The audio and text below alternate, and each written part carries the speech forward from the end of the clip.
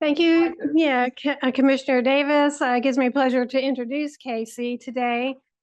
Casey is our coastal waterbird biologist. She oversees the management of marsh birds, egrets, herons, ibis, and wood storks along our coastal region. She got her bachelor's degree from Humboldt State University and her master's degree from University of Georgia. And Casey and I overlapped at the Warnell School of Forestry and Natural Resources at UGA. We're really happy to have her here out of the marsh for one day to give us this great presentation of the Eastern Black Rail. Thank you all for your time and attention today in hearing about conservation challenges and opportunities for Eastern Black Rail in North Carolina. Black rails are the smallest rail in North America. They are songbird size. Males, females, and juveniles have a different but very similar appearance.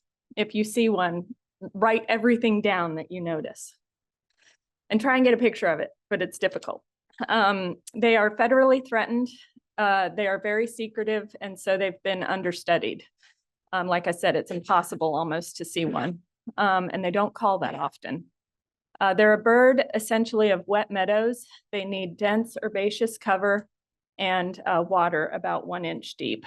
Currently, they're primarily found in high elevation coastal marsh, and that's range wide, and 10% of their population is inland. They nest essentially on the ground. Populations have declined by about 90% due to habitat loss and sea level rise. There are only 40 breeding pairs estimated to exist in North Carolina based on limited data. Our goal is to restore and assist migration of high elevation coastal marsh, modify tidal and non-tidal impoundments, and create non-tidal coastal herbaceous marsh. So these images here show various status of breeding of black rail. The image on the left is records from 1836 to 2016, and the records on the right are records from 2011 to 2016. The species range has contracted by about 280 miles since 1836. Most recently, most of the declines have happened most recently. These images here, or the colors here, are various breeding status in North Carolina. The last breeding record for inland breeding record for black rail in North Carolina was in 2005. And currently all their populations are known to exist only on the coast. You can see here that these are population estimates from 2013 and 2016. Granted, your detection level can vary greatly year to year, but this shows a declining trend. In Maryland, they've, like I said, declined by 90%. North Carolina, New Jersey, and Delaware have an 89% decline, and over the entire range, it is about a 9% annual rate of decline. In New England, they have been effectively extirpated. This is the Chesapeake Bay. The Chesapeake Bay was the stronghold of the black rail population in the Northeast, especially Elliott's Island. On Elliott's Island in the Chesapeake in the 1950s, more than 100 could be heard on surveys. In 2016, no black rails were heard during surveys of Elliott's Island. The entire Chesapeake region has also been a trend there. And we think it's due to rising water levels, and water can't run off the marshes like it used to. So their nests get flooded. Jumping into some natural history, this is from the U.S. Fish and Wildlife Species Status Assessment. The timing of various life cycle events such as egg laying, incubation, parental care, and the adult flightless molt period are important to the timing of habitat management activities such as prescribed fire. It is important not to burn during the bulk of the nesting season until juveniles can fly, or during the adult flightless molt period. The adults lose their flight feathers for 3 weeks, sometime between June and the end of October, during which time they cannot fly to escape fire or rising water. So The black rail is a dietary generalist. They eat aquatic invertebrates, spiders, and seeds in proportion to their existence in the marsh. Many refer to them as the feathered mouse or the mouse bird because, like I said, they prefer to walk and run rather than fly to avoid predators. And the home range size is less than half an acre to 8 acres. Current habitat in North Carolina is high coastal marsh with very dense herbaceous cover that is comprised of less than 20% shrubs and trees. Habitat is dominated by moist soil, which is mucky or pluff mud. Most areas of water in home ranges are less than 1.5 inches deep. I think of black rails as a wetland-dependent bobwhite quail that needs very shallow water. This is an aerial image of coastal marsh. High marsh is a higher elevation and is usually close to trees and contains shrubs where it adjoins forest. It only receives water during rain, storm, or king tide events. Black rails need variable and gently sloping topography, with most areas having less than 1.5 inches of water. This is to ensure that there are sufficient flooded pools during drought and to provide higher ground when waters rise.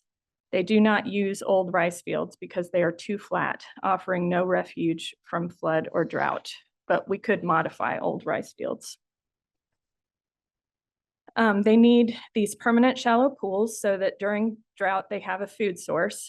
They escape predators by traveling under the very dense herbaceous cover. They travel along covered game trails and through tunnels made by marsh rabbits, which we like to call rail trails. They likely need a significant vegetation component of salt meadow cordgrass and coastal saltgrass for nesting in high coastal marsh. They nest over mud on the ground. Their nests are built about 2.5 inches above water, and they are made of live or dead fine-stemmed marsh grasses. So to maintain herbaceous high coastal marsh that is less susceptible to flooding, burning in the high marsh to reduce shrub cover to 20% or less is an accepted practice. You can see the dead shrubs here. This is on one of our game lands. And you can see how the grasses have grown up underneath the dead shrubs.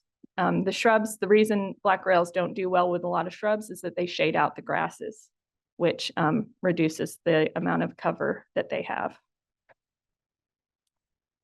Shifting the focus now to declines in North Carolina, this figure shows the decline in the number of black rail herd calling in the Cedar Island National Wildlife Refuge from 1973 to this year. The data come from different surveys with different methodologies. Only 2 individuals were heard last year, and they were near the tree line. So we think Cedar Island is overflooding more now than it used to. Looking at surveys across the entire North Carolina coastal plain, the Center for Conservation Biology conducted surveys in 2014 and 2015. They surveyed 262 points about 3 times each and detected 20 black rails. They repeated these same surveys in 2017 and 18, and they also surveyed a large inland portion of the coastal plain, but detected only 9 black rails, and all were at Cedar Island National Wildlife Refuge. In 2022 and 23, they surveyed 431 points in the Outer Banks and 3 times each and detected only 6 black rails. So we've been doing work on black rails, field work on black rails since last year, and call response surveys at one game land from June through July at 9 points with 3 repeats yielded 24 black rail detections. So that doesn't mean we have 24 black rails there, but it means we detected them 24 times. So we got a pretty good detection rate, which is great because these birds are so secretive. It's really good to get such a high callback rate. We have automated recording units at 2 game lands, and black rails were detected at those sites. We deployed camera traps to try to get photos of adult flightless molt dates and record any overwintering, but did not get any photos. And earlier this year, we had a company fly a thermal drone, a thermal camera mounted to a drone, because you can identify black rail to species It's been shown in Texas, you can do that. So we were able to identify black rails, 2 species, and we also even found a marsh bird nest. We don't know which species it was, but they fly at 100 feet up, and you can see that little signature of some kind of heat source, and you just lower the drone down and you can tell what it is. So we're hopeful that we're going to be able to inventory black rails that way and even find their nests, hopefully. So moving on to threats for black rails. This quote is from Accomack Island, Virginia, and to me it says a lot. Black rails were last located at the tree line and then they were gone. So that's what we are working against. Rising sea level is causing coastal squeeze, whereby water level is rising higher and penetrating into what was high marsh, turning it into low marsh at more and more sites. And we are expecting 1.5 feet of sea level rise by 2050. Peak hurricane season occurs during the adult flightless molt period. So that's another inconvenient factor. And then in some parts of the range of the nationwide range, black rails rely on old waterfowl impoundments for breeding. Heavy precipitation and storm surge prevent sufficient impoundment drainage at times. And of course, development and fragmentation of coastal marshes is a huge threat as well. So our conservation goal comes from the Black Rail Conservation Plan crafted by the Atlantic Coast Joint Venture for the entire range of the Black Rail. And they singled out different states for what our portion of the conservation goal is. And so in North Carolina by 2056, we will try to aim to increase the number of breeding pairs to 167. And this is about 5.5 breeding pairs a year. And we aim to add an additional 600 acres of non-tidal habitat plus 600 acres of tidal high marsh. And that equates to 39 acres of habitat a year. So in or near where black rails are breeding, the conservation objectives are to protect and enhance high coastal marsh habitat through land acquisition and tools like prescribed fire. On game lands, we can create non-tidal, shallow, herbaceous freshwater wetlands, which really don't exist naturally in very large areas. There's a very few places where I've been able to find them. So we're going to have to enhance those or create those.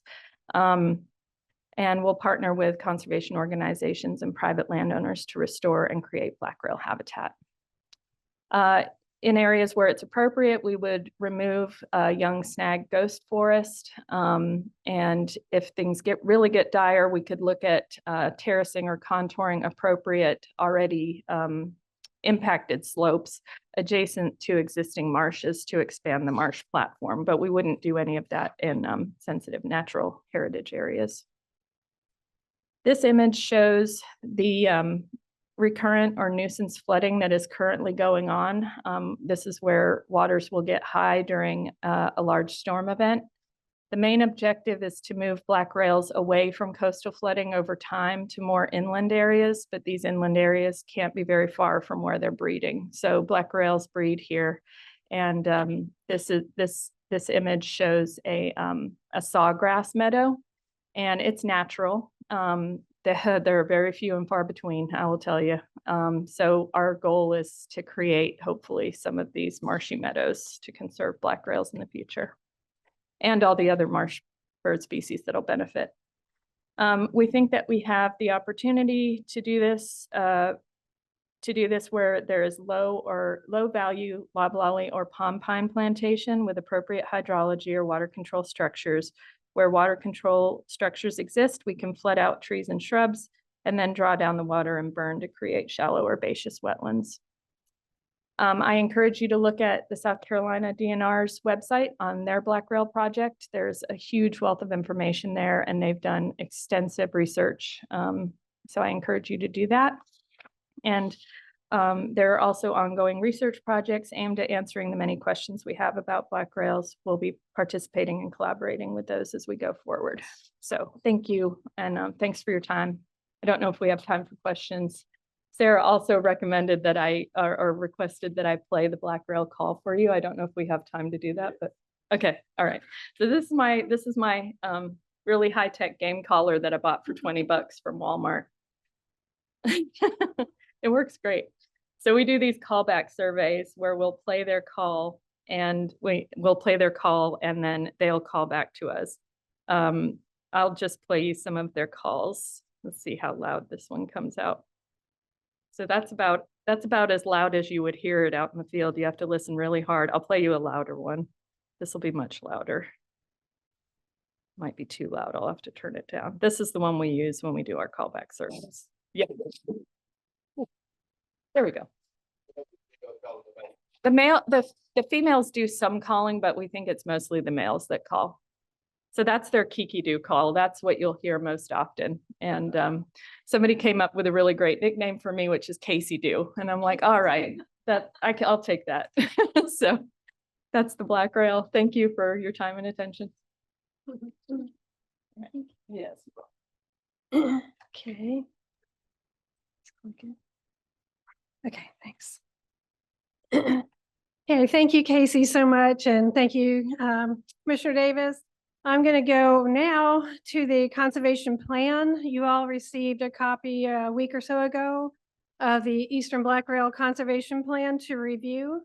And just to remind you, we have a listed species conservation plan requirement per 113.333B.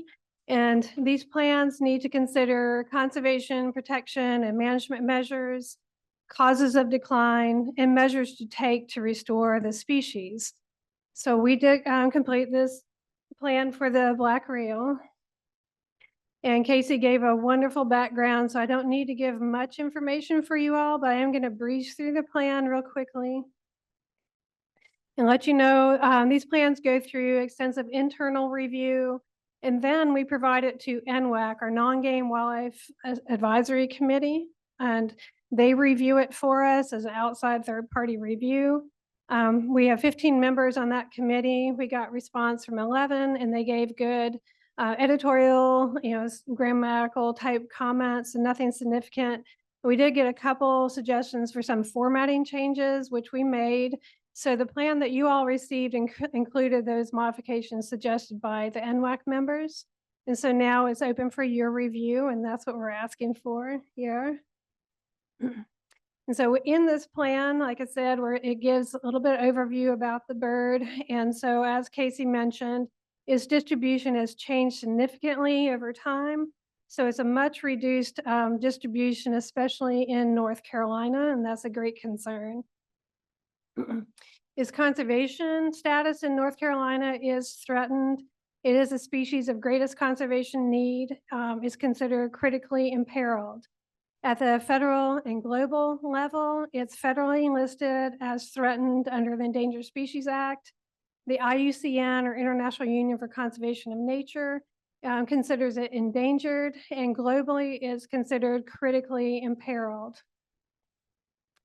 Casey also did a great job of going over the different threats that it's facing, so I won't go over this in detail. It is also in the plan in detail. So we mentioned sea level rise. It says loss of habitat, but also can be loss of eggs and chicks. Increased temperatures, drought, extreme rain events that affect the bird and its habitat. Incompatible land use practices, including agricultural practices in our coastal plain that included ditching and draining to increase land available for agriculture. But also, Casey showed the slide of all the development and roads and things like that that affect this habitat. Incompatible prescribed fire application. So she also showed the life history time period. If fire is used at inappropriate time, or different types of fires that are that can kill individuals or cause significant loss to the habitat, they can be incompatible. Tomorrow, the spotlight that you'll see, we'll talk about all the advances we've made as an agency in prescribing specific fire for species and habitat. So we do have proper uses that we can use, and it is necessary to keep this in a marsh habitat. So diseases, that's another impact. That's a great concern. You all have heard of HPAI, highly pathogenic avian influenza virus, and that has affected waterfowl, shorebirds, pelicans, and cormorants in our coastal region. So we are quite alert to its impact to the black rail, which is such a small population. Disturbance and harassment by people. This is a rare, highly sought after bird by crazy birders out there and not so crazy ones. But one thing that they can do is overcall. Casey provided these calls, and that's a practice we discourage because it affects the behavior and energy use of the species. So that's one problem we could have. Also, invasive animal and plant species can cause direct or indirect impacts on the species and its habitat. So these are the list of threats that we addressed in the plan. Casey also provided overview of the conservation goals and actions. These do relate to the Atlantic Coast Joint Venture, and that joint venture is a partnership from Maine all the way down to Florida. And then within North Carolina and their plan, it does outline specific goals. And again, Casey mentioned the goals for number of pairs per year up to 2056, and also the number of acres that we want to increase in availability to 2056. In our plan, our conservation plan, we outline all the actions that we as an agency and our partners will undertake to address these threats and to reach our goals. So one big one, of course, is habitat management. I mentioned prescribed fires. We have a nice section in there of how we can use prescription to improve the habitat for the black rail. Marsh migration, so we can assist marsh migration, as Casey mentioned, to increase availability of habitat. And then also marsh restoration and creation where possible. Next, habitat conservation and protection. So we can put in conservation easements, and we can, as an agency, acquire property, or our partners can, to try to protect important marsh habitat. On our game lands, we're working closely with our land water access staff. And Casey gave some examples there where we are undergoing some habitat management, restoration, and we can also try some marsh creation exercises too on our game lands. Incentives, we can provide incentives to private landowners and partners on their various programs, our own WCLP, or Wildlife Conservation Lands Program. There's a Fish and Wildlife Service program, and there's also different incentives by NGOs like Ducks Unlimited and the Nature Conservancy, but also through the Farm Bill and its wetland conservation practices. So there are a lot of ability to provide incentives and work with private landowners to assist this management. Monitoring and research will be super important, so we can monitor the population relative to these actions that we take to determine when we are achieving our goal. And also research to determine how best to do this, so it's scientifically based. Education and outreach is listed with our partners and private landowners and others to let them know the needs of the species and how best to bring about its restoration. Regulations are listed too. So it's a federally listed species. So the Endangered Species Act and the 4D rule protect the species and its habitats. And also it's protected under the Migratory Bird Treaty Act. Population management is listed last, and that's one kind of a last resort if we needed to actually go in and do some propagation or any kind of work like that with individuals. We hope not to need to do that because we want to keep them in their natural environment. But that would be a last ditch effort if needed. Okay. So with that quick overview, we welcome any comments or questions that you all have on the plan. And if we don't have anything significant that you all suggest, we are asking, the staff are asking to be able to release our plan for a 30-day public review. Yeah, so yeah, so we work really closely with the Corps of Engineers and their dredging practices. And so we have a beneficial use of dredge material program, where right now it's primarily used for bird islands in our sounds. but there are some experimental sites where they've used thin layer deposition onto the marsh bed to help it grow. And so that's another possibility that we've talked to the Corps about. So definitely that's something we can look into. Hmm. Yeah, yeah. Yes. Yes. Yeah. Yeah, probably. So growth of the inland wetland areas, improper management, lack of disturbance, things like that would be really beneficial. Casey, pitch in if I'm leaving some things out, but we've lost some of those inland wetland areas to other practices as well. But they're definitely areas where they used to occur that have been surveyed and are not finding them anymore. So if we can, we could go back and help restore those wetlands there too. Yeah, so yeah, it could be. If we could eventually move them that way, that'd be awesome. Any other questions? Okay, good. Thank you. Thank you. Well, you.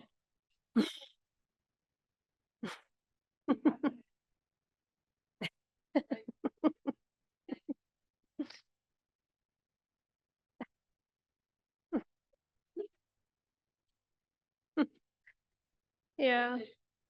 We wonder how many partners we have. Yeah.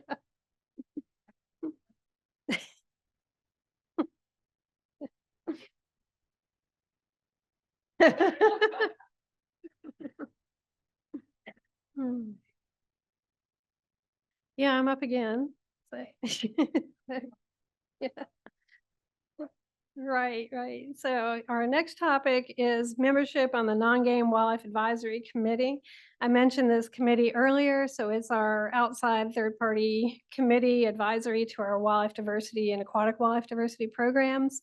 It has 15 members, and I'm the liaison to NWAC, so I get to work with their membership and all sorts of other things associated with their meetings. And annually, there are 15 members. Annually, 5 come up for either renewal or they may step down and retire. So we have nominations. So we open the application and nomination period for NWAC membership for a 30-day period each year. And this year there were 10 nominations.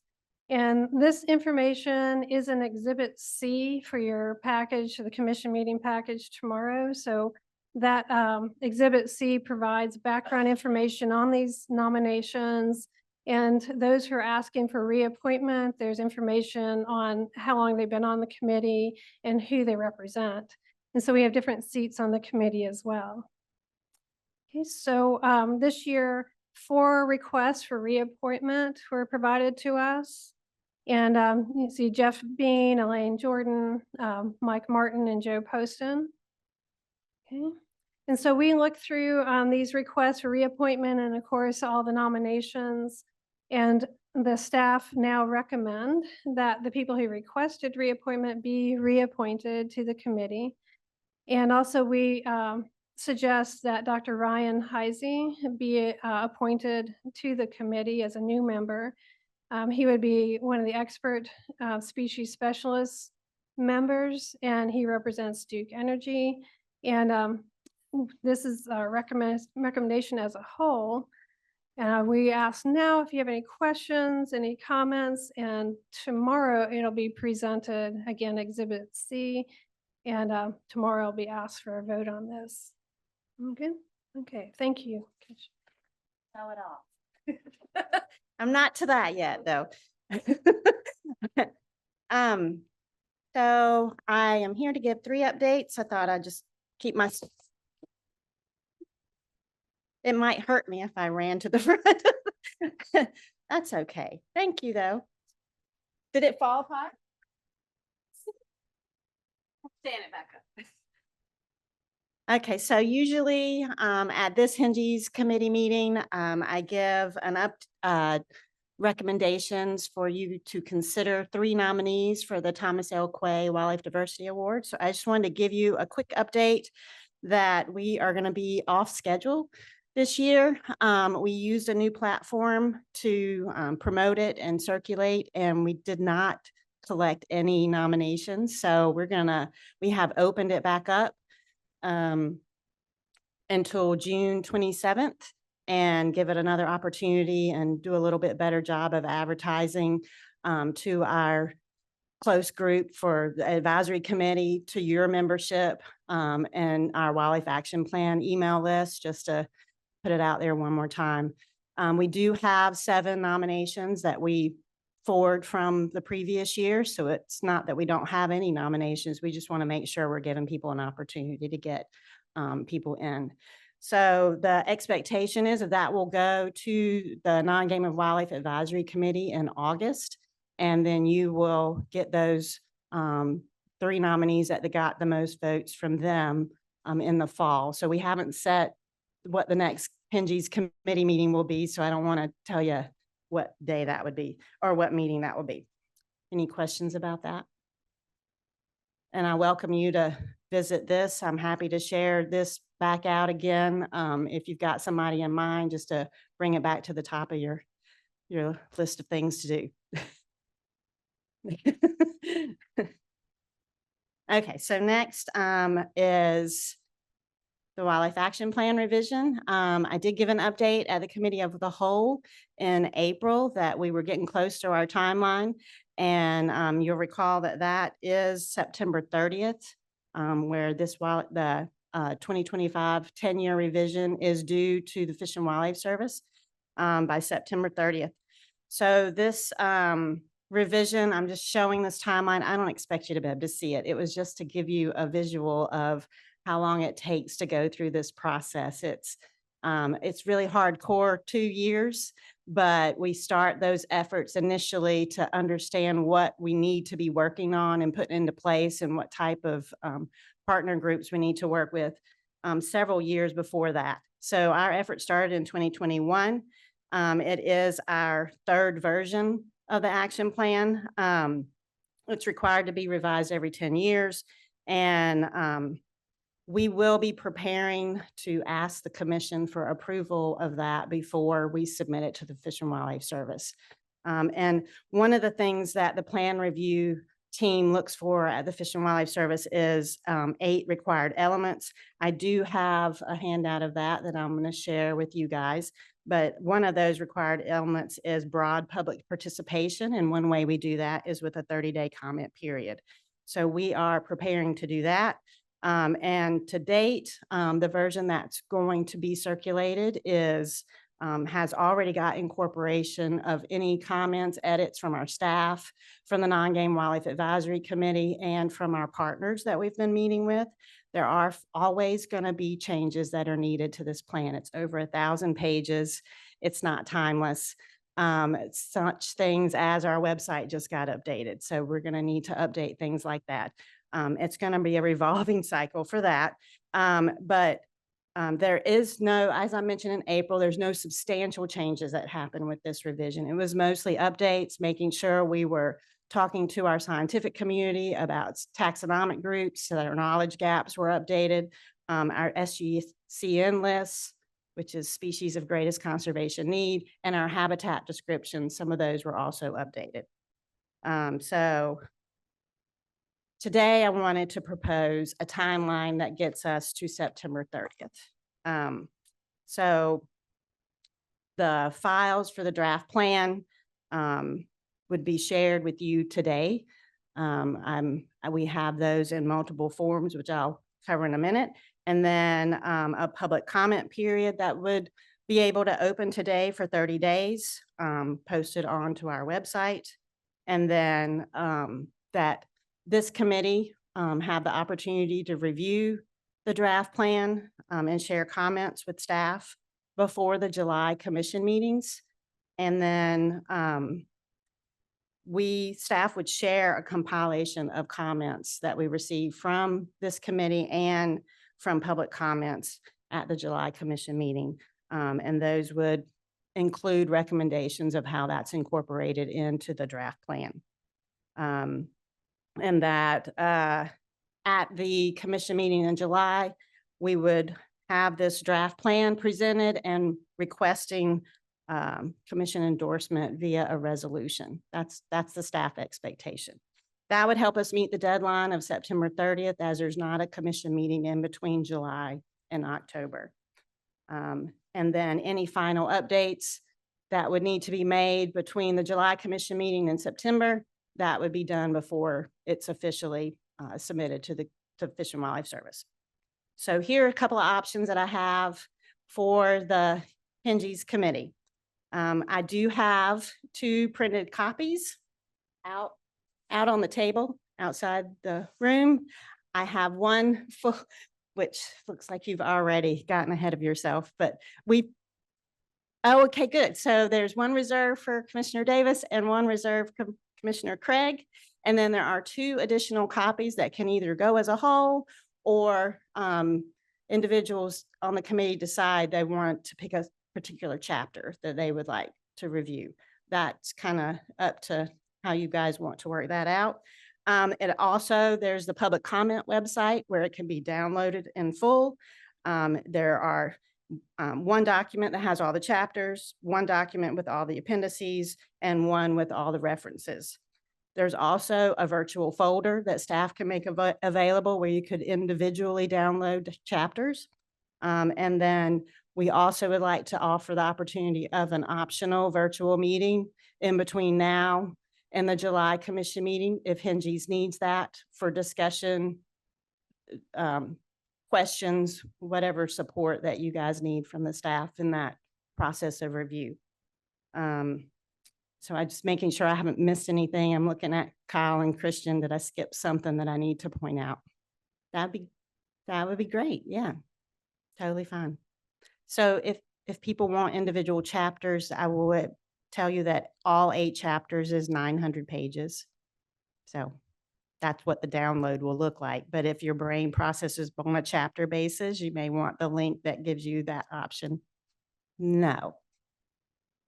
A lot of times it's updating acronyms or there may be a taxonomic name change or things like that. So no, we did not do track changes. So I do have a handout that is 3 pages that, I mean, maybe you want to use it like a check sheet as you know, chapter back, but it does tell you how many pages each chapter is, just give you some context. And then a description of the 8 elements that the U.S. Fish and Wildlife Service is looking for, if somehow that helps you key in on what you're reviewing. So I was going to pass that around. All right, and then I just wanted to spotlight the website that is for the collecting public comments, and just kind of in reference and thank Fairly staff, appreciation for pulling this together. So this is a new site. We had the 2015 Wildlife Action Plan site and needed to add the revision portion of it. So this gives the opportunity for the public to submit their comments. It does highlight what the changes are. So I'll just point a few of those out, that we do have 5 conservation success stories that we added in that tries to focus on how how the plan put conservation in action, and focusing on a specific species. Sometimes you get in such generalities on a landscape scale, you forget to pull it in on a specific species or a specific habitat. And then also, as I mentioned, it's an update to the species of greatest conservation need list, and acknowledging updates and knowledge gaps and management concerns for specific species, and then also some updates to priority habitat descriptions. And that will be open for 30 days, which we're going to do until July 5th. Okay, so my next topic, I did want to share that we do have the brand new cover for the Wildlife Action Plan as well. I'm happy to pass that around if people want to take a look, but okay, so just want to kind of pose the question, has anyone ever heard of the term high quality habitat? All the staff. It's literally a new term that staff developed in response to some of the woody debris efforts in Western North Carolina. So as you know, the Wildlife Commission is usually involved in hurricane recovery efforts. It's not a new thing on us. And we do that in varying ways. Rescue efforts, repairs to our facilities, aiding in restoration efforts by other sister agencies. And Hurricane Helene, as we all won't forget for a long time, in September, we're still recovering from that. Our efforts usually are on the coastal end of the state, and they typically last only a few months. But this one is, we're topping 8 months and we're still going. So it was definitely a different scale, region-wide, widespread, large landscapes. And in the past, we've always used this AFS stream obstruction removal guidelines, and it's from the 80s. It has good graphics. It's really been helpful when we try to give recommendations and advice on those efforts in the coast. But the scale of what's happened in Western North Carolina has just kind of painted a whole new picture. We did learn that in March that FEMA had developed this debris guidance packet that was being used. And it's 55 pages, and they shared it with contractors when they got work assigned to them. And on page 44 is, on the far side, is this DEQ memo that highlighted recommendations for how contractors should conduct their work. And a lot of the things highlight things that our agency would point out or have for the coastal region. The problem is it's on page 44. So in response to that, our agency worked to develop a separate guidance to help contractors, to help FEMA, to help the Corps and the counties understand what were the things that were concerned to us. This is how we kind of came up with the idea of high quality habitats. So within the DEQ memo, these are the 4 bullets that I would say resonates the most with our concerns. That debris is allowed, just limit it to what was moved by the hurricane or natural disaster. Sometimes it might have been flooding or tornadoes, and minimize the amount of soil that you're removing. As much as possible, keep heavy equipment out of the stream. Prefer equipment that can actually reach to the banks instead of getting in the stream.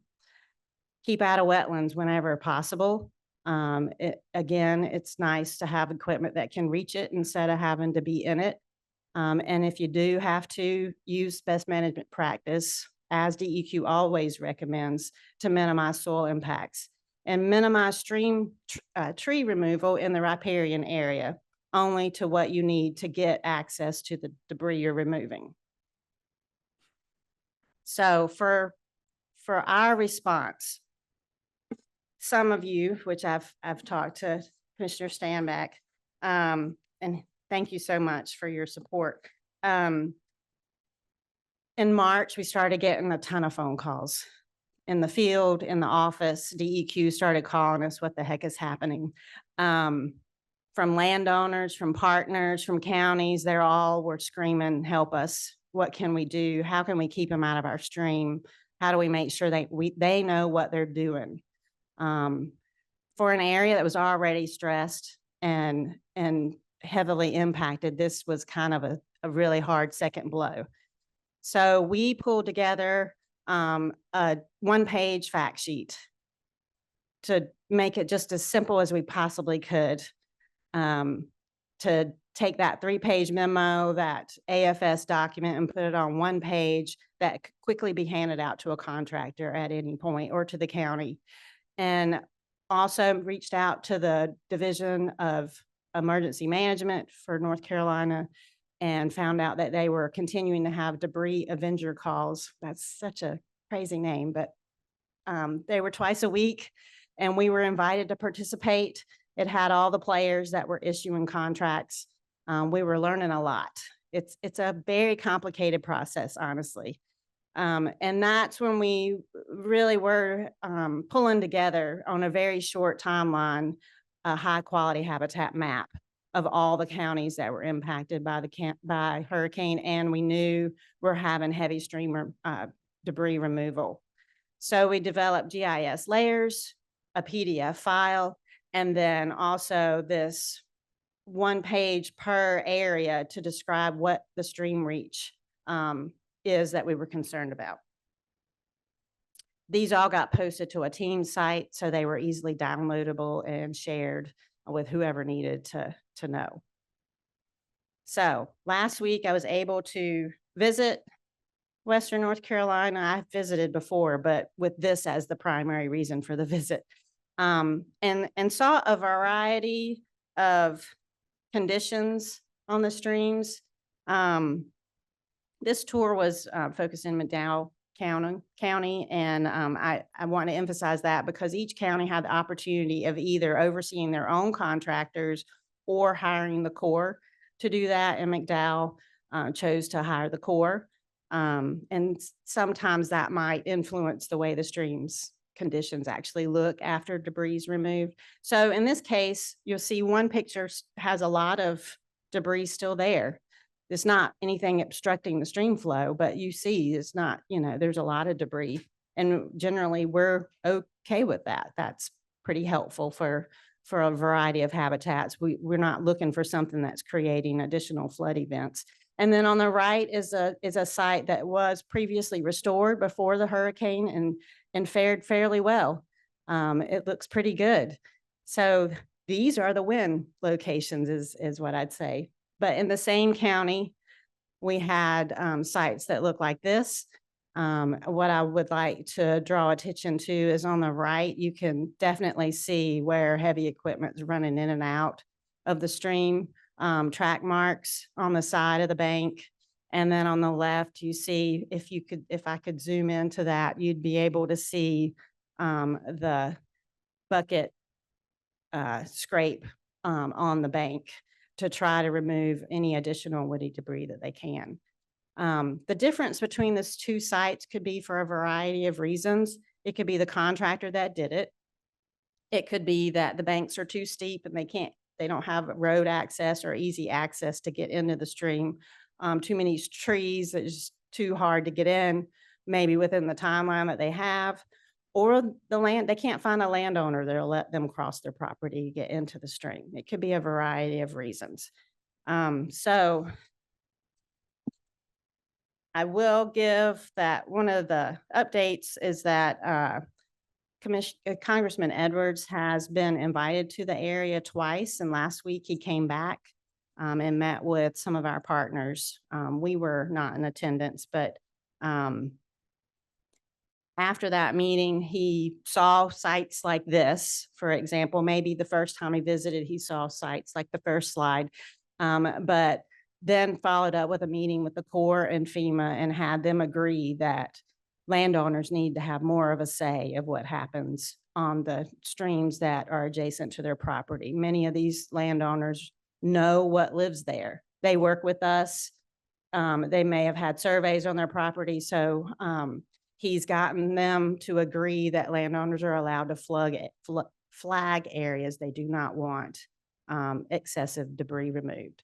So there was a press release on his Facebook page that went out in the last 12 hours. And so if that's something that you're interested in taking a look at, it's out there. And then lastly, we're just continuing to work with FEMA and the Corps and the counties, informing the governor's office and DEQ as well as media requests that we're getting. So it's a continuing effort, and I hear that it's probably just going into phase 2 at this point. So we're not done yet. Yes, sir. So they're called temporary offloading sites. And then at times they burn them on site. At other times they grind them and use them for mulch. There's a lot of new mulch companies that are popping up. So there's a variety of ways that they can dispose of woody debris. Yeah.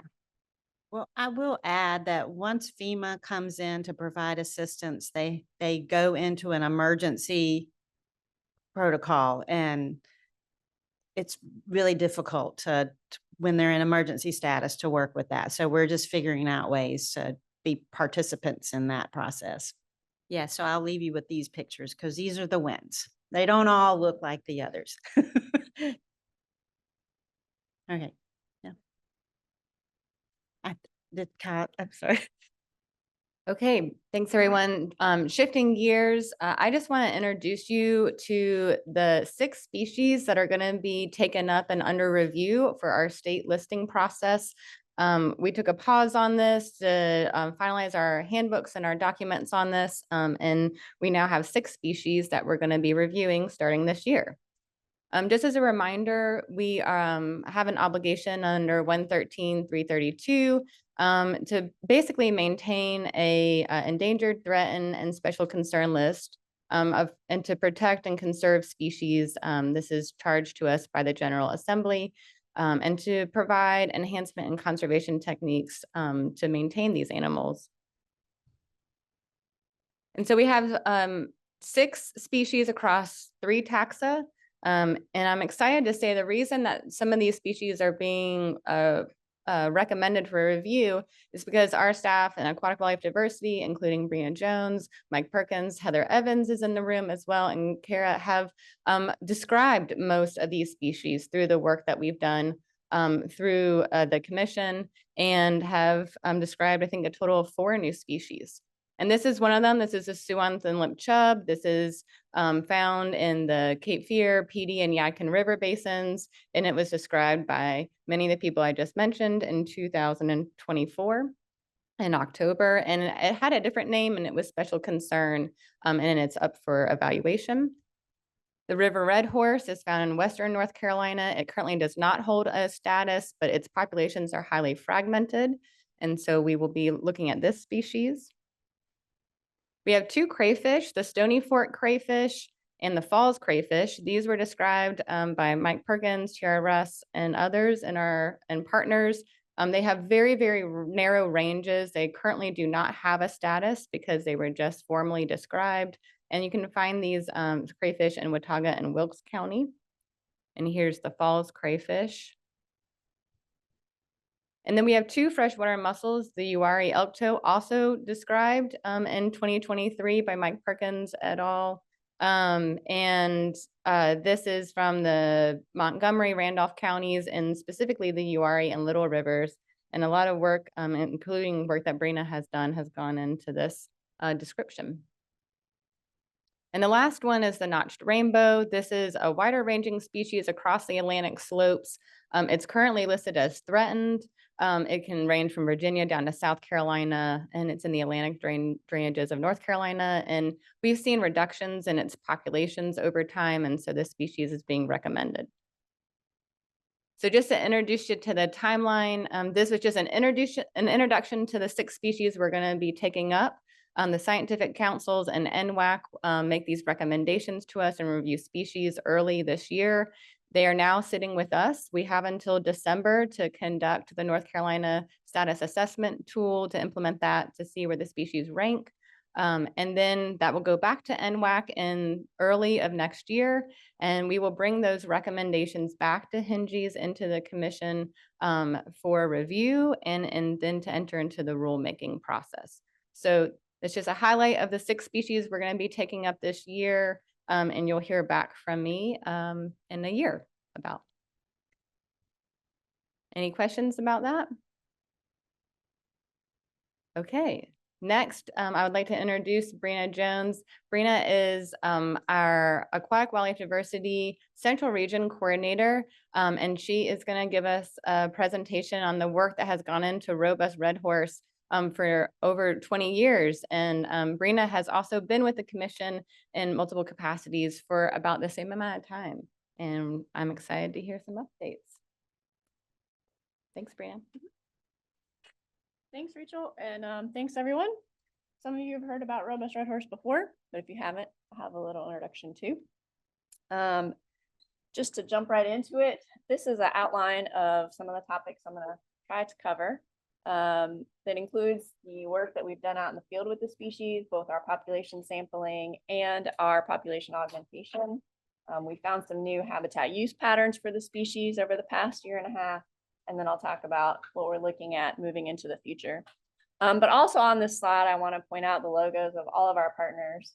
I'm talking about this work today, but it's taken a huge group of people We have a really fantastic robust red horse conservation committee in the Southeast because the species is only in the Carolinas and Georgia. And so many people have put in tons of work over all this time to get where we are today. So that's really exciting. And I want to recognize them for all their work. We couldn't do it on our own. So just an introduction to the animal. If you have not met robust red horse before, this species was actually described from North Carolina. As I mentioned, it lives in the Carolinas and Georgia. You can see on the map, it lives in our large Atlantic slope rivers that span the Piedmont and coastal plain ecoregions. It was described from the Yadkin River up near Winston-Salem. And it was actually shortly after description lost to science for about 100 years. Its name was mistakenly assigned to a different species. And it was only rediscovered in North Carolina and Georgia in the mid 80s and early 90s. They started catching some of these and went, hang on, this doesn't match anything we have been looking at. And some detective work showed that the name had been used incorrectly. So that was fairly recent, and it's got its name back. And now we're looking at the right thing again. This is the largest red horse species that we have in North Carolina. And they are what is one of my favorite words, potamodromous, because it's just fun to say. That means that they migrate in rivers. They spawn up in the Piedmont shoals in the rivers that they live in. Some of them do stay up in the Piedmont region all year round, but a lot of them move down to the coastal plain over winter to hang out in some slower water pools, woody debris. They love hiding under a big log on the bank in the wintertime. So they move just like salmon, but they just stay in the freshwater river the whole time. They do not move into salt water. They're very long-lived animals. We've documented individuals spawning well into their 20s, and the oldest documented one has been 27 years old, but they certainly could live longer than that. They're a very long-living species. They feed on mollusks. They have special what are called pharyngeal teeth on their gills that allow them to eat mussels and snails. They can crunch up the shells and then eat the tasty, juicy bits inside. Currently, robust red horse in North Carolina is listed as state endangered. They're also listed in Georgia. They're not currently listed in South Carolina because they have to do their state listings through legislature. It's very difficult. So instead, they have been working on putting a fishing regulation in place to at least prohibit possession of the species in South Carolina. It's also currently under review for federal listing by the Fish and Wildlife Service, and we have commented on that process. So just to orient you to the river and the places that I'm going to be talking about. So this is the PD River. You can see the North Carolina, South Carolina state line there. The black line at the top is Highway 74 going through Rockingham, which crosses over the river.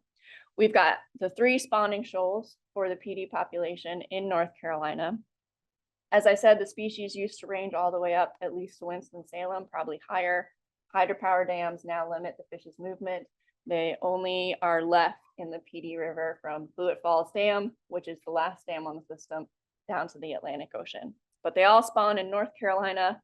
We've got our shoals from the top. We've got Big Island Shoal, which is just below Blewett Falls Dam, Hitchcock Creek Shoal, which is right below Highway 74, and the Jones Creek Shoal, which is just below our Diggs Track boat ramp down there on the river. And so we go out there in the spring and sample to collect our broodstock and see how the population is doing. And this graph, just to orient you, the lower x-axis are all the years that we have been doing robust red horse sampling. We started looking in about 2000.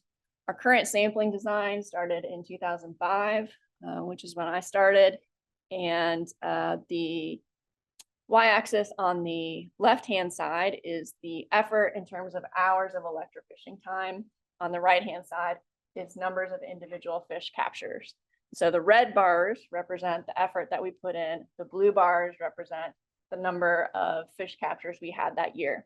So you can see we've had a reversal over time. We started out just burning up the river, having a really hard time catching fish. We put hours and hours and hours of effort in for each fish that we caught. But that started to reverse around 2018. And now our capture rate is so much better and so much higher. We did start augmenting this population, which I'll talk about some more details in a little bit. But we did our first augmentation in 2014. These fish take about, males mature about 4 years old, the females about 5 to 6.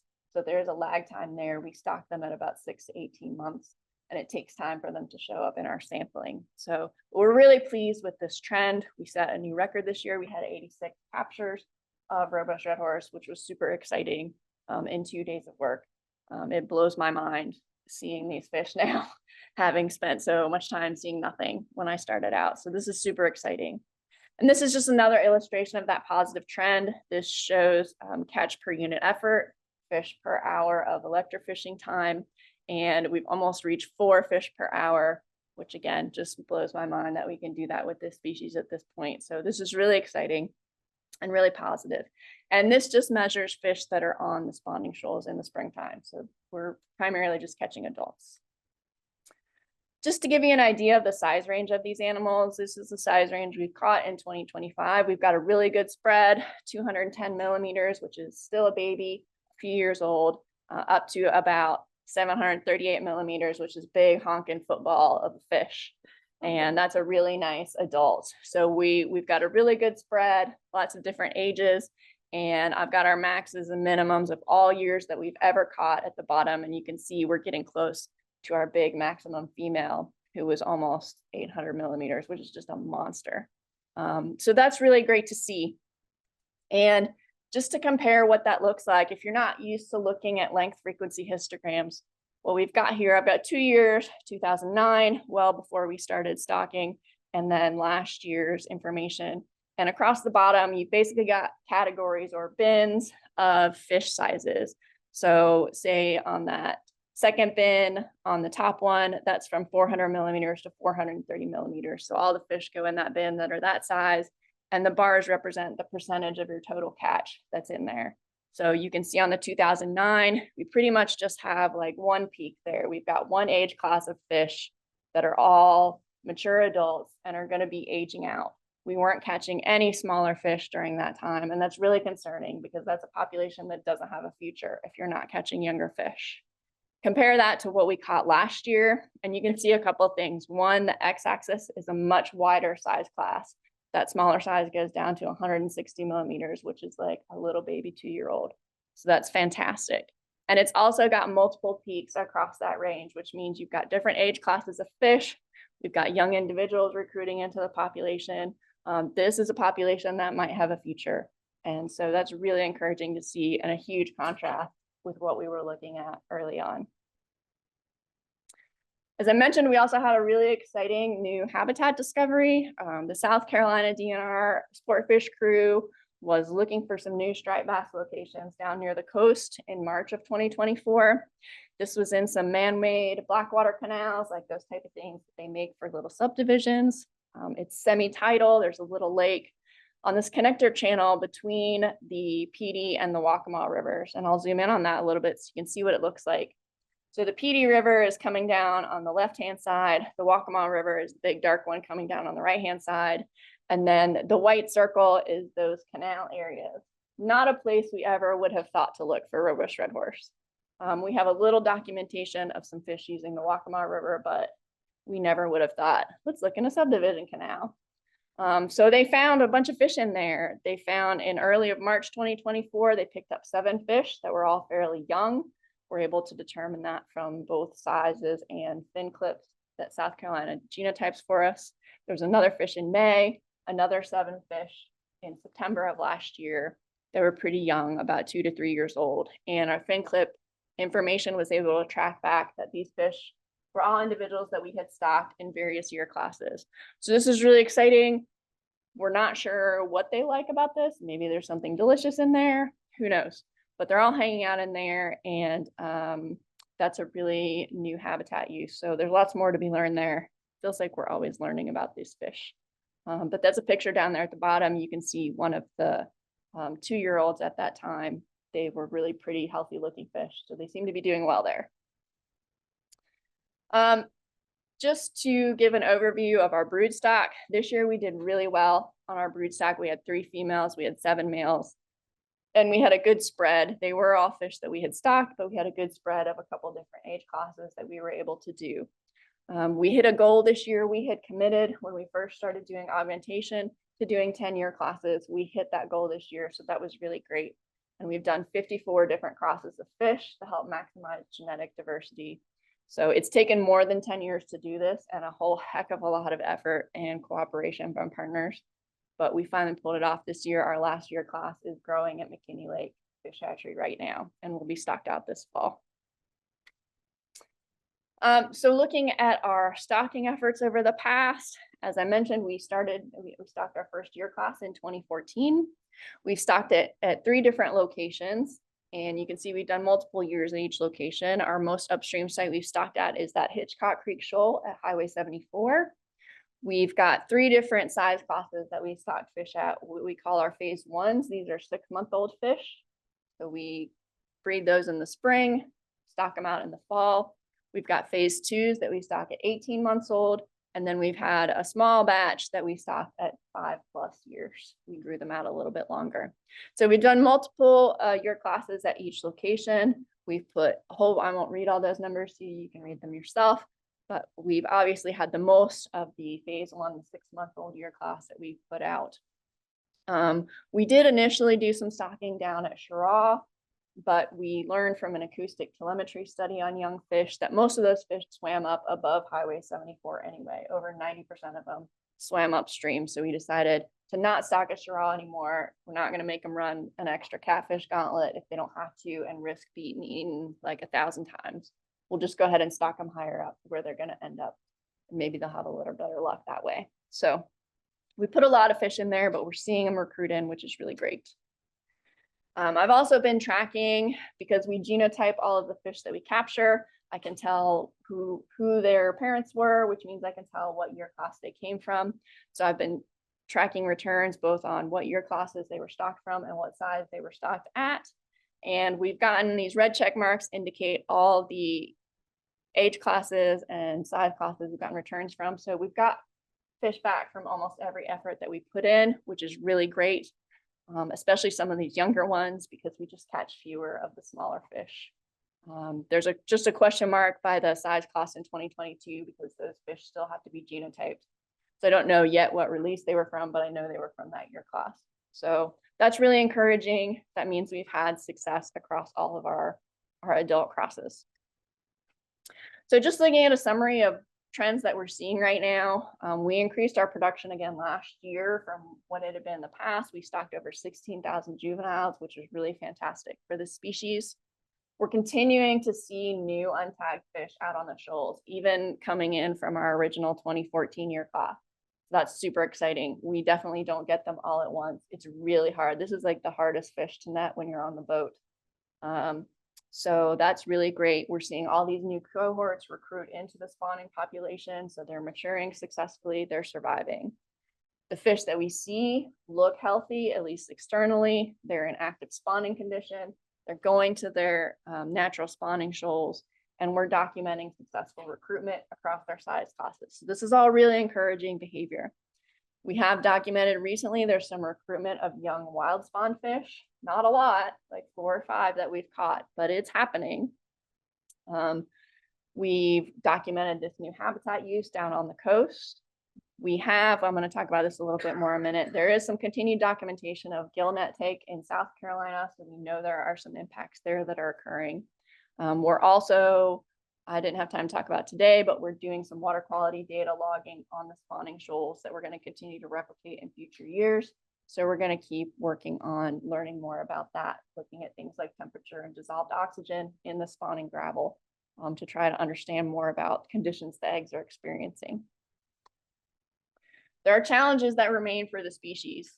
We've had several master's projects that looked at contaminants and intersex condition in fishes, both in fishes and throughout the food chain. But those just kind of scratch the surface of the topic. There's a lot more questions that need to be answered, including how are these contaminants impacting the animals, and where can meaningful improvements in management be made. We know there's a lot of mortality out there. There are high populations of really damaging invasive predators out there, including flatheads and blue catfish and green sunfish, all of which love to gobble up young red horses. There's also human take that I mentioned. In South Carolina, their gillnets don't have a lot of regulations. And South Carolina DNR has been collecting some really useful data They've got a relationship with a couple of the commercial gillnet fishermen. And those guys have been calling up South Carolina DNR when they do get a robust red horse, taking pictures and giving them information. So that's really helpful that we can at least understand that that's happening. So like this fish at the bottom is one that was collected. It was technically released alive, but I would say its future was not bright after spending a night in a gillnet. We also don't know yet really what the survival rate in the river is from basically the egg stage to their first 2 years of life. Our stocking has shown pretty clearly that we have gotten them over a survival bottleneck. We don't know exactly what that bottleneck is. It's probably not just one thing. You know, we know the fish are spawning. We know they're producing gametes. We know those gametes can survive in the hatchery. What we don't know, and is going to take another 5 years at least to see evidence of, are these stockfish able to produce babies on their own? And are those babies able to grow up and recruit into the population? That's the next question we've got to answer, which gets at my last question, which is, can survival and recruitment of fish spawned in the wild improve? We don't know yet. I hope so. We will see. So looking ahead at the work we're going to be moving into, as I mentioned, we're going to be stocking out our last year class this fall. And at this point, it's time to take a step back. We've got a huge boost of numbers on the spawning shoals. That's great. A lot more captures. That's great. We've also gotten really, really good at harassing the crap out of them in the peak of their spawning, which is great for us catching fish, but I feel super mean doing it. So it's time to step back and let them do their thing without us interrupting them right in the best part of it, and see how they can do on their own. And during that time, we're going to be putting together a monitoring plan with all of our partners for the future to check on them and then think about what steps could be on the table if we do see that intervention is needed again. We're going to continue our water quality investigation. This work for the past 6 years has been supported by 2 consecutive competitive SWIG grants. These are grants that we had to write and submit. They are additional on top of our regular SWIG grants, so they're not guaranteed, but they have supported this project, both the spring population sampling and the hatchery work and the genetic work that South Carolina is doing. So that's been a really important funding source to support this project. It's ending at the end of this calendar year, 2025. So a good time to take a step back and do less sampling out there. So that timing has worked out well, but that grant has definitely been really important. We also would like to reintroduce the species in the reach below Tillery Dam above Blewett Falls Reservoir. There was a master's project done by Michael Fisk, my counterpart in the Eastern region. His master's work was looking at microhabitats below Blewett and below Tillery. And there's even more habitat available up in that Tillery reach. So we are hoping to use the programmatic Safe Harbor Candidate Conservation Agreement we have statewide now to move that reintroduction effort forward and hopefully be able to establish a second population of those animals there. So that's all I have. Big thanks to everybody who has participated in this project and supported it over the many, many years. This is just a picture of our sampling crew from last spring. It takes a lot of boats and a lot of people and a lot of effort. But as I said, we couldn't do it on our own. So that's kind of where we are right now. And if anybody has any questions, I'll be happy to answer them. Yeah. So we get the back edge of one of their pelvic fins. And it's just like a little piece about that big.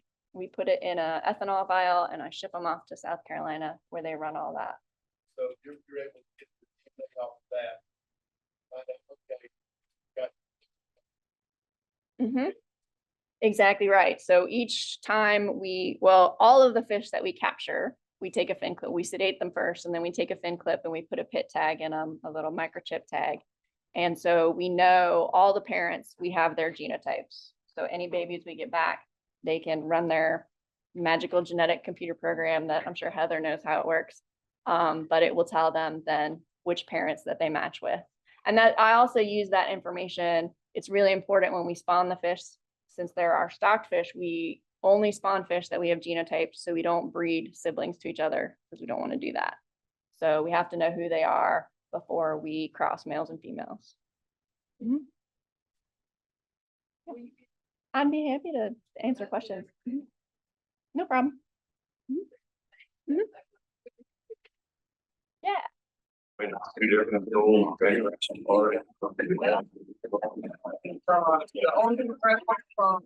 it's still. It's when it's boy, girl, high school. I never knew you could have so many events. U.ncwildlife.gov. Margaret, would you give us a roll call, please? Gonna do a roll call for our small game and wild turkey committee members. Committee Chair, Jim Ruffin, Here. Committee Vice Chair, Steve Wyndham, Here. Tommy Bumble, Here. Tom Barry, Here somewhere, stepped out. John Stone, Tom Hazlett, Tom Barry, Here. Pick the Fishy members, Monty Crump, Here. Mark Craig. Here. Mr. Chairman, you have quorum. Thank you, Marco. And quickly off the menu, so to speak, I'd like to have Brad Howard give us a quick update on the Dietrich Award. Thank you, Mr. Chairman. Just real quickly, the Dietrich Awards, Dietrich Small Game Award nomination window is now open, and we'll be collecting those nominations through July the 9th. After that time, staff will evaluate the nominations, and we're going to do a little bit different this year. We're going to send members of the Small Game Wild Turkey Committee members. We're going to send a more detailed description of the nominees for concurrence in an email format for all the committee members to review, look back, and get back to us with concurrence on the nominees for this year's award. And with that, Mr. Chairman, I turn it back to you. Brad, appreciate that. And with that, I'd like to introduce someone who we all know, Hannah Plumpton, our upland game bird biologist, and she's going to give us a report on the 2025 turkey season. Good morning, Commissioners. It's been a little bit since I've seen you all. So our wild turkeys spring harvest season has recently concluded a couple weeks ago. Hopefully those of you who turkey hunt had an opportunity to go out and chance to chase some turkeys and maybe even successfully harvest a bird. So I'm gonna kind of give us a brief summary of what happened during the last few months. So our 2025 wild turkey harvest was 22,736. That is the official number. That is our fourth highest year on record. So it's a little bit down than last year, but we can't continually go up and up and up. So if we look at this, it's been about 25 years since we officially completed restoration of the wild turkey across the state. And based off of other states in the Southeast who finished restoration a few years before us, 25, 30 years is really when turkeys take all the time to fill out all the habitat that is suitable. Well, so basically we're hitting to the point where if the habitat is good, wild turkeys are there. So we're pretty well maxed out, especially as we are continually developing as a state. Everyone wants to come here. I want to take a little bit closer look into the last 15 years or so. You can kind of see from 2013 through 19, we kind of leveled off and we're fairly stable. And we were thinking, hey, we're going to stay there. And then COVID happened in 2020 and we kind of took another step up. But so for the last 6 years since 2020 have been the 6th highest years on record. But overall, we've been fairly stable in our turkey harvest, which is exactly where we want to be. Nice and steady, stable as we move forward. So our youth season, and before I move that 22,736, that's the total harvest with both spring and youth season combined. So our youth season just at itself was 2,318 birds. You know, that's a couple tens of birds, a few less than 100 birds than last year or so. It's a slight decline, but overall fairly doing well. This is also our last year as a 7-day youth season. So next year we'll have that 2-day weekend hunt, Saturday and Sunday. We should see a slight decline as about 60% of our harvest does occur during those 2 days. So we'll see a slight decline, but we're expecting that moving forward for the youth. So as turkey hunters will tell you, turkeys are not evenly distributed across the state. So we'll kind of break it out to the different regions. Our mountain region are the green squares across the bottom. We can see that they have been fairly steady for the last 15 years or so. Not particularly surprising, considering we completed restoration the earliest in the mountain region, so we can really see it maintaining that steady level.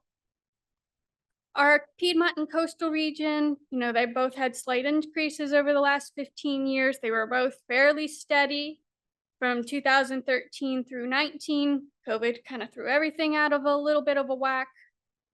Coast has continued to increase, but as I keep telling year after year, I keep expecting that to stabilize. So anytime now.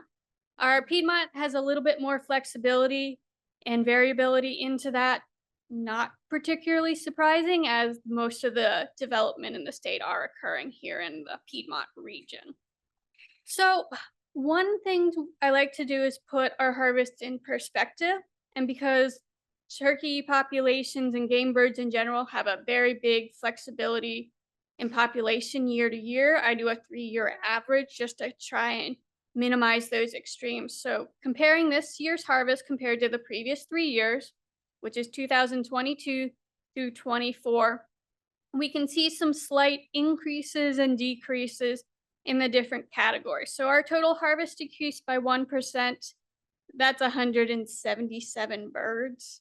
So these are very small decreases. These are, maybe a couple hundred or less than 100 birds in most cases.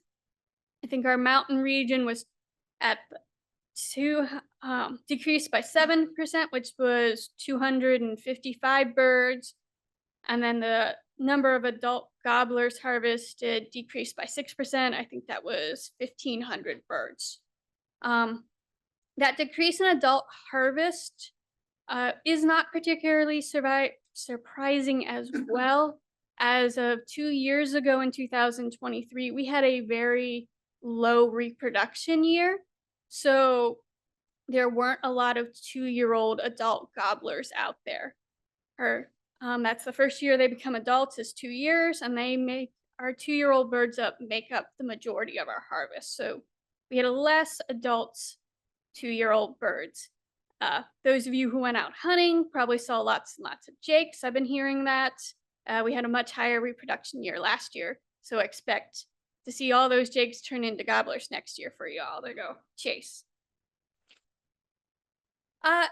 Just a little bit of an idea on some of the top counties that harvested. This is the pure straight number of the birds. They all happen to be in our southeast portion, districts 4 and 2.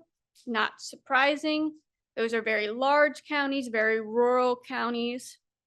If we break it out into just the square mileage of the counties, this isn't taking anything out, just the sheer area, we can see a little bit more on variability in some of our northern coastal regions. Perquimans sneaks in there as well. Out of District 1, I'm sure everyone saw that one coming. But again, not all the land in each county is available to hunt. So if we kind of look at that 3 regions to that, we can see, again, the last few years, particularly in this year, the coastal and Piedmont region are basically on top of each other. They're harvesting turkeys at the same rate of available or huntable square mile. The mountain region had a slightly higher dip, but it's still right in there. So even though they're harvesting way more birds on the coast compared to the mountains, at the same rate of available land, they're harvesting them roughly the same rate. So it's pretty even across the state, which is what we like to see. And so that's the quick and dirty brief summary I have for y'all. Any questions for Hannah? Very good. Thank you. With that, I'd like to call on Chris Craig, Wildlife Division Chief, to present about fox squirrels.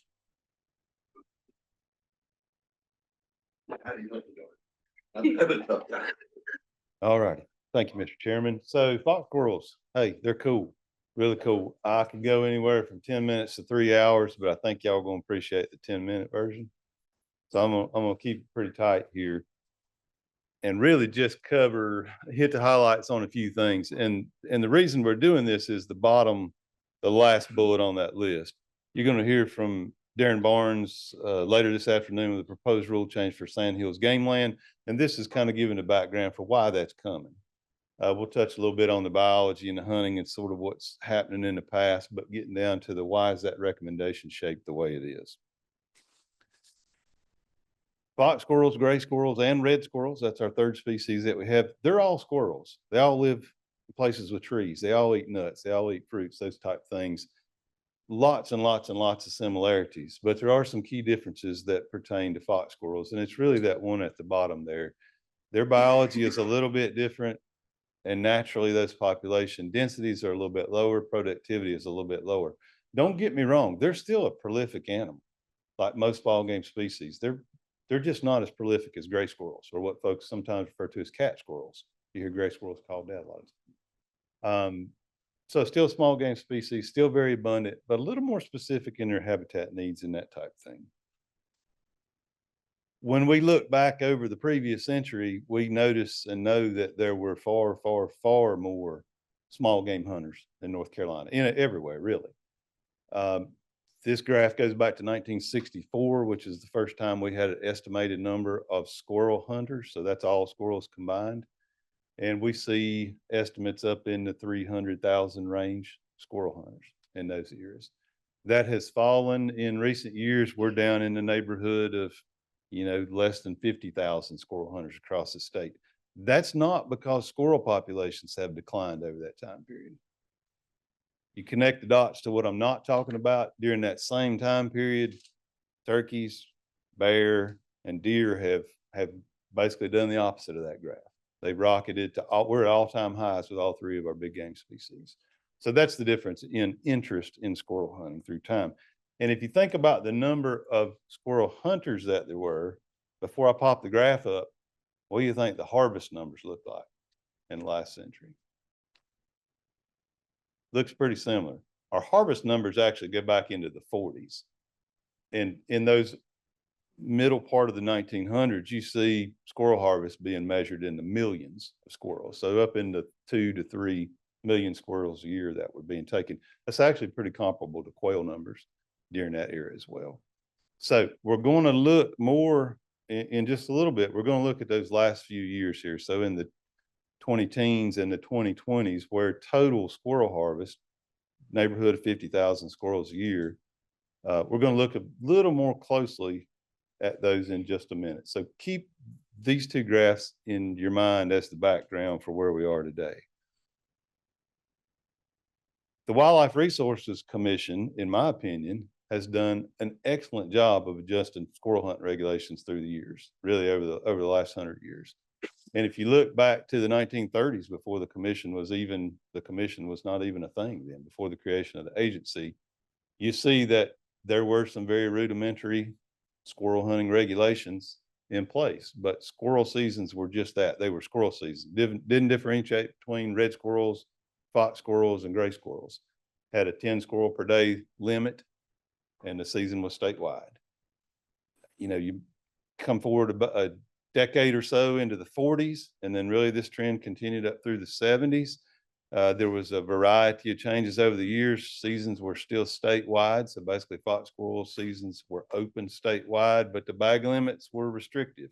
1 or 2 squirrels per day and 10 per year, 10 per season.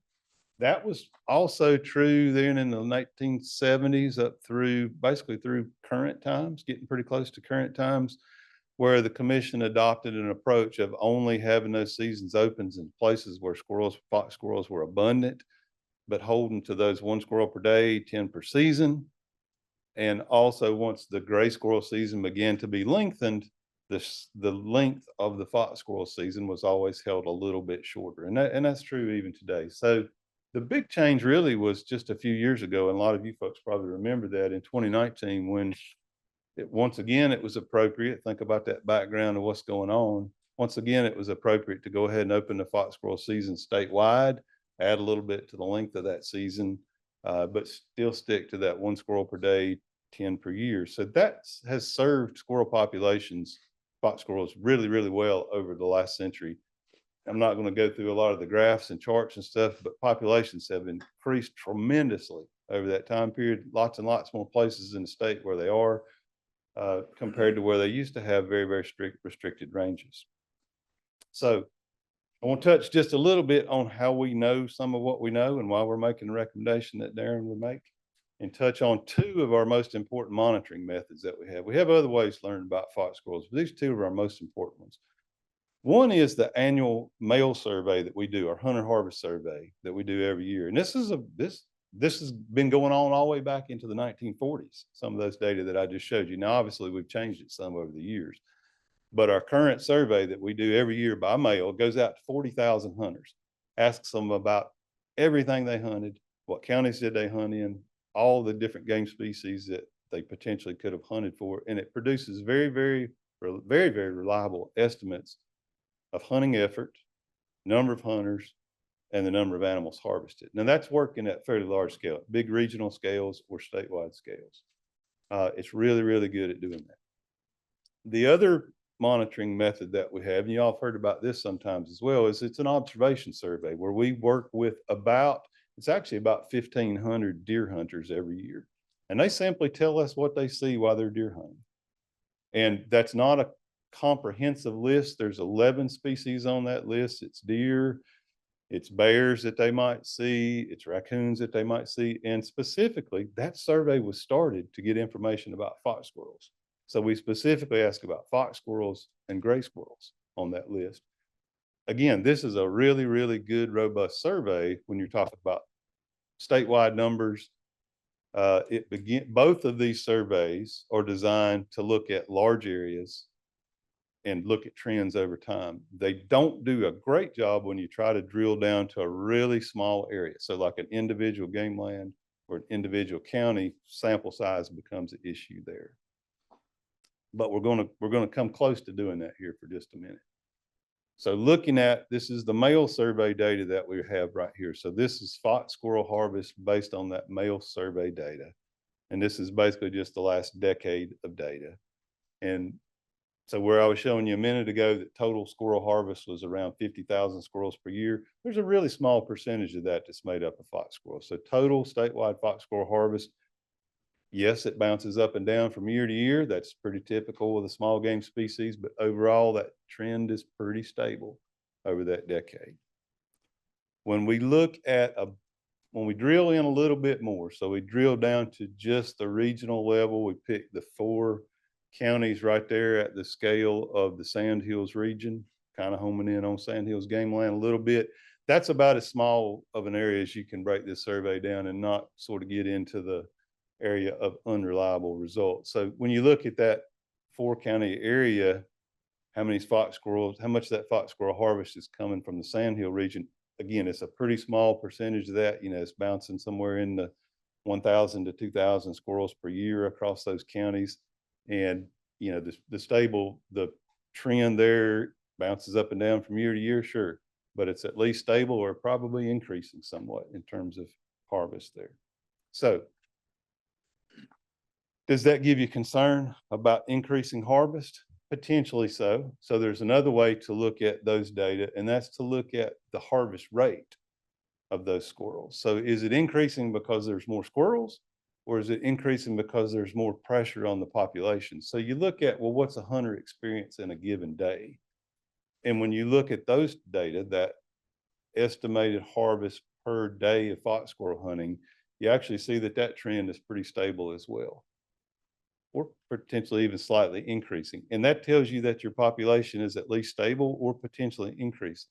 What you would not want to see would be a harvest graph where harvest was increasing, but your effort to get that harvest was decreasing. That would kind of point to something of real concern. And that's not what we're seeing in those data at the regional scale.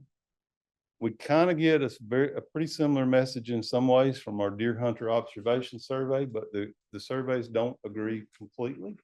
When we look at the statewide observation rate for fox squirrels, and again, this is just what hunters are telling us they see. So this is 1,500 folks across the entire state, and for every 1,000 hours they're sitting in a deer stand, they'll see somewhere around 20 squirrels per hour. When we drill down to that regional level, they're seeing far more squirrels per 1,000 hours. That's not surprising. There's a lot more squirrels there in the Sand Hills region. And this is the place where our conclusions or our data maybe diverge a little bit, because the deer hunter observation survey in that region is bouncing up and down from year to year. That's pretty typical for fox squirrels, but that trend might be declining there. So I'm saying they're seeing fewer squirrels. So that's a little bit of a not singing quite the same hymn from those two surveys. So it makes you wonder and makes you want to dig in a little bit more deeply. And so that kind of brings us to Sand Hills Game Land and what might be going on there. That's where our level of concern might be the highest. Popular destinations for fox squirrel hunting. A lot of those pictures end up on social media where folks are hunting there. But do keep in mind that's a big area at better than 65,000 acres. It's only open 3 days a week to hunting. And when you drill down to that level with either that annual mail survey or the deer hunter observation survey, you just don't have real reliable results at the level of an individual game land. So that kind of brings us to what Darren's going to update you on this afternoon, would be suggestion to have a point of sale permit required for fox squirrel hunting on Sand Hills Game Land. That basically identifies the hunters that are out there hunting fox squirrels, really hunting squirrels, honestly, but it would be specific to fox squirrels. So that would begin, if that rule were approved, that would begin next year. And that tees us up where our staff can basically get in touch with those folks at the end of the season and simply ask them, how much did you hunt? How many squirrels did you take? Where did you come from? You know, all that kind of stuff. So that's the way to get data at the Sand Hills Game Land level. That would not be something that we would want to keep in place forever. It probably take a couple years, 3 to 5 years, to get enough data there to get our minds wrapped around what's going on there and evaluate whether additional restrictions are necessary. Mr. Chairman, that's all I've got prepared. Sorry, that's right. That's. Yes. Questions. Very nice presentation, and it was great sharing the data. Really appreciate it. You said the data diverged, and I guess what I see here is, again, we're still, something we've been talking about for years, we're always still relying on the hunters, and if it's not reliable in the Sand Hills, I guess maybe it's a smaller data sample, why would it be reliable statewide? Why don't we do a biological study with actual biologists instead of using, hunters who, they may know a lot about deer, they may know about a lot about one thing, but not fox squirrels. I mean, I bet you if you asked how many panthers did y'all see, you'd get a really high number as well. So, I mean, I would just be curious to get a biologist out there and rely on a biologist versus eyewitness data from people who have different incentives. It's a great point. Right. So, the deer hunter observation survey is just that. It's what deer hunters are telling us they saw. I have wondered about putting panthers or cougars on there too, what kind of results we might get.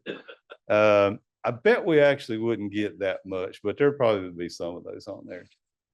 What's right. So that's two of the methods that we have. One of the other methods that we use for fox squirrels and a bunch of other stuff that I didn't talk about here is actually just based on our biologists. So we take a lot of time and effort to track down any kind of roadkill sample we get, any kind of picture that folks send us from the public. We've actually asked for pictures before. And when we see where deer hunters are telling us they see them, where deer hunters are telling us they commonly see them, that actually lines up pretty well with what the biologist only type information that we get. So it's a way to, it's not that the deer hunters are exactly right, but it's a comparison for different regions of the state. Yes. But you're right. You can't read too far into it. At its core, it's just what deer hunters are telling us they see. But it is a good way. I think it's a good starting place and a good way to get a lot of data. It is, and it's really good if folks in our program really work hard to have different ways of looking at things. The deer hunter survey is totally separated from the harvest survey. That's two different things. So when you have several independent ways of looking at it, and they're all telling you the same thing, you have a lot of confidence in it. When you drill it down and you start getting divergent results a little bit, it does make you want to dig in a little deep. That's exactly the way we look at those. I have a question. I love fox squirrels. We got a pretty decent sized population down in Sampson County. My question is a little silly, but they seem to be more trusting than gray squirrels. I didn't know if staff saw a trend in that. I mean, some of the fox squirrels on the farm, and we can come up and almost grab them. I mean, they're so trusting. I didn't know if that was specific or if staff finds that they're more easily huntable than the gray squirrels. Behavior is certainly different.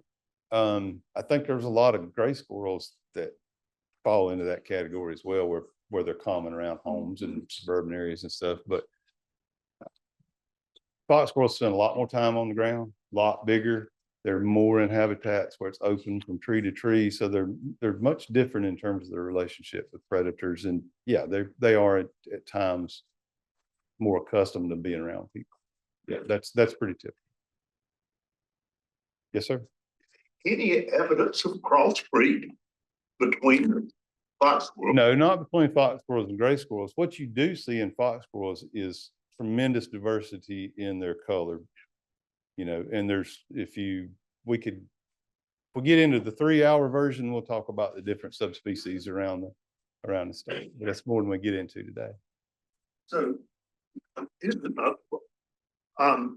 In Halifax County, over a period of time, let's just take where my farm is, every game was.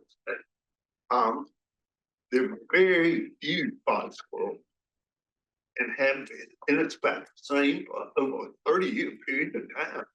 But actually, if you go 30 miles away, let's say north of Tarboro, so on and so forth, they are prolific, and they have been.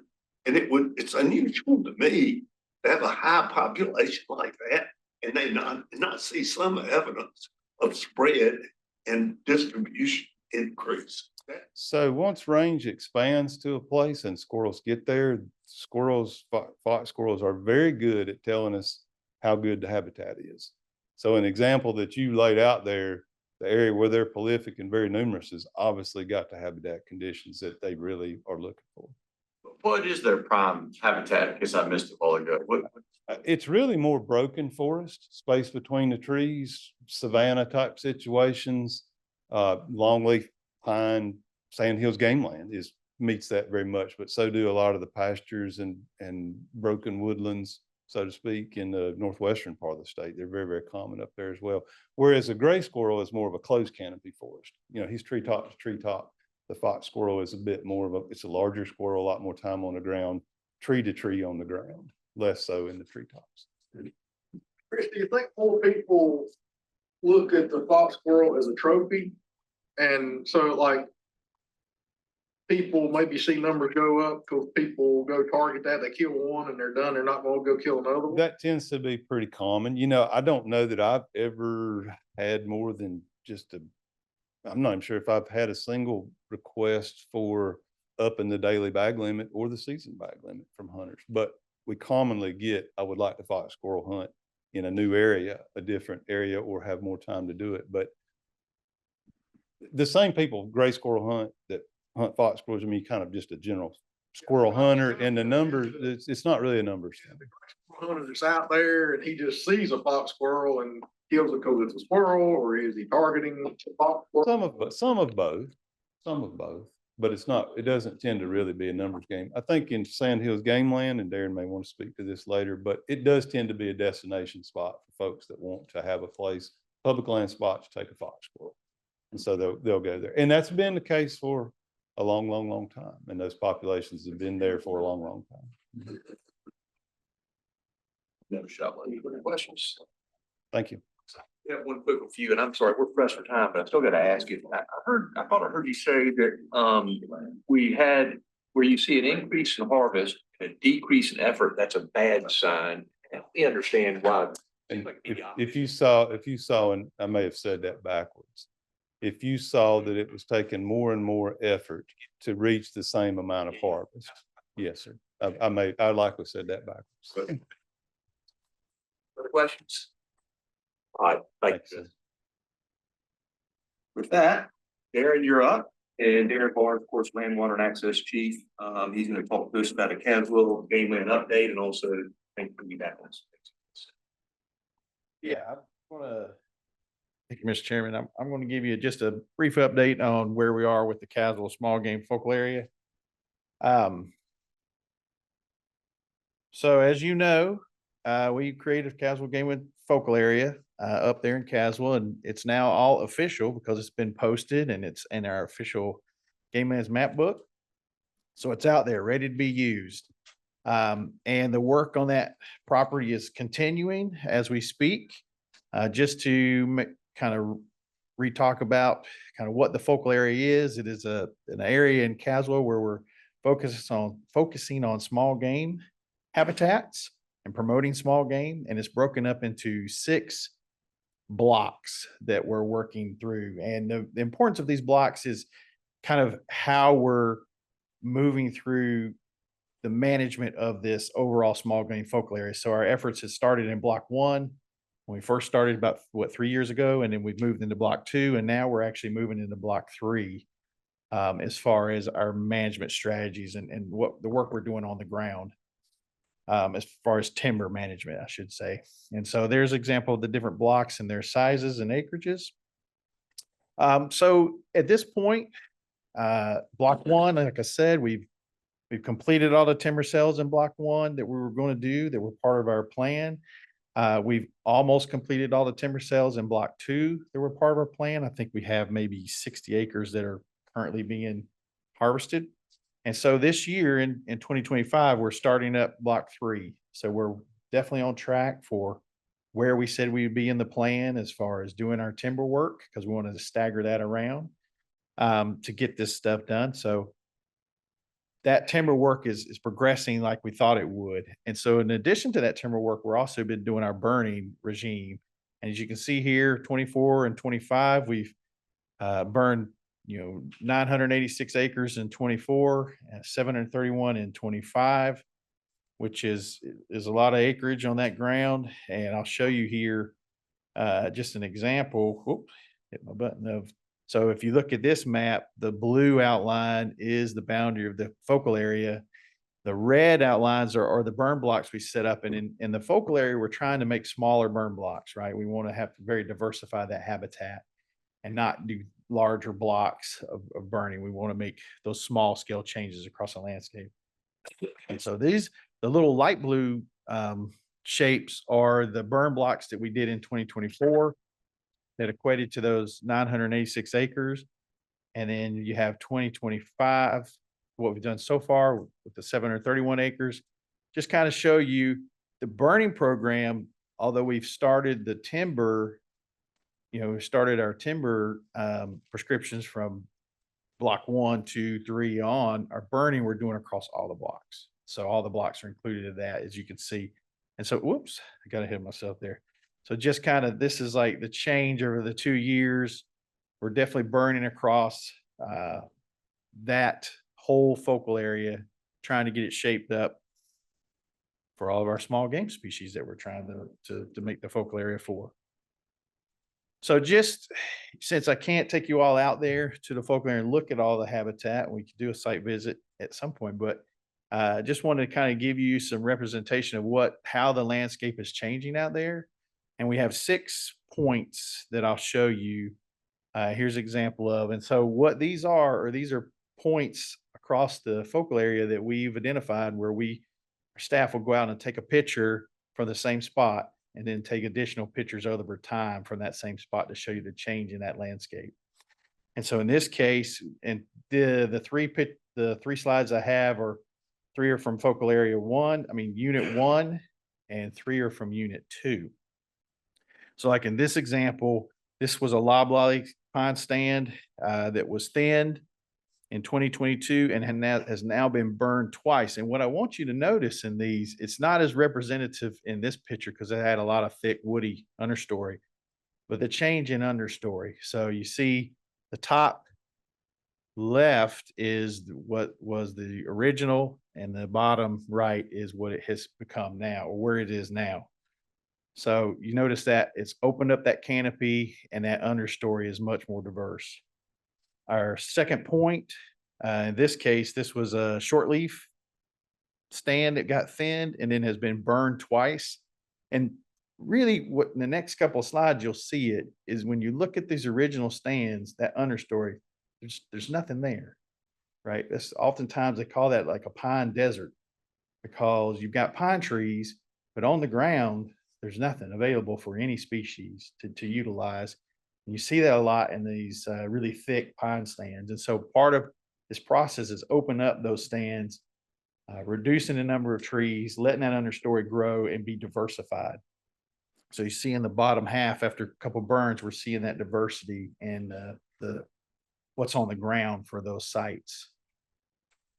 Here's a third example. This is also a loblolly stand that's been thinned and then burned. Actually, this one was, I think this one was burned in April of this year. So it's already starting to green back up again. But I may have that, maybe my next one is that way. But you see also in this one how that understory has taken off. And that's what we want to see. That's what we're looking for. That's what we're after right there to make good small game habitat. Rabbits, quail, all that.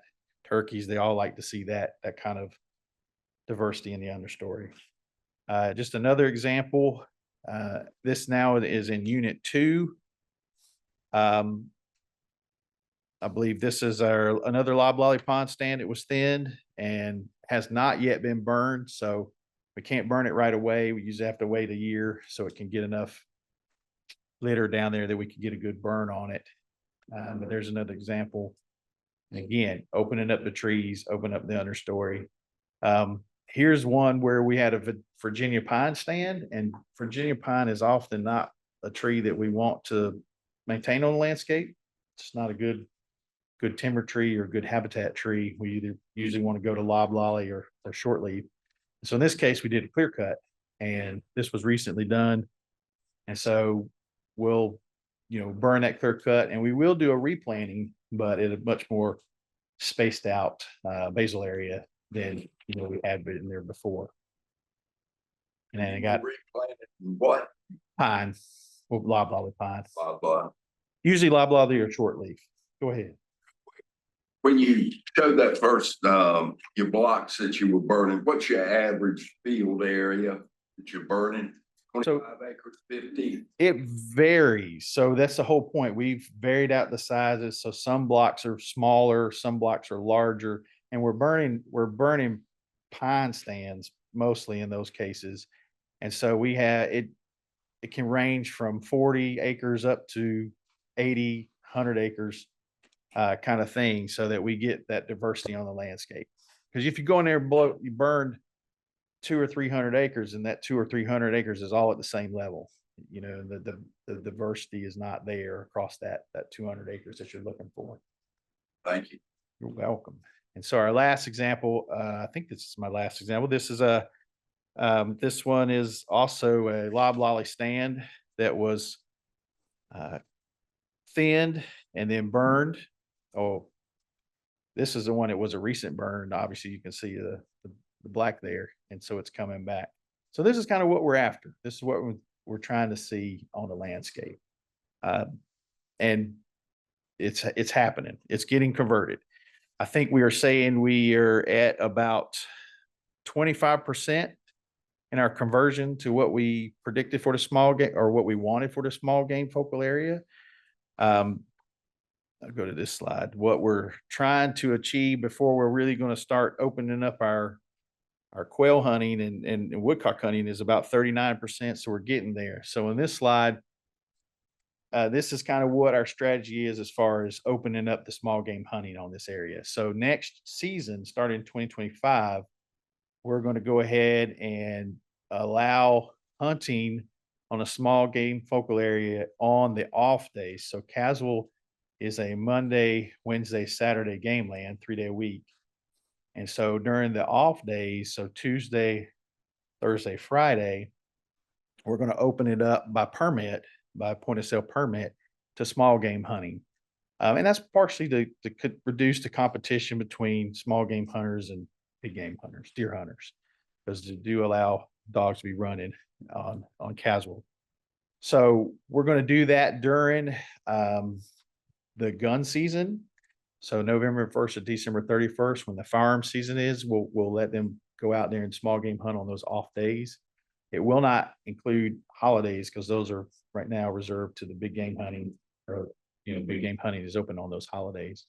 And then once that gun season ends, they'll go back to the regular Monday, Wednesday, Saturday format again. But what we are looking at is, go ahead. So can you deer hunt with dogs on the days for deer hunting, and then will you be able to rabbit hunt with dogs on the? Yeah, that's the intent. That's the intent. The main point is not putting the two different types of hunter out on the same day.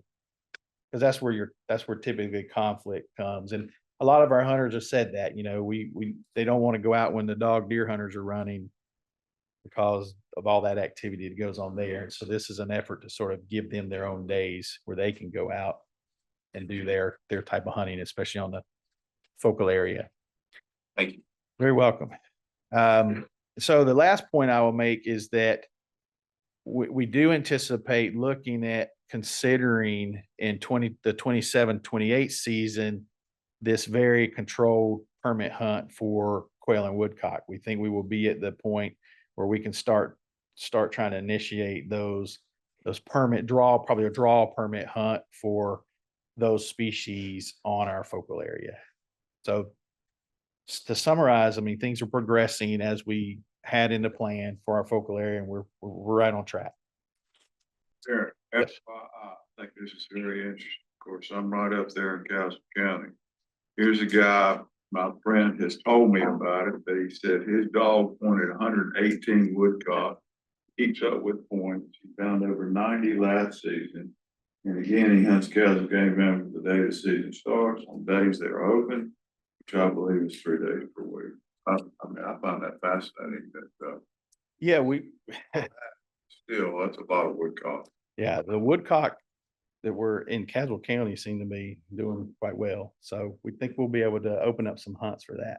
I mean, the quail will be kind of their response to the management strategy that we're doing is going to be a little delayed, just because it takes them a little longer to respond to those management types. But yeah. One last quick question. You grub, when you're timbering, thinning, do you grub the roots of the stumps in any cases? No, we don't typically grub at all. Yeah. Yes. We started this project in 2022. Is that correct? I believe that's correct. It's pretty close. You said 2019? We didn't do it on the ground in 2019. Yeah. Yeah, that was the evaluation, but on the ground, it was 22. Started the actual work. Yes, that's correct. What in terms of costs to the agency has Caswell cost us to break it down and turn it in to a small game? We took it from quail to small game. What the focal areas, the amount of work, the thinning, the burning, everything. How much per acre?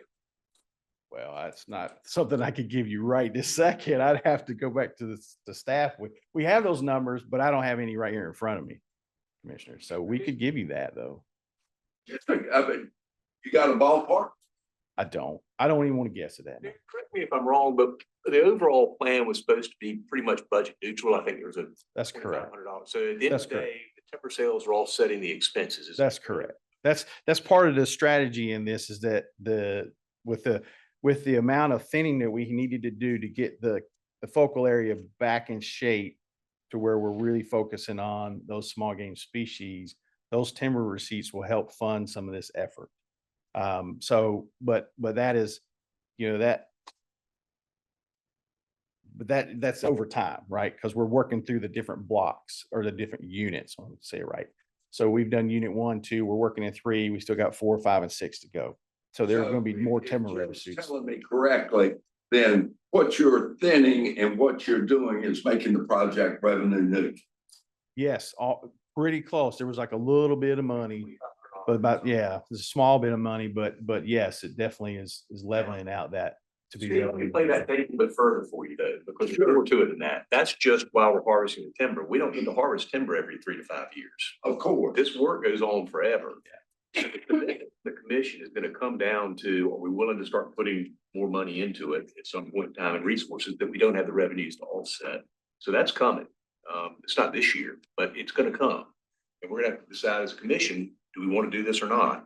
I think we've invested a lot of time and effort into it so far, and a lot of smart people got a lot of good work. And I hope the answer is yes, but that question is gonna come soon. Well, I will add to that, just if you go back and look at some of our thinning, you know, the way, well, not that particular one, cut, but we're planning to plant that back. So if you were just working on making this habitat for quail only, you probably wouldn't leave as many trees as we're leaving. So when we're thinning, because we're focusing on all the different small game species, when we're thinning, we're not cutting as heavily as you would if all your only focus was quail. So, and part of that is, one is we know from experience that storms, weather, different events can kill more trees. And so trees would come down that you didn't expect. So if you cut it really, really thin and all your trees fall down, then you have no trees. The other part is that's part of the long-term strategy, is that you're thinning, you're letting those trees get bigger, that basal area gets bigger, you'll come in and thin again. So until you get to a point where then you'll probably remove all those trees and start over again. So you're trying to leave a kind of a perpetual forest legacy of timber on that stand that you can use as a revenue source. But that's kind of the long haul, right? Over time.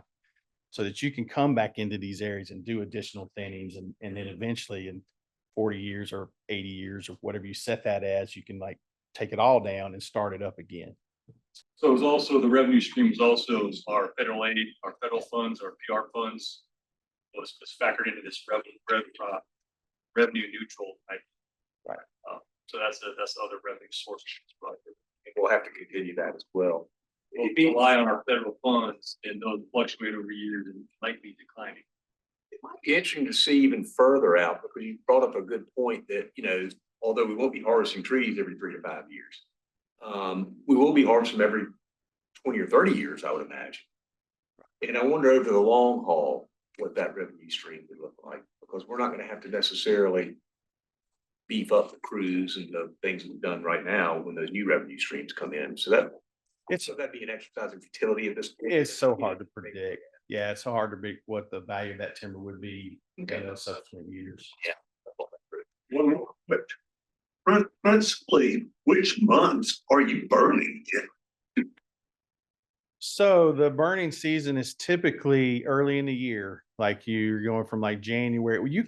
You can burn potentially any time of year, but the most effective time is early outside of that growing season. So once the vegetation starts growing, typically your fire does not do as well, and you probably don't want to go in and burn those species. So you're usually burning in January, February, March, and even into April if you can.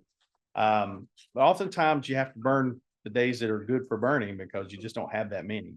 That's true. Right. That is the trick. That's a challenging part. And this year wasn't great for us. Had a lot of other things that happened, like wildfires. Thank you, Darren. And with that, I'd just like to give a very brief and quick update on the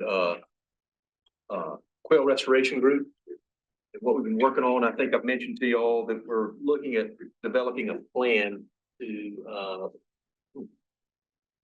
well, that was awesome. Update. I used to get so irritated when people's phones go off.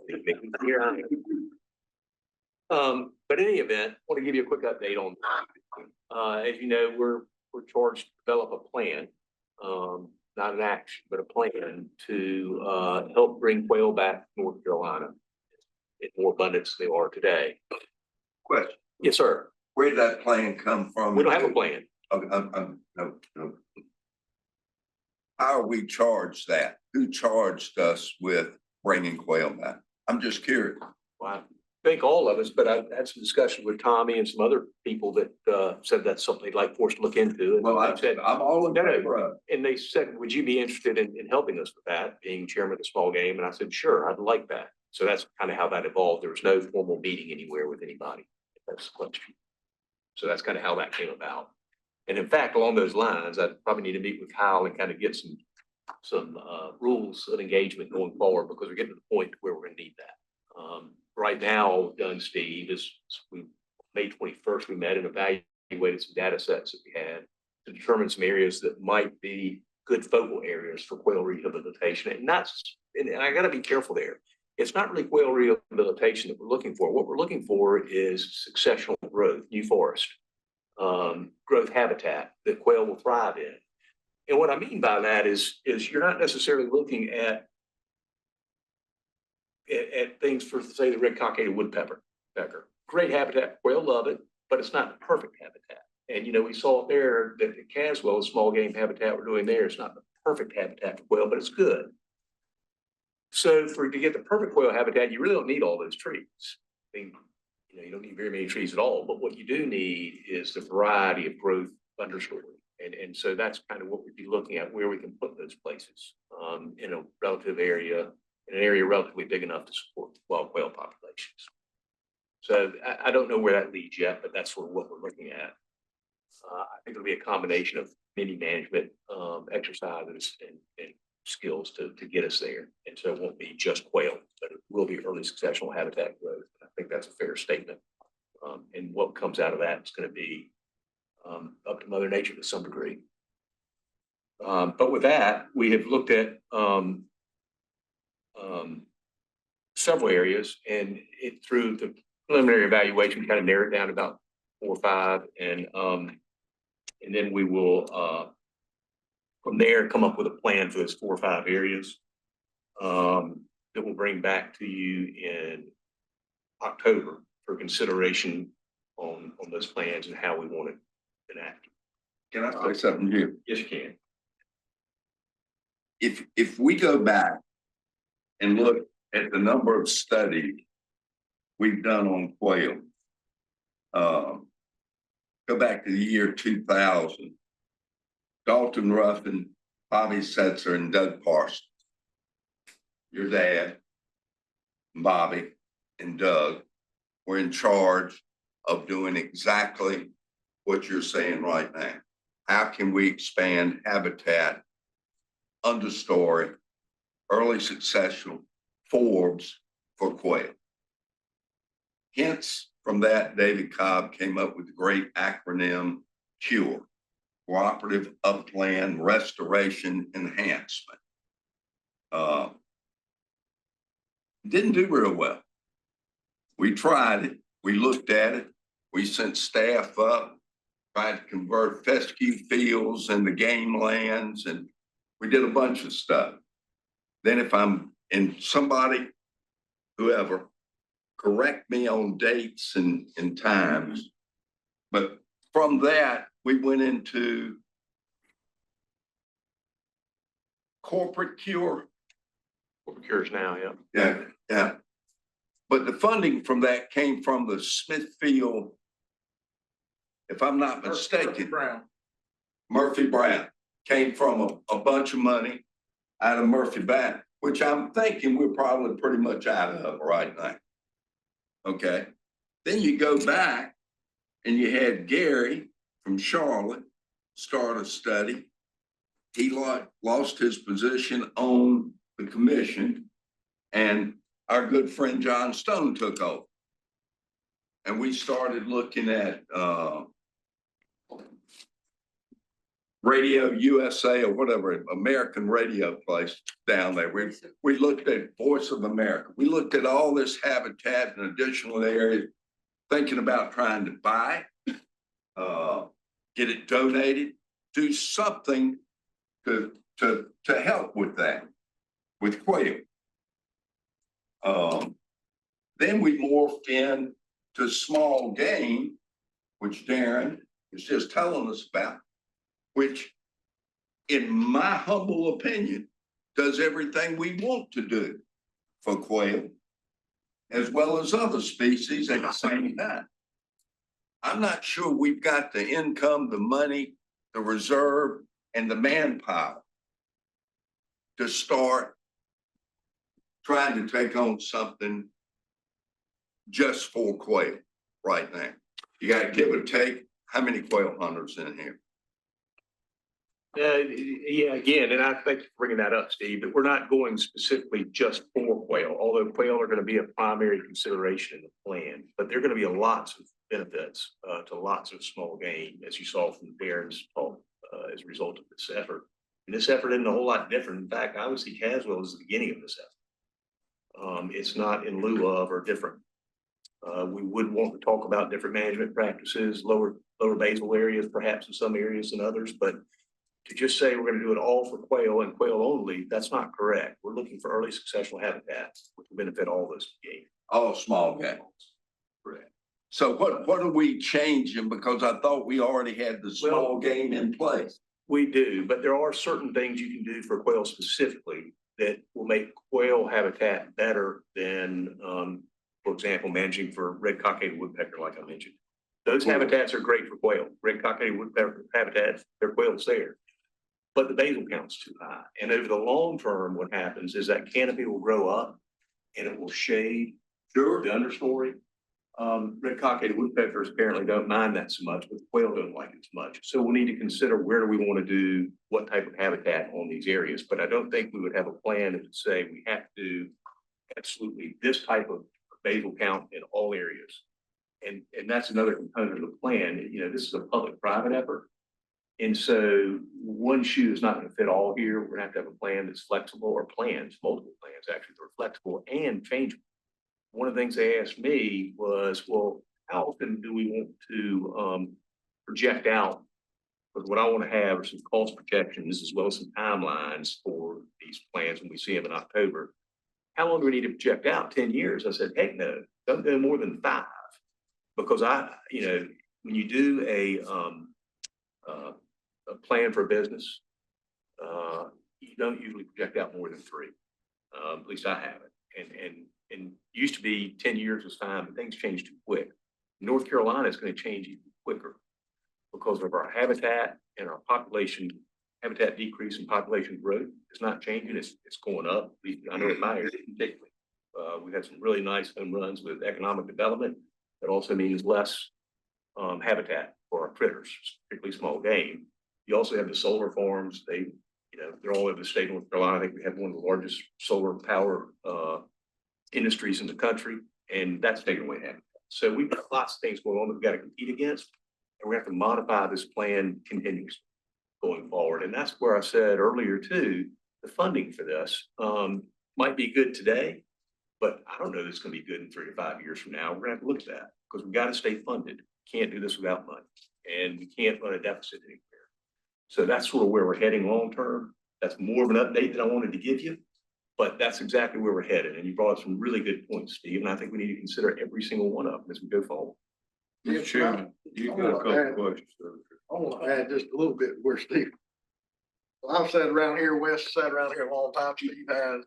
I mean, we've had conversations about surrogators, buying birds from other states. I mean, I would tell you in the 20 plus years I've sat around this room, quail has probably received more attention, more conversations than any animal, bear, turkey, deer, anything else. How can we bring them back? What can we do for them? And David Cobb, this was fixed in my mind for a long time, probably forever. David made a comment because again, we had a group that aren't around here anymore that were, let's put surrogators out and start, releasing quail. Let's buy quail and release them. And David said, and I don't know if Brad would agree with this or not, but David said, if you can find me a county with not one wild quail, I would agree to turn some quail loose. But we're not turning pen-raised quail in a county that might have some wild quail because disease could wipe the wild ones out. But we've we ran this rabbit about as hard as you can run this rabbit. And David even agreed that this is part of the conversation about buying them or releasing them. You can have the greatest habitat in the world, but if there's no quail there, you know, I was thinking of the little rail when she was doing a presentation. Boy, when you get down to the numbers that they're at, it's hard to bring it. We're teetering on, and I get a little concerned when Darren brings up, you know, special hunts or whatever. I'm good to go shoot squirrels, and rabbits. I would hope that we wouldn't have quail hunts until we had so dang many quail on that game lands, because you can hurt them. I mean, you know, couple hunters. I got 2 bird dogs in my house. I grew up, you shot the cubby rise, you didn't go shoot the same. You left them alone, you know, and if you didn't kill one on the cubby rise, too bad, you know, you just didn't do it. You didn't wipe them out.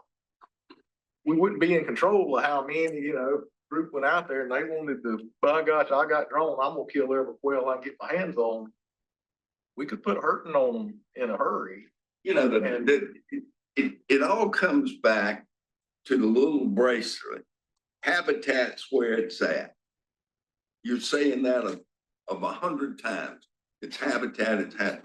But what we need to do is go talk to Steve Trox and get him to tell his farmer to put, not shave a ditch bank, not shave a ditch bank, leave 1 row of feed around the edge and set that brand new John Deere with all the numbers and stuff on it and leave that in.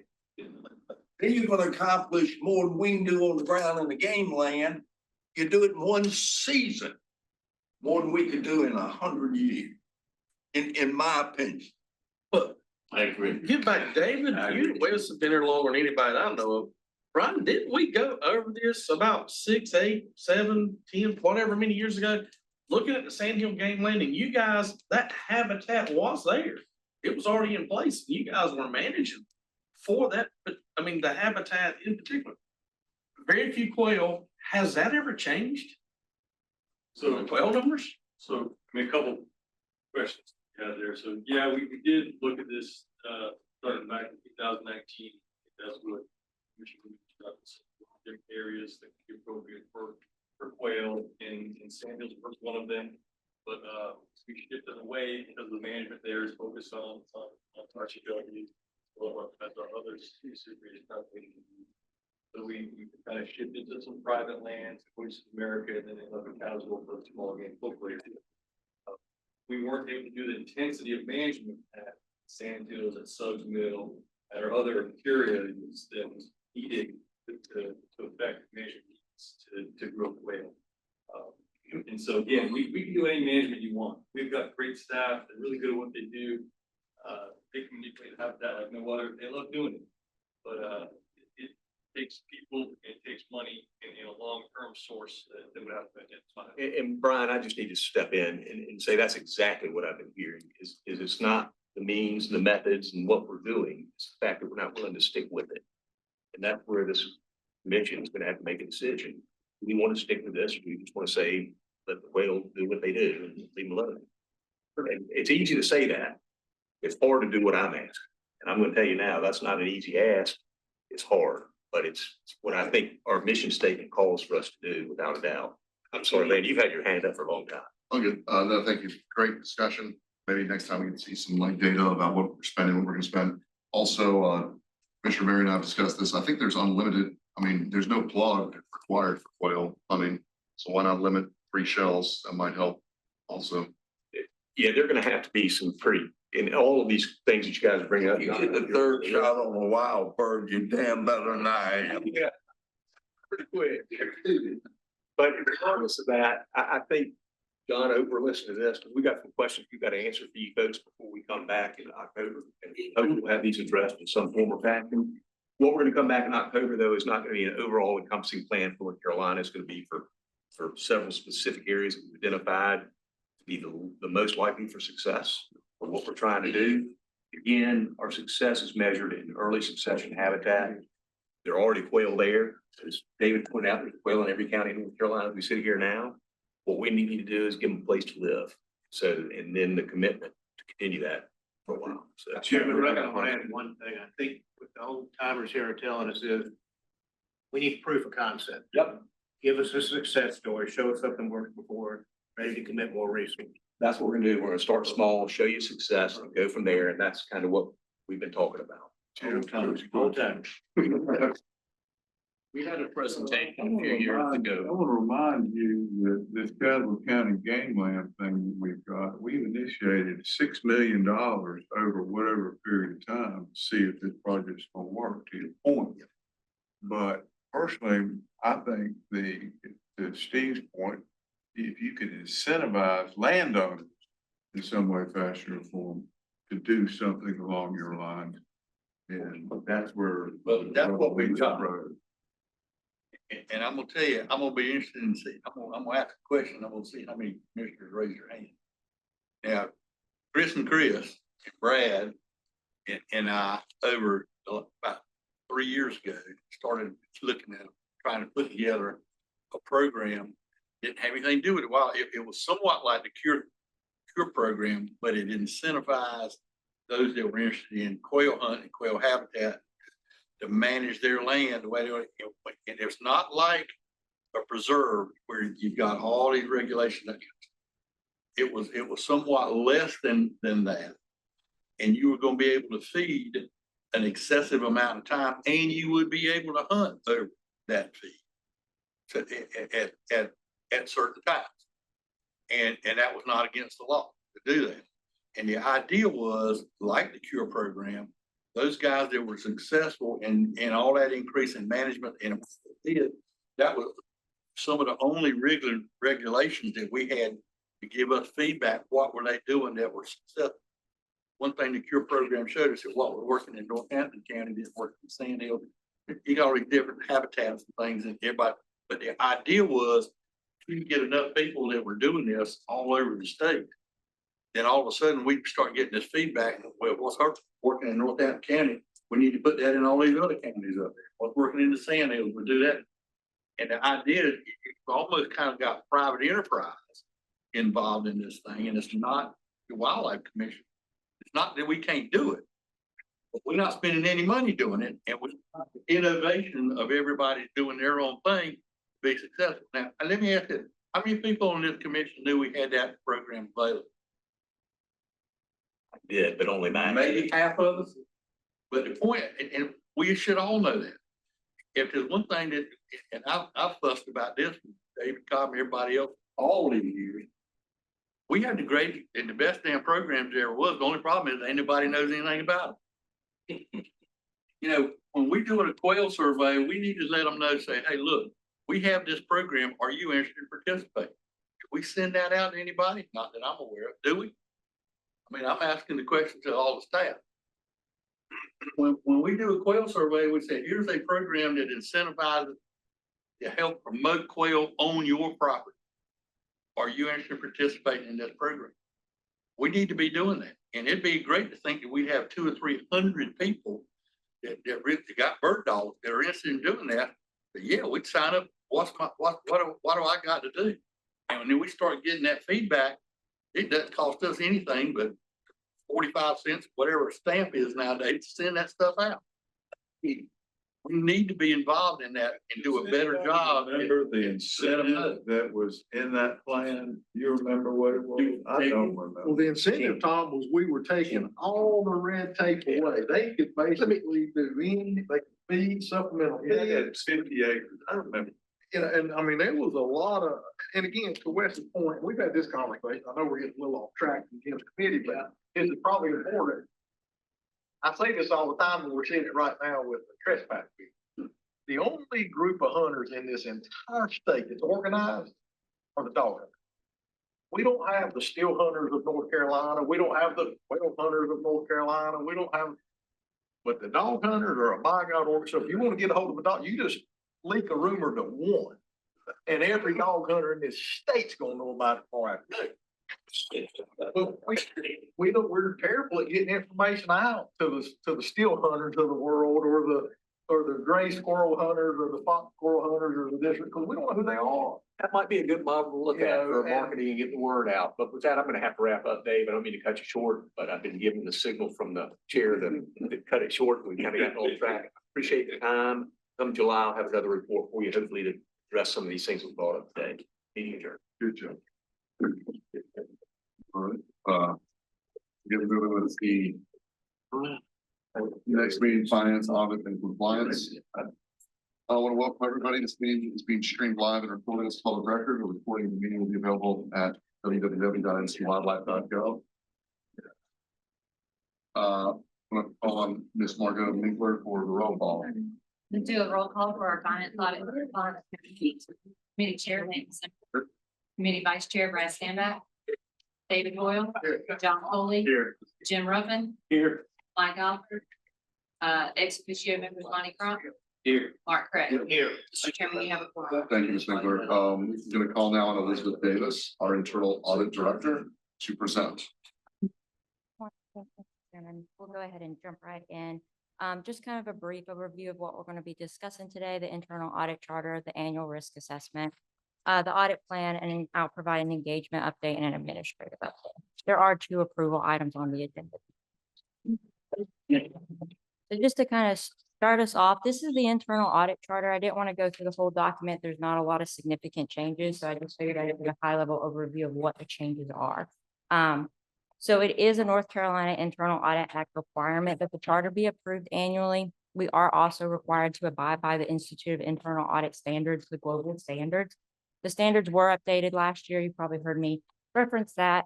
So with that, they've released additional guidance and some best practices, hence the updates.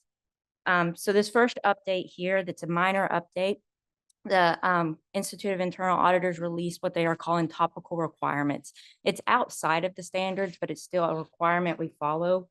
Those topical requirements if we are auditing a specific type of topic. Right now, there's only one topical requirement, cybersecurity. So what it kind of means when I do a cybersecurity review, I have to consider those topical requirements. So this is just being updated to note when applicable, we will follow those requirements.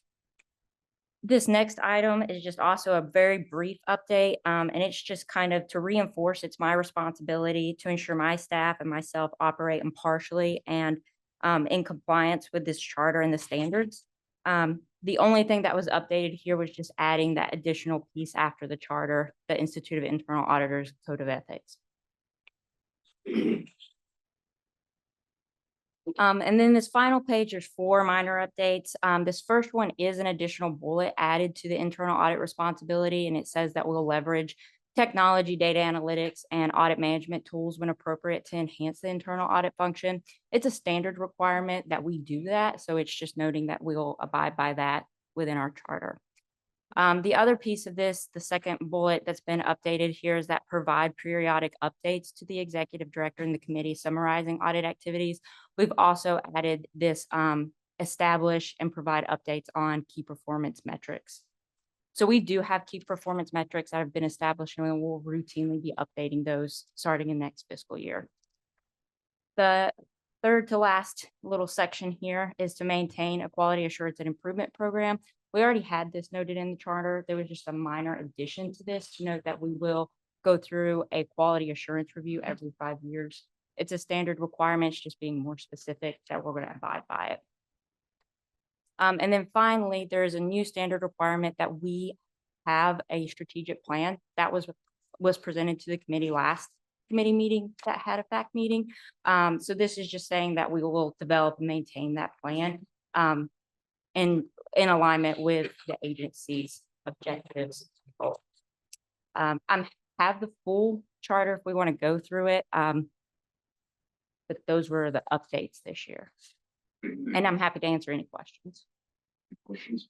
I've seen none. So Ms. Davis, you recommend proceeding with this new charter. Are we going to continue to refine this going forward as you see fit or as it's recommended? Every year it will be represented. So every year we go back through and make sure that it's accurate and effective and updated as needed. Yes. Thank you. All right. Do I hear a motion for the approval of the internal audit charter? So motion.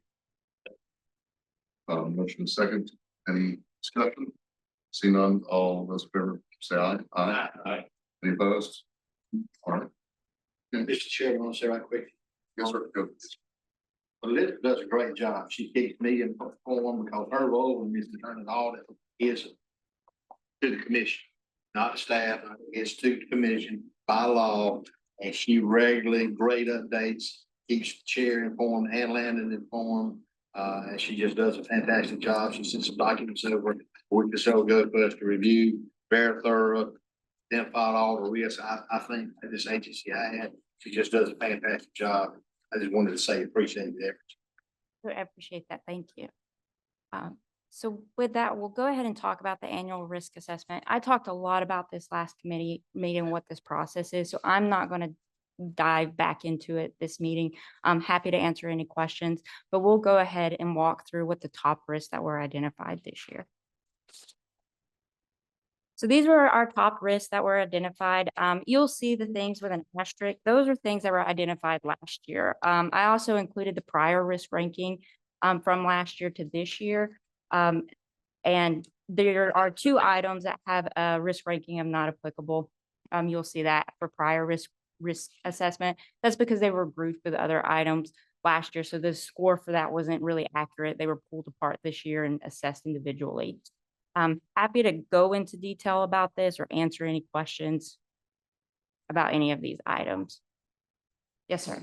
Real quick. Number 1 item on that thing is our new Go Outdoors. Yes, sir. And just kind of to give some information on why it's very important to the agency. It hasn't been implemented very long. We haven't had the opportunity to take a deep dive to assess the controls around how they're managing their data, how they're providing us some of our updates to the system, that kind of thing. It is on the audit plan for this year. It's actually an engagement that's starting this month to kind of take a deep dive and look at those. So when we rank risks, we rank it on what we know. So we don't know what controls are in place. There's been some concerns identified. We don't know how prevalent they are, but we do know the system is very integral for the operations of this agency. So that's why it's ranked high. Just saying. Right. Any other questions? Okay. With that, I'll kind of go ahead and walk through the audit plan. You'll see the audit engagements that are listed for this year. Those are addressing those top risk items identified.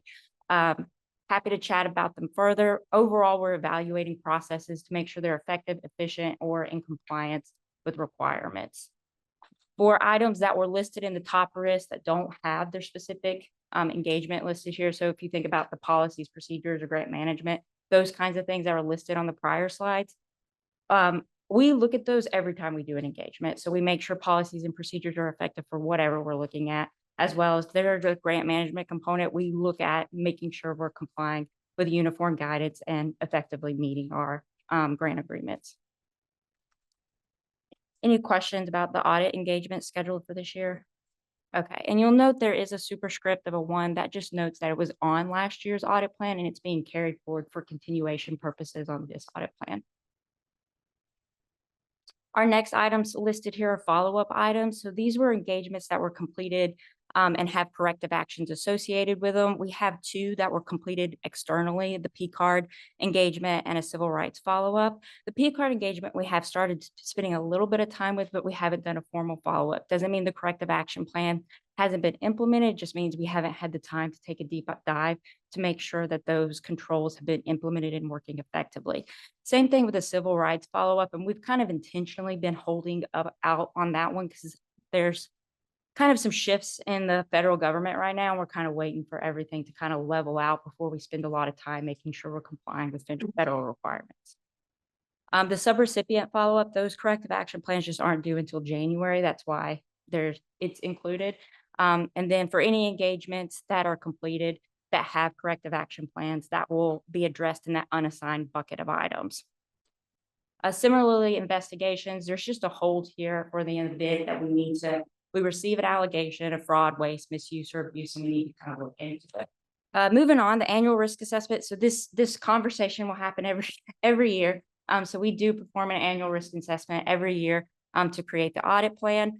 The North Carolina Council of Internal Audit Requirements, they have specific things that we do have to report out to them. And I noticed there is a minor a fat fingered number here, and the self-assessment maturity model will be due September of this year, not in 2022. But then the other item to kind of note here is quality assurance and improvement activities. So every year we do internally review our processes, make sure they're effective and efficient.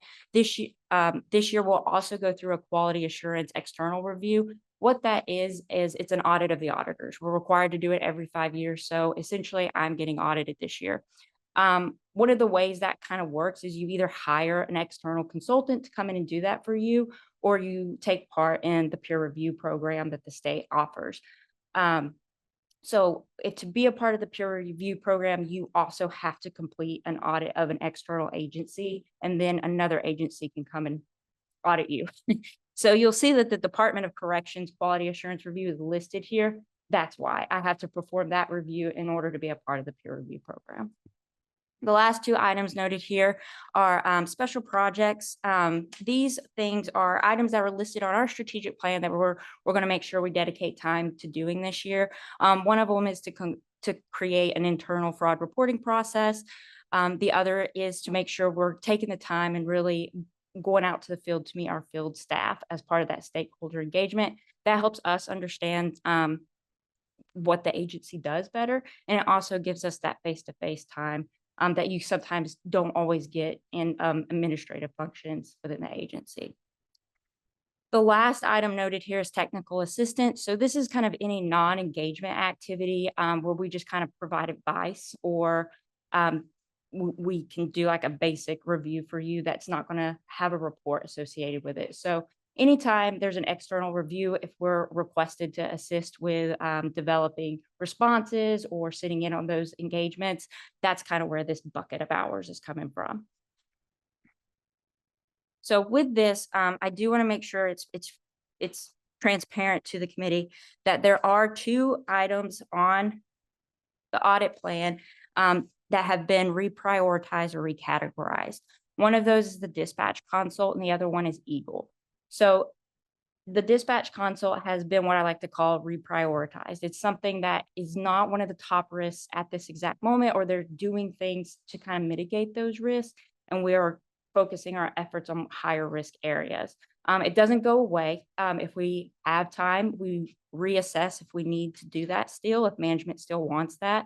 We also can, at any time, request a change to prioritize it higher as well. But unfortunately, we didn't have the time to get to that this year. And we were trying to prioritize other engagements for next year. The other item noted is Eagle. So Eagle is an internal controls assessment that we're required to do by the state controller's office. And when I say we, the agency is required to do it. Doing that engagement is actually not in alignment with standards because I can't do it objectively and independently. So finance has been gracious enough to kind of take that on. We offered to consult on that this year as they needed to. They've owned it, ran with it. Haven't had to do much work with it. So we're just kind of wanting to recategorize that into technical assistance since there's not really hours dedicated to it. And with that, that's the conclusion of that's what the audit plan is. I'm happy to talk about it in more detail, answer any questions they are. Otherwise, I request that it be approved. Any questions? All right, ask for motion to approve the fiscal year 2026 audit plan. Motion is second. Any discussion? All those in favor, say aye. Aye. Any opposed? All right, the motion passes. All right, Ms. Davis, please continue engagement update. Thank you. So this is just kind of a high level overview of where we're at with our engagements this year. And I just kind of want to remind everyone, this was where we were at as of the end of April. That's how this dashboard is being presented at this time. So right now, this is kind of just shows you where we're at. We have 3 engagements that are not started. That's that civil rights follow-up, that dispatch consult, and that Eagle engagement I discussed. We have 2 engagements that are in planning. That's the Brant Go Outdoors operational audit. We're in the early stages of that, and we'll be moving forward with that this month, as well as the P-card follow-up engagement. We have 4 engagements that are in field work, and 3 of those are in the process of wrapping up. One of those is a procurement consult. The other one is the Go Gas operational audit, as well as a Go Gas investigation. And then the final one is the FY26 risk assessment, this risk assessment. And then we have 2 engagements that have been completed. That was last year's risk assessment and the subrecipient monitoring consult. You'll kind of see down at the bottom a timeline for predicted completion. Some of those, again, like the civil rights follow-up, we're kind of waiting, so that may not be the most accurate timeline for that one. But the other ones, that's where we're anticipating at least having it started and in process. And then just to give a brief administrative update, we do have a new internal auditor, Makoa Shibuya. He came to us from the state auditor's office in Texas. He started in February, so we're happy to have him on board. And so with that, this is kind of just where we've been spending our time and a general administrative update. We have had a lot of time and administrative time and leave, but kind of more administrative time than leave, I can assure that. But the administrative time is really meetings, that kind of thing, onboarding, going through the hiring process is kind of where those hours are lying. And then just a final update. So we've had multiple reviews. So our last quality assurance review, the Council of Internal Audit does a review, and then we have a self-assessment maturity model it's a self-assessment that we have to turn in every year for the Council of Internal Audit. We're 94% complete with all the action items that were outstanding. With all of them should be implemented by the end of June. Any questions? Thank you. Thank you. Yeah, that's great. And thanks, Ms. Davis. Now calling Jason Cottle, Chief Financial Officer, to present the finance. All right. Good morning and thank you, everyone. I know it's been a packed calendar this morning and everybody's eager to break for lunch, so we will blast through these numbers very quickly. All data being presented this morning is as of April 30 of 2025.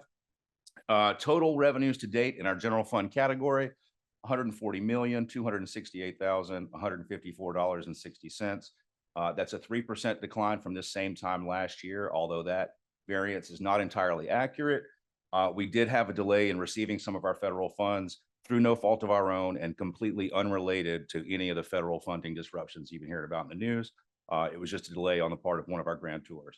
So I think taking that into consideration, we should see pretty much on track with this point last year. Total expenditures in our general fund category as of April 30, we had $148,175,879.85, about a 6% increase in expenditures from the same point last year. No real surprise there, leaving us with an overall fund balance as of April 30, just shy of $21 million. To be exact, that's $20,835,145.11. Moving to our capital improvement category, total revenues in the CI at this point in the year was $8,297,513.43, about a 10% decline from this point last year. Expenditures in the same, $7,337,016.49, or about a 15% decline from this point last year. We've been laying out less on land acquisition than we had in prior years, so that decrease tracks. Total fund balance in the capital improvement category as of April 30 is $5,650,049.46.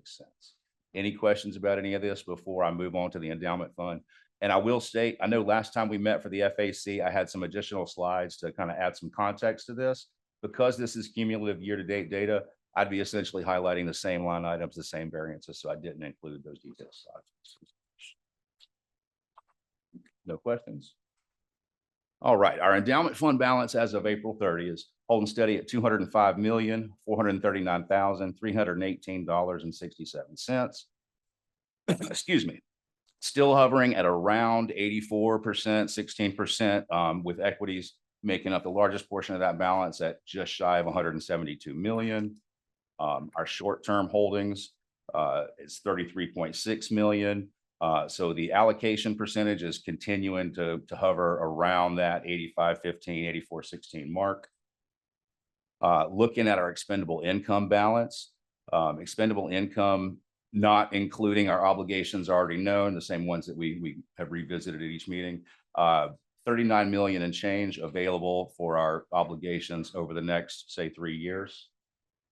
As I've stated before, I think that amount of liquid cash being protected in that short-term fund is sufficient for those obligations. I don't have any concerns about our asset allocation at this time. The debt service, is that this building or the land that's building? It's a combination. I believe it's mostly game land. The land is still being paid for? Yes, sir. Yeah, and I believe that runs through 28. I knew they'd refinance it. So that still doesn't make sense to me, but anyway, those are the two debts we have, right? Any additional questions?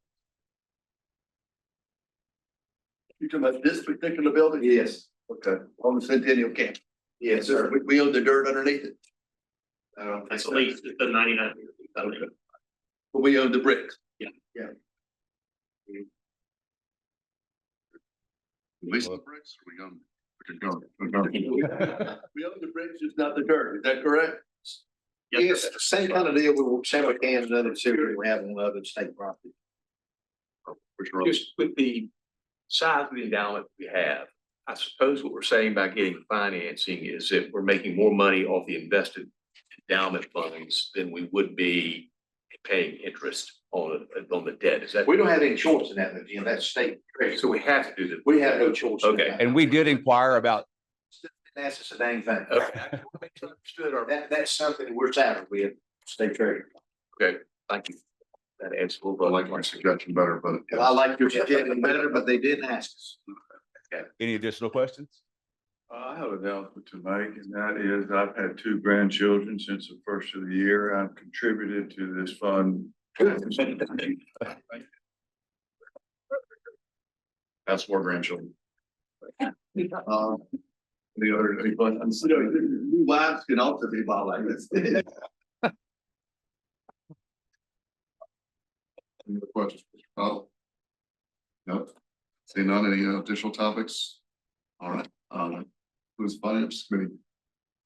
Okay, folks, I made an announcement before we started today. Did you cut off, are we cut off now?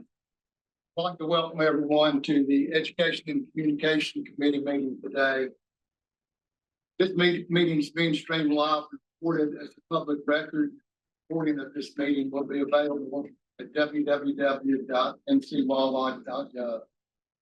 Margot, could you give us a roll call, please? Good afternoon, gonna do a roll call for communication committee members, committee chair Tom Hayslip, Here. committee vice chair Jim Ruffin, Yes. Ray Clifton, Kelly Davis here, John Stone, J.C. Cole, Here. and ex officio members Lonnie Crump. Here. Mark Craig. Here. Mr. Chairman, you have a quorum. Thank you, Margot. We'd like to start by calling on Travis Casper to present. Thank you, Chairman Hayslip. Yeah, we've got a bunch of good stuff that we're going to go over today. It's been a while since we've been before this committee, but rest assured, we've had a lot of good work going on. The team's been busy. And one of the things we're going to highlight today is our evaluation efforts. With our pathway to wildlife relevancy stuff that we did a couple of years ago, we've been really focusing here on wildlife education, on evaluating our programs and what they look like and best adapting these programs, make sure we're getting our intended outcomes. And we could not do all this without the assistance for conservation policy and analysis. The assistance of Carrie Ruhlman and her whole team has just been outstanding through this whole process. And today we're going to have a part of that team up here, Amy Braun, who is the program strategist for the agency within that group. She's been helping us out with some strategic planning within our team, and we're going to hit on a lot of that today. We're going to talk about the evaluation of the former Becoming an Outdoor Women's Workshop and what that looks like and our pathway forward and where we're going with that, and also with the Peckman Fishing Education. So right now, I'm going to invite Amy up here, and she's going to kick us off. Good afternoon, everyone. So I'd like to share a bit about an evaluation we conducted on the Becoming an Outdoors Woman program. And BOW started in North Carolina in 1997. That's how long the agency has been offering this program. It was originally housed in our law enforcement division and then moved to wildlife education. And we've offered BOW weekends, which is a 3-day, 2-night event for women to try out different kinds of outdoor skills. And we've also done a number of beyond BOW 1-day workshops on a variety of topics, hunting, different kinds of fishing, fish cookery and outdoor cooking. So a pretty nice range of activities for people to try out new outdoor recreational pursuits. And in looking at our evaluation, we wanted to think about what is the impact of BOW. We have heard that people have had a great experience with BOW. It's positive, it's fun, it provides exposure to new skills, and some people even come back year after year to have kind of a girls' weekend. So that's great. We want people to have a good time and have these positive experiences. And we also want to balance that with having a good impact, a strong impact. Who are we reaching? Are women participating in these activities after the BOW weekend or event? And how do we define that impact? So we developed a plan to evaluate this program, and I wanted to share with you that we looked at a number of different kinds of data sources, reviewing the data that we had on hand from those many years. We also wanted to get feedback from our BOW participants. So we did send out a survey, which I'll talk about today. We wanted feedback from our instructors, which include commission staff, but also volunteers from other organizations. We learned quite a bit from other BOW programs across North America. And we put all of that together to develop some program recommendations and launch a new program going forward. And I'll be talking about our survey respondents in particular and the results of that survey, but I just wanted you to know that there were other components of the evaluation as well. Looking to the left, that's our group of BOW participants who responded to our survey. We got over 200 responses for a response rate of 36%, which is pretty good. And 2/3 of those respondents had attended the BOW weekend, and just under 40% had attended one of the beyond BOW 1-day workshops. And so it looks like some people have attended both, which is why that number is over 100%. Among instructors and staff, we had 82 responses, an even higher response rate, over 40%. And most of those were current staff, some retired, and almost 10% were volunteers who help out at BOW from other organizations. So about 40% of those have worked between 1 and 5 BOW events, and 11% have worked more than 20 BOW events. So we have some dedicated folks helping out with BOW. We asked, do we have frequent flyers? Do we have people who are participating year after year? We found that about 2/3 of our respondents had attended 1 or 2 BOW weekends, and that remaining 1/3 had attended 3 or more. And then the graph to the right, how are they finding out about BOW? The largest means was through friends, through word of mouth. Those circles highlighted in blue show the word of mouth transmission about BOW, friends, family, and coworkers. So that's something to keep in mind and for us to think about as we're redesigning and relaunching the program. How are we reaching people? Let's go ahead and keep talking. So we did ask participants also, how important was it for them to have access to programs that are for women only? No. Yeah, that's great. Thank you. And we found that being able to go to a women's event was very important for this group. 76% said it was very important. And we did ask for some feedback in the survey. So I have a couple of quotes in here. This person says that many women new to the outdoors are hesitant to participate in a co-ed situation for fear of the unknown and or being laughed at. And they're more comfortable trying new things, even making mistakes in front of other women. And she said that teaching women these skills in a women-only environment helps build their confidence, and they'll share with others, especially kids who are the future of the outdoors. So this was a fairly common sentiment about why that women's only program was important to our participants. We found that most of them enjoy quote unquote non-consumptive recreational activities, things like hiking, paddle sports, wildlife watching. We also have fishing coming in there at number 4. Fewer folks involved in hunting and trapping. And I want to highlight here our shooting sports, kind of in the middle, target shooting and archery. This is an interesting group for us. We learned that in fiscal year 2023, for example, almost 95% of the tax receipts that contributed to wildlife sport fish restoration funds were from firearms and ammunition, just to put that into context. And we asked them, how important is BOW for introducing them to different activities? And it was very important for shooting sports. If you'll look here, the blue on the left is BOW is very important for introducing them to the activity. And then orange to the right, not at all important. And we have archery and target shooting at the top in terms of the importance of the program in getting the participants involved. We asked about barriers to staying involved, and we found that lack of time, lack of companions to participate with, and a lack of safety or feeling safe are barriers to participation. So that's something we can think about as well. How can we help mitigate some of those barriers? And, respondents explained more about what barriers are for them. And some key ones are a need for mentorship. This person said they'd be interested in hunting, but they need more one-on-one support to learn more information. There's other things they feel confident doing alone, like hiking and camping, but more support for hunting. They also want to be able to take their knowledge and skills to the next level. For example, lack of knowledge of firearms is a barrier to hunting for me. I've always gone with others who have all the equipment. I love fishing, but would like more experience and knowledge to feel more confident. So these are barriers that we think the BOW program can help address. We got constructive feedback on how we can improve the program.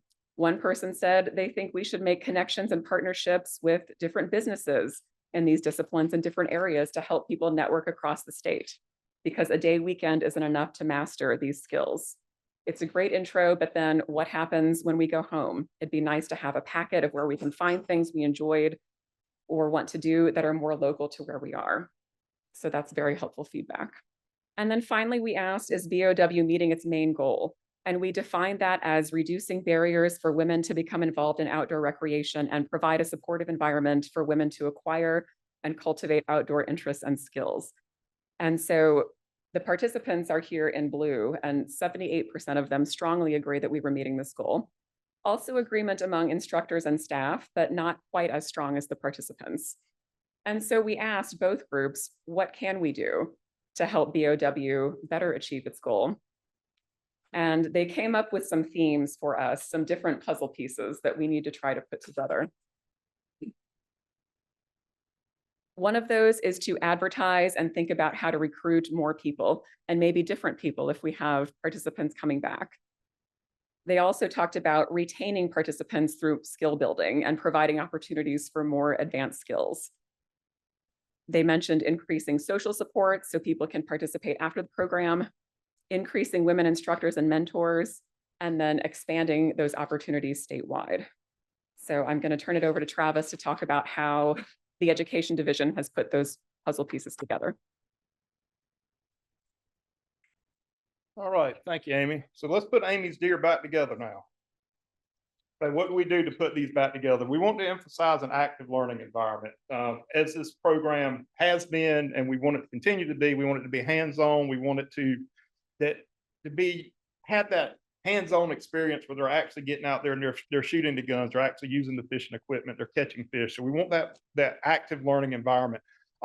We want the participants to continue wildlife associated recreation activities after the program. What we don't want is the program to become that they're only doing this when they show up to our program once a year. We want them to take this out where they're participating, they're going fishing, they're going target shooting, they're going wildlife watching after the program's over. So we want to move them continuously through that. And we want to build a community of women for social support. And that social support is one, to keep it going, as we talked about to this committee before, but also, as we'll see as we get in here, is building that volunteer base and having people teach each other and being able to recruit volunteers from this audience. So taking in all that consideration, in conjunction, my team took all this information that Conservation Policy and Analysis provided, kind of distilled it down, and they came up with the idea we were going to rebrand it to the Outdoor Skills Academy. And this consultation with communications, marketing, and digital engagement, and our team, kind of the same essence, but wanted something that we could push forward, new start, new name. So The Outdoor Skills Academy is what we settled on. Very important. We want to maintain women's programming. It's not in the name, Outdoor Skills Academy, because we want to use this as a broader reach effort and have Outdoor Skills Academy for other groups, but this one to be Outdoor Skills Academy for women. So we want to maintain those women programs. Our survey results show that it's important that it's an audience that we need to reach. So we want to maintain that activity. We want to broaden our reach, and broaden our reach is we're going to lean heavily on our marketing. And how do we reach these people? Have intentional advertising and recruiting of reaching out, whether it's through Facebook, Nextdoor, all the other platforms that we have now where we can reach out to these different communities and say, hey, we've got this opportunity. We'd like for you to join us. And the team has already started with that. Pre-event support to reduce barriers. We've been doing this program since 1997. The paperwork had kind of gotten stagnant, same thing. We were still taking a lot of registrations on paper and doing things, quite frankly, like it was 1997. So with the Go Outdoors app that we've got and the different opportunities that we have now, we want to take this and modernize it to get the people involved, like we've done with our other courses. There is a scholarship program. We don't want to lose the scholarship program, but we do have some financial and audit concerns about that. We're going to be working with that team to get that straight and to get that to where it needs to be, where it's a little bit more transparent. And the decision is the decision is a little bit more fair than the way the processes have been in the past. And just being very, very intentional about our efforts going forward and who we're reaching out to and who our audiences are and where we're trying to go with the program. We want to focus on our key skills. The key skills that we've identified in wildlife education through our other work, our angling, our hunting, our conservation initiatives, and our shooting sports. That's where that's where we really want our focus at. There were some programs that, yes, they were fun. Yes, they were good that we offered them, but they didn't necessarily come back to the mission of the NCWRC. We want to make sure that it comes back to the Wildlife Commission, to that mission. Have a progressive skill building where they're progressively learning these skills. The team has come up with this great idea of a tracks idea where you can sign up and start taking classes. If you're interested in fishing, you sign up for the angling class and the classes build on each other. And so hopefully you'll ultimately become a volunteer at the end of it, but you're constantly improving your skills. Align the workshops with the skill tracks. And again, build that camaraderie, build that social support. And we've seen through BOW where those relationships are being made. I mean, there's Facebook groups, there's hunting clubs that have been formed, and we really want to keep that type of momentum going. And graded instructor pathway. Traditionally, our instructors for BOW primarily have come from wildlife education and the Division of Law Enforcement. We've had some other help from other divisions, but we want to bring in more of the students and get them volunteering to become instructors and passing this knowledge on. So in creating a pathway to create that where they can become assistance instructors, learn from their past experiences, And again, this is an effort to create more social support and really push those skills that they need to have to get out and participate in activity. Modify our logistics. And there's a lot of things, like I said, it had gotten stagnant. Changing the time of the year, this is tricky. We've traditionally done it in the spring. And traditionally it's been right around turkey season. And we'd get a lot of feedback from the law enforcement officers and about it being at turkey season and some of the activities they had to do. But we want to change it up time of the year. The one we've gotten planned now is going to be in the fall. We realize it's going to interfere with deer season. But we want to change it continuously. So it may not always be in the fall. It may not always be in the spring. We're going to try different times of the year for it. Add new locations. The team has already identified. We used a new location this week for one out in the mountains. So try new locations and really kind of get this again across the landscape like we've done some of our other classes. Modify course length. We have seen through other evaluation projects where the course lengths really matter. Sometimes the full weekend experience is very important, but we also may need some of those shorter one-day classes. expand our collaborative partnerships, again, getting out there, working with our non-government organizations and some of these other groups that we've partnership before, and find those areas that we can plug them into the outdoor skills workshop. And then again, broaden our advertising reach, which the team has been doing. So our timeline, we're well into this timeline. We have rebranded, as you've seen, the Outdoor Skills Academy, and they've been working on idea logos for stickers and swag. And that started back in the fall and winter of last year. We've kicked off a marketing campaign. Staff have been going out and meeting with different divisions and different partner groups about recruiting instructors, and that had started off this spring.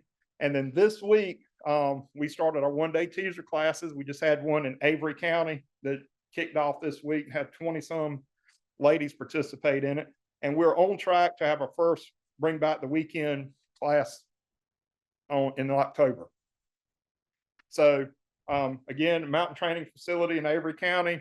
We did the workshop this week. We've starting to get a little bit of feedback from that right now, but it seems to have gone off as a success. We've got a shooting sports one coming up at Wake County Wildlife Club in August. This is a traditional one that we've done annually. It's a great partnership with Wake County Wildlife Club. A fishing one coming up at the Peckman Center, utilize campaigns in Stokes County. I believe that's shooting sports that they've got planned. And then the big weekend is going to be at Millstone and in October 24th and 26th. So staff have got all that pushing in the right direction. Any questions on Outdoor Skills Academy before we jump into Peckman? We're continuing with evaluation. We took a deep dive into Peckman Fishing Education Center, looking at some of stuff there. Amy's going to go through the data, and then I'm going to jump up again and we talk about recommendations. So we also did an evaluation of the John E. Peckman Fishing Education Center in Fayetteville. This is a very unique center. There's over 60 unique fishing and aquatic education classes and workshops offered. And these are well-developed curricula offered by experienced anglers.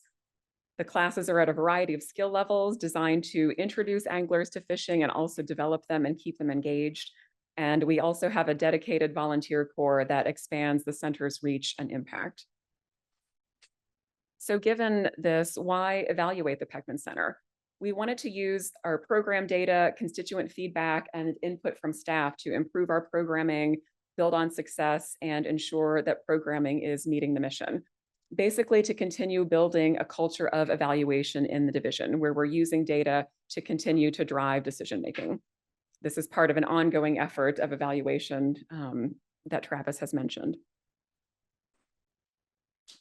What were our objectives for this evaluation project? We wanted to look at the uses of the center. What are the benefits, opportunities, and barriers associated with the facility and its location? What is the center's role in expanding R3, and what are other opportunities for expanding R3 and building our agency relevancy with the public? And also to develop some recommendations for Peckman Center facility usage and staffing and programming. So what would we do? What did we do to conduct the evaluation? Again, we looked at a lot of different kinds of data sources. We looked at our Go Outdoors event registration data, which is something that we now have access to that we didn't before. We surveyed program participants. We talked to Peckman Center volunteers, both through in-person discussion and through a survey. We talked to our fishing and aquatic education team. These are our commissioned staff who work in fishing education. We talked to education division educators as a whole, and also had a meeting with our division chiefs to get their ideas on other uses for the center. So a few slides here on characteristics of people who register for classes at the Peckman Center. On the left, you'll see that most of them are North Carolina residents, 95%, about 4% non-resident, and then a smaller number military stationed in NC or non-resident active military stationed in NC. And we find that some of them do have fishing licenses. About 46% have an inland fishing license, 30% with a coastal fishing license, and some of them also have hunting licenses or disabled license types. We have a mix of first-time and repeat visitors to the Peckman Center. So 60% of our respondents had attended 1 or 2 classes there. 40% have attended 3 or more, and some of them even more than 10 classes. And we found that the classes appeal to a variety of skill levels. We have a really good mix from novice to expert anglers here. This was interesting for us because we want to know what people are doing after they take a class with us. How are they applying and using these skills? 76% of respondents have applied the skills on their own. 69% have shared those skills that they acquired with others. And so we show a little bit of a breakdown of the types of skills that they're using and sharing. That includes fly fishing, many different kinds of things like knots and rigging, other miscellaneous topics as well. We held 2 volunteer discussion forums. Those were hybrid, and then also followed up with a survey to volunteers. And we found that the survey largely corroborated what we found in the discussion forums.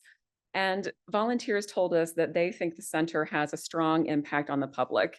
It's a place where people can go to learn how to fish, to relax, to get exposure to the outdoors. They said that the offerings are very high quality. These are well-developed curricula, professionally offered.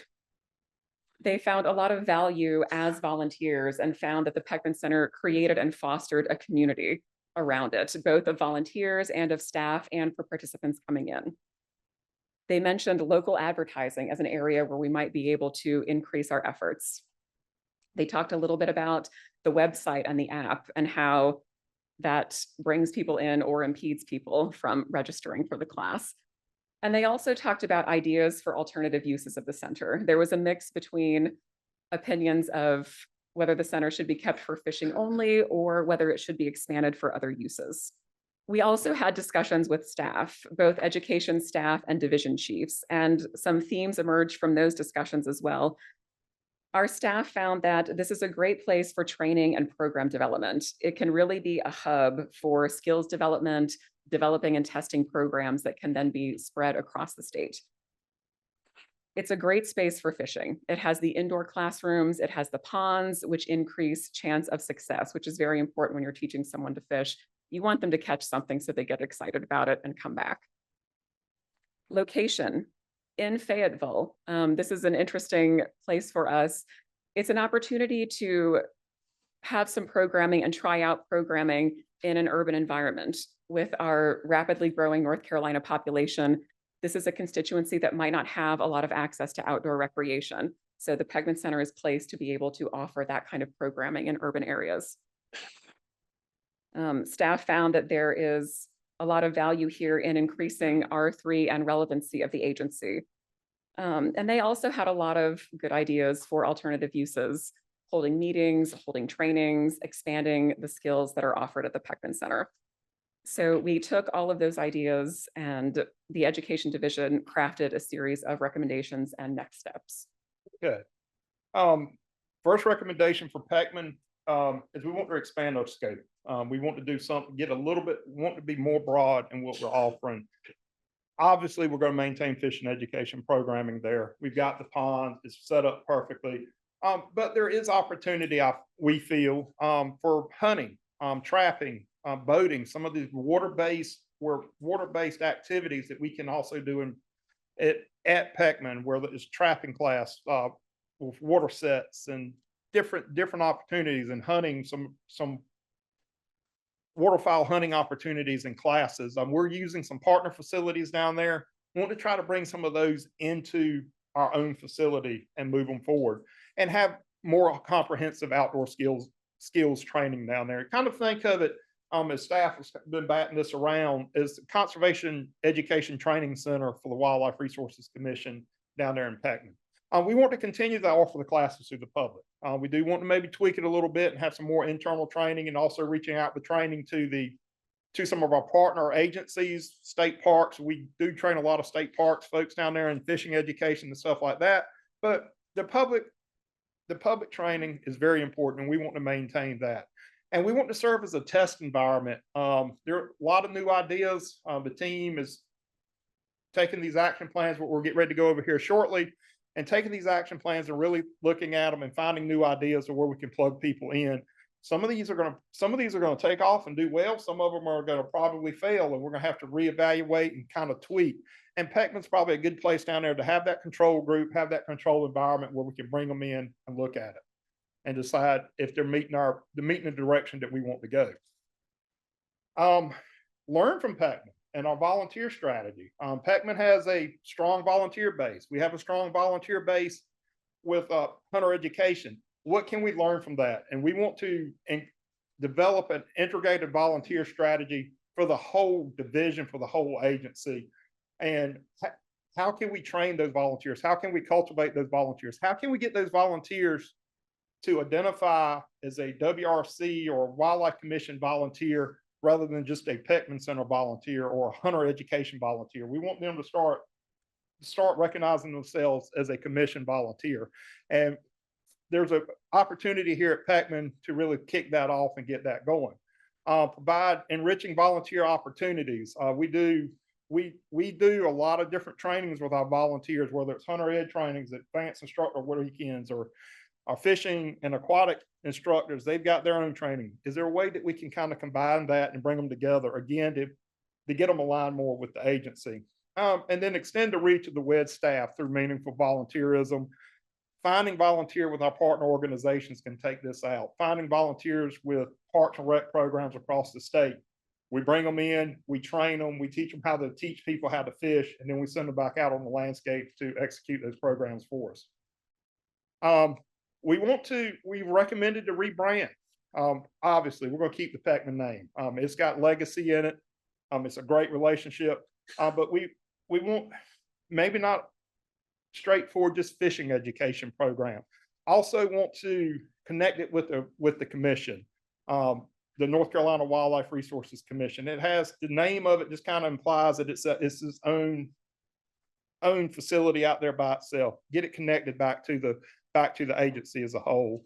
Working on marketing and advertising strategy. We've already started that with conservation market and the marketing team, the communication and marketing team, and working on that strategy, again, using those tools that we have, but also looking at the name.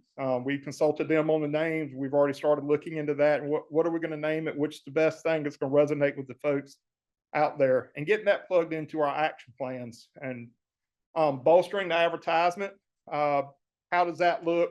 It's going to take some advertisement on the local part. We're going to have them reach out, my center director reach out to communications and marketing, and come up with some ways that they can do it on the ground level, and the way that they can push out, make those relationships on the local level, but also how can we make the relationships up here in the Raleigh office and some of the resources that we have to help push out their name, the program opportunities that they're going on.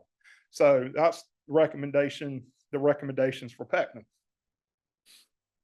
So, and this, we're moving forward with this. Peckman, we're actually today, they're finishing up interviews today for new staff down there at Peckman. So we've already started implementing these recommendations, and that's where we are at with that. Any questions on Peckman? Yes, sir. Those orange things I see there, is that something that people just are able to see down into the water? Yes, sir. Yes, sir. They can observe streams.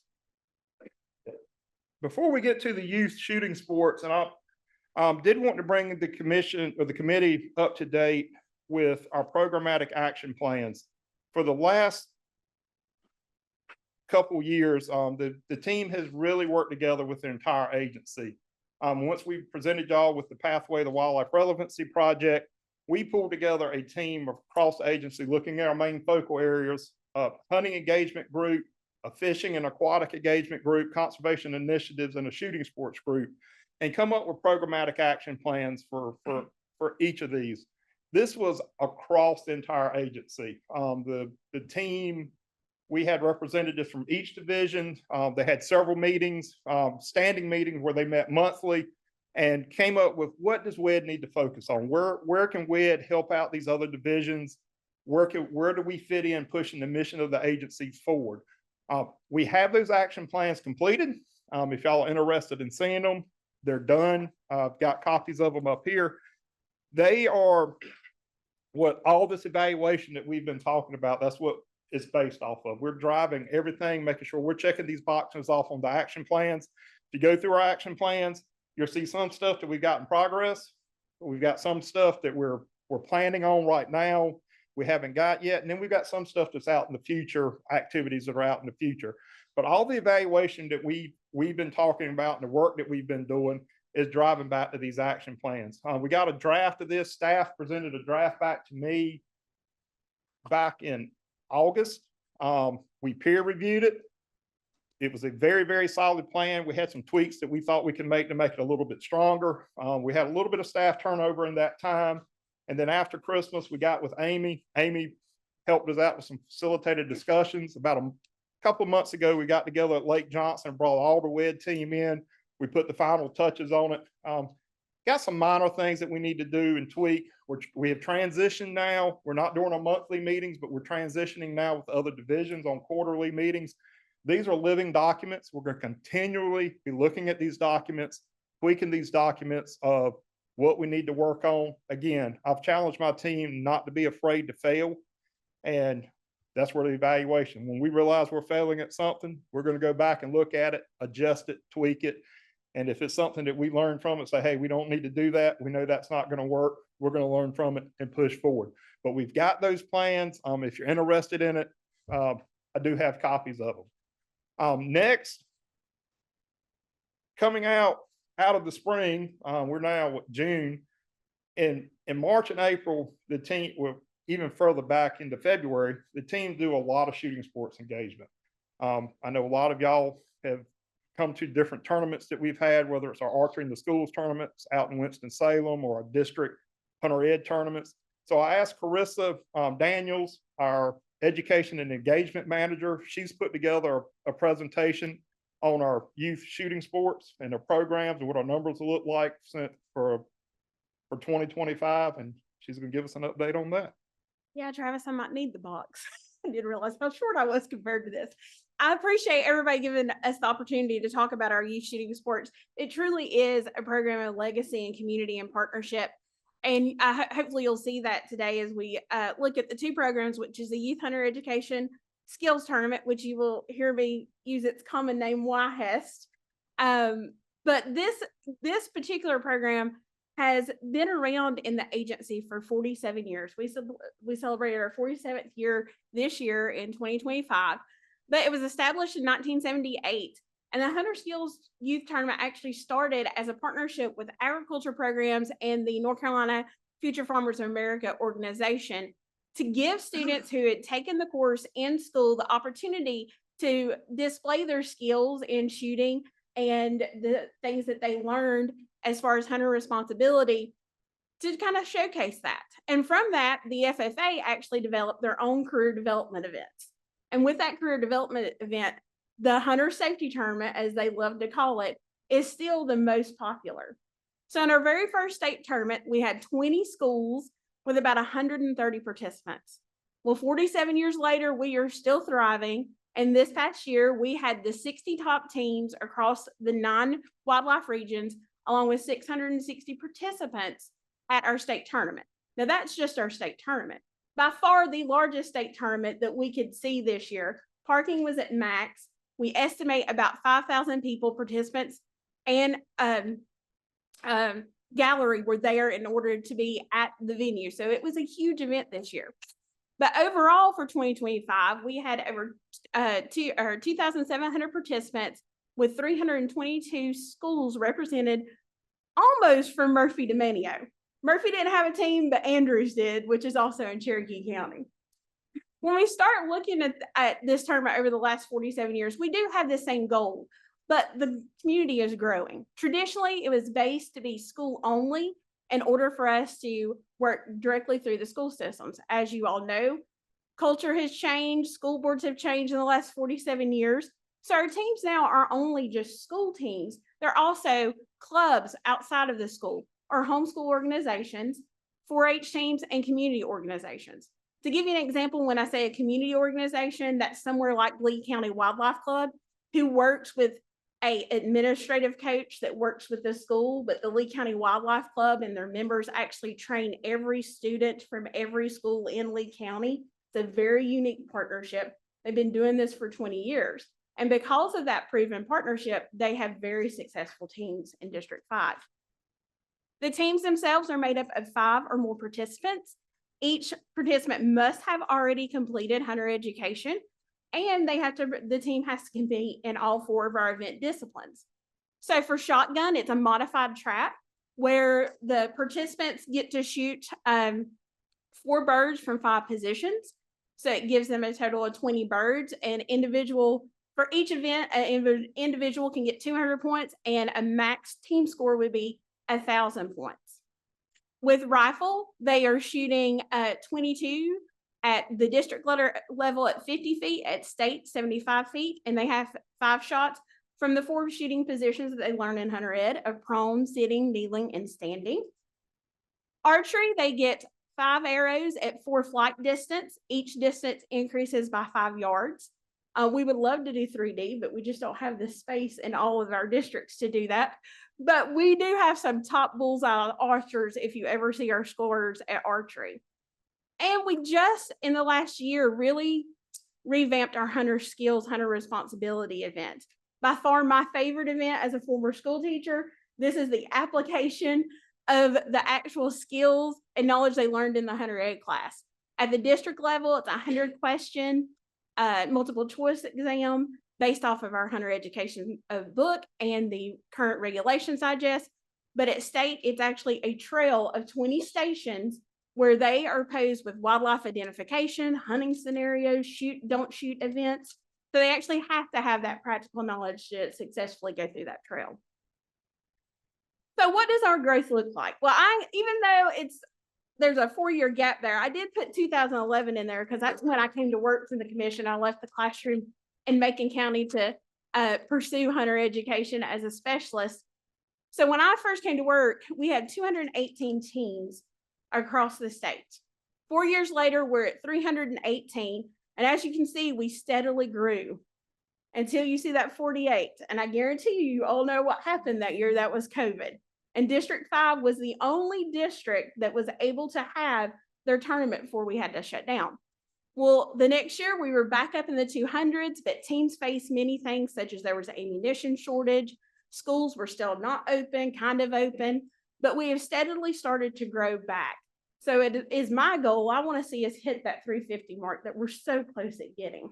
So why is YHES so successful? Well, number one, it has to do with that strong community. I like to say YHES is basically travel ball with guns. If you know anything about travel ball and the type of parents that you have, it's basically travel ball with guns. They are very dedicated coaches, very supportive parents, and these kids are very enthusiastic about what they do. We have those proven partnerships. We have partnerships with wildlife clubs that are not only training teams, but we have businesses and partners that allow us to use their site. Most recently, Beaufort Community College is our newest site in District 2. They actually came to us wanting to host our event because they see it as a recruitment opportunity. And then, of course, we have some great dedicated staff and volunteers, which we couldn't do it without staff, obviously, especially from the law enforcement division, but also those volunteers. We have a core of volunteers that are retired that literally will travel every weekend in March to be at a tournament. And so we really appreciate that dedication to that. So the next shooting sport group we're going to look at is our North Carolina Archeries in the Schools program. When I came to work, we all kind of did the NAS program, but we have been able to grow that greatly. In 2002, North Carolina adopted the program, and it is international target style archery that's designed for 4th through 12th graders. In 2016, the agency hired a full-time NAS coordinator and took the program from about 20 active schools and 300 archers to what is today 140 schools and over 18,000 archers. So I have that one dedicated staff member to look at that. We've been able to truly grow that program in the last few years. So why archery? We looked at YHES, and while we have a lot of kids competing in YHES, we don't have necessarily the same numbers. Well, archery itself, when compared to other athletic activities in school, is really safe. As far as injuries and incidents in basketball, baseball, and football, archery has nothing compared to what they do. It's very adaptable. You don't have to be the fastest kid. You don't have to be the tallest kid. You can shoot archery. As a former school teacher, I really like it because there's data that shows it improves behavior, self-esteem, and motivation of those kids. And here in North Carolina, we're very fortunate that it's also a supplement unit in elementary and physical education. What stops a lot of schools from offering is because staff either can't get the training or can't get their equipment, but that's something that we can provide through this program. So we talk about archery style or international archery style archery. How do we make that connection back to conservation?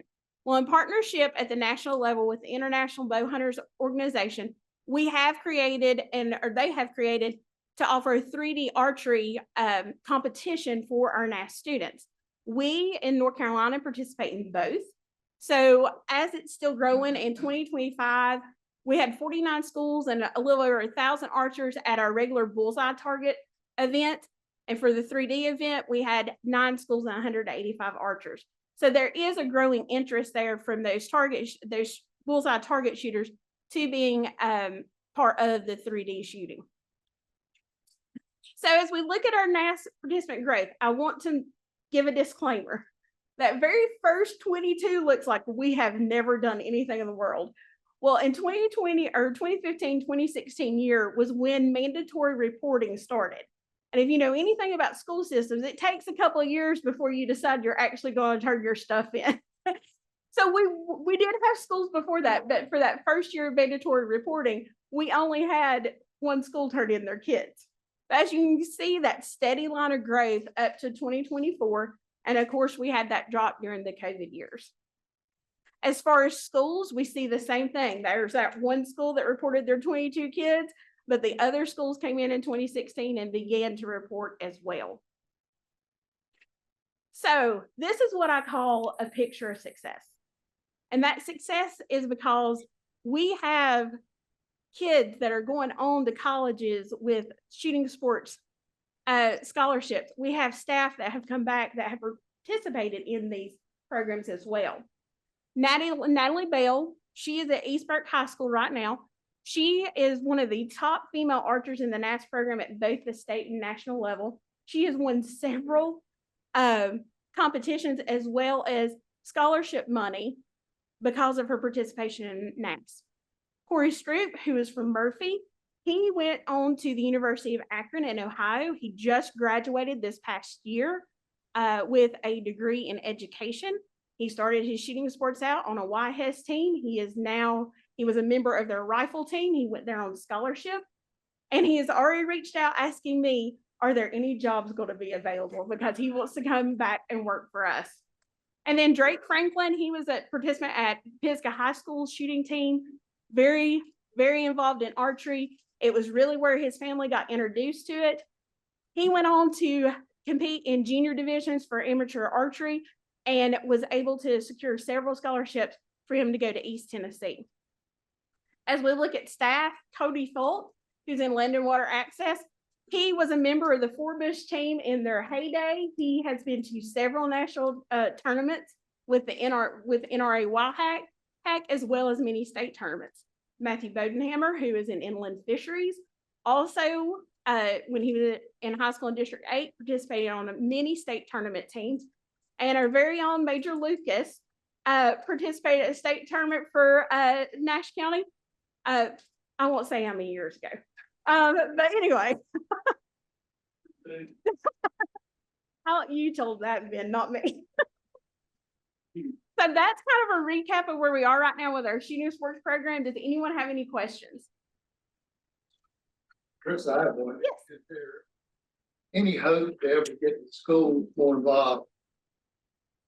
Yes and no. It kind of wanes back and forth based on the local school boards and superintendents. We've had schools that have dropped out for a few years, and that changes, and our principal comes in from a school that had the program and they really support it.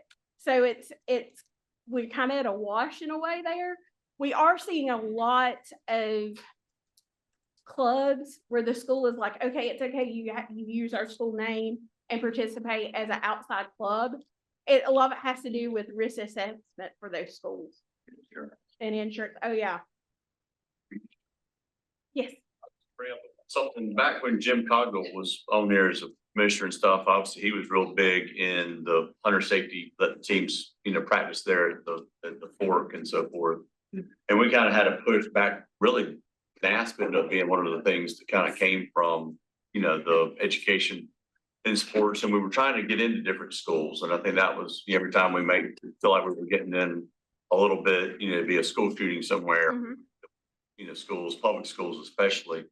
And, my thinking at one point was, on the hunter safety, if it wasn't called hunter safety, but was called outdoor safety or something. And I think your name outdoor skills is fantastic, is that if there was ever a way to get it incorporated, like, how they have health and PE class or whatever, if there was a way to get outdoor skills without people thinking it's hunter or, their kids, a gun was involved, but teaches you about, camping, hiking, all the stuff that you really need to know. And y'all have really taken all this and run with it. But is there ever a thought of incorporating all of these educational things into some type of class or curriculum that you could, whether starting with private schools, but you could somehow, have to go back to some of these school boards? That's my dream. As having been in this, as a school teacher, that's absolutely my dream. I do think that there's the opportunity there, especially when you have schools wanting kids to get unplugged. So yeah, we're talking about it. I guess it would be the best way to put it at this point in time. My son takes money and served on the Youth Outdoor Education Commission and just different things. I know John Stone and Tom Berry, some of us, myself, even Wes, we've gone to some of their events, and we've always thought about, is there a way to have, reach out, since they're here in our building, and maybe have a small group of us commissioners and a small group of their commissioners form a group that meets quarterly or try, they get funding and appropriations, and we're trying to all kind of get kids unplugged and get, try to maybe incorporate working with them on some of these. We work with them. We have worked with them. We've approached them on several projects. They are funding a lot of our teams. I will say this, some of our teams are having trouble getting that money and getting it used into the schools, the way the money's coming in. I know in Johnson County, had some teams reached out to us about that. But we are real active with them. We presented with them, we talked with them numerous times about NAS. We've gone over our tournaments with them. We've met with Justin and the whole crowd, gone presented to the board on this.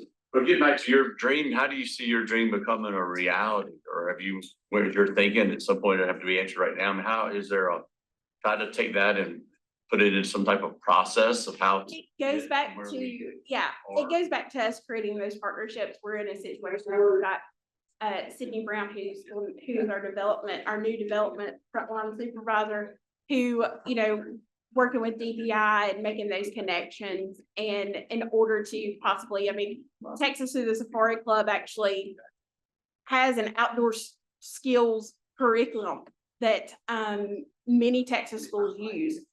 Missouri and Oklahoma both have a really big in-school presence that I've had numerous conversations with them on how they've been able to do that. So it's definitely something that I would love to pursue that we are looking at. And we pursued it on a smaller level with North Carolina Ag Education.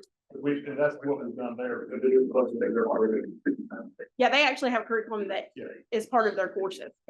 I want to commend you, man. What you guys have done is just phenomenal. Getting this many kids in the schools and shooting, et cetera. And to piggyback on what John said, Cogdale had a great interest in trying to train kids in shooting. And at the time, we came up with this concept, this has been 10, 12 years ago, where we would create a program with the 4-H. NC State runs the 4-H throughout the state, and there's 60,000 fifth graders. And the whole idea is to incorporate that and get these 4-H kids doing something other than milking and planting. Obviously, they do a whole lot more than that.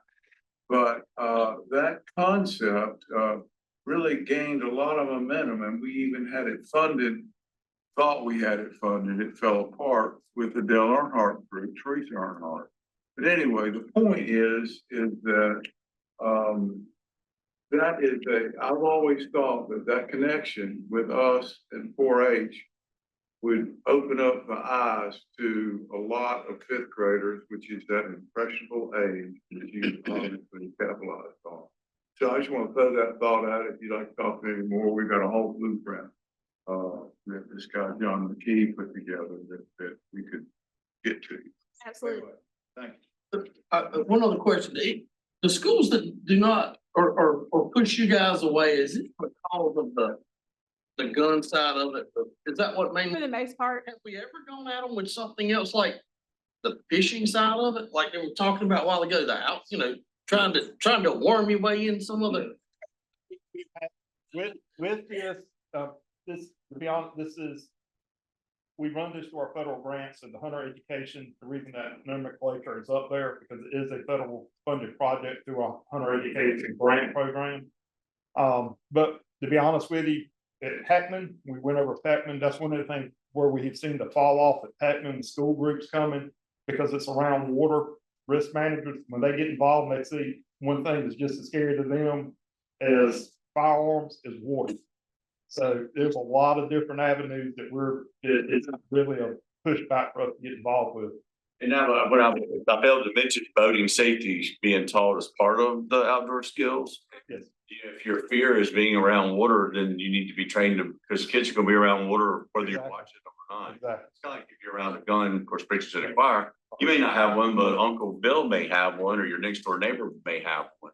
So you just can't ignore that, but I know I'm preaching to the choir on that, but boating skills, it could be incorporated in that class, your life jackets, people want to learn how to dock a boat. Well, So there's a whole lot of things that really kids need to learn and be aware of. we have several schools that don't participate in YHAS that teach hunter education and boating education in the school. They don't participate in the competitive side of things because in North Carolina DPI recognizes both of those as certification credits for kids at graduation. So we have a huge number of kids that don't participate on the competition side, but they are going through our programs. Carissa, if I may, I think as an educator, you hopefully appreciate this, but one of the three people she showed up, there was a young guy named Corey Strew. I hope his parents are okay, and certainly his grandmother Cora with me saying this. But we go to church with them, or my kids went to school with Corey. Corey's a kid that wouldn't have gone to college, right? He found passion in this. If you know Corey, you know what I'm talking about. And I believe any one of his teachers, if you had to pick, they would all tell you he's a great kid. Not a one of them would have thought Corey was going to college. Not a one of them. And Corey not only went, he did well, he's finished, he's got passion about coming and doing something back. So hats off to you for that. Oh, it wasn't me, it's those parents and those coaches that got him there. We just provided him the opportunity. Good success. I want to add something to the 4-H concept. Interesting, I just pulled it up on the website, that there's 188,000 fifth graders that are enrolled in the 4-H program. I think about that resource.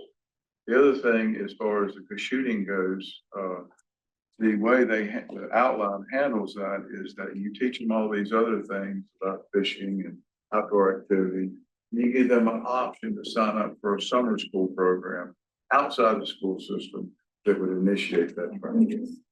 Thank you. Amy, I'm sure when you were in school, you started running into competition about, we ought to teach this subject. Well, we ought to teach that, so if you take this subject, then you got to get rid of American history and whatever. I mean, would we run into competition there too or not? Not necessarily. A lot of schools now have the freedoms because so many kids are taking extra credits online beforehand that there is room in the school system. A lot of it will have to be selling it to the local school board to get them to allow that to be an elective. I mean, would we start off saying, okay, here's the things we want to do. We're going to talk about, here's hiking, here's, maybe bird watching, here's going to the park, here's how to build a campfire, all this kind of stuff that doesn't require a lot of equipment and money, but maybe they could utilize either their county or the state parks to be able to use that type of thing. No, that's an absolute possibility. Thank you. I wish you well. I wasn't planning on saying that, but that is a dream of mine.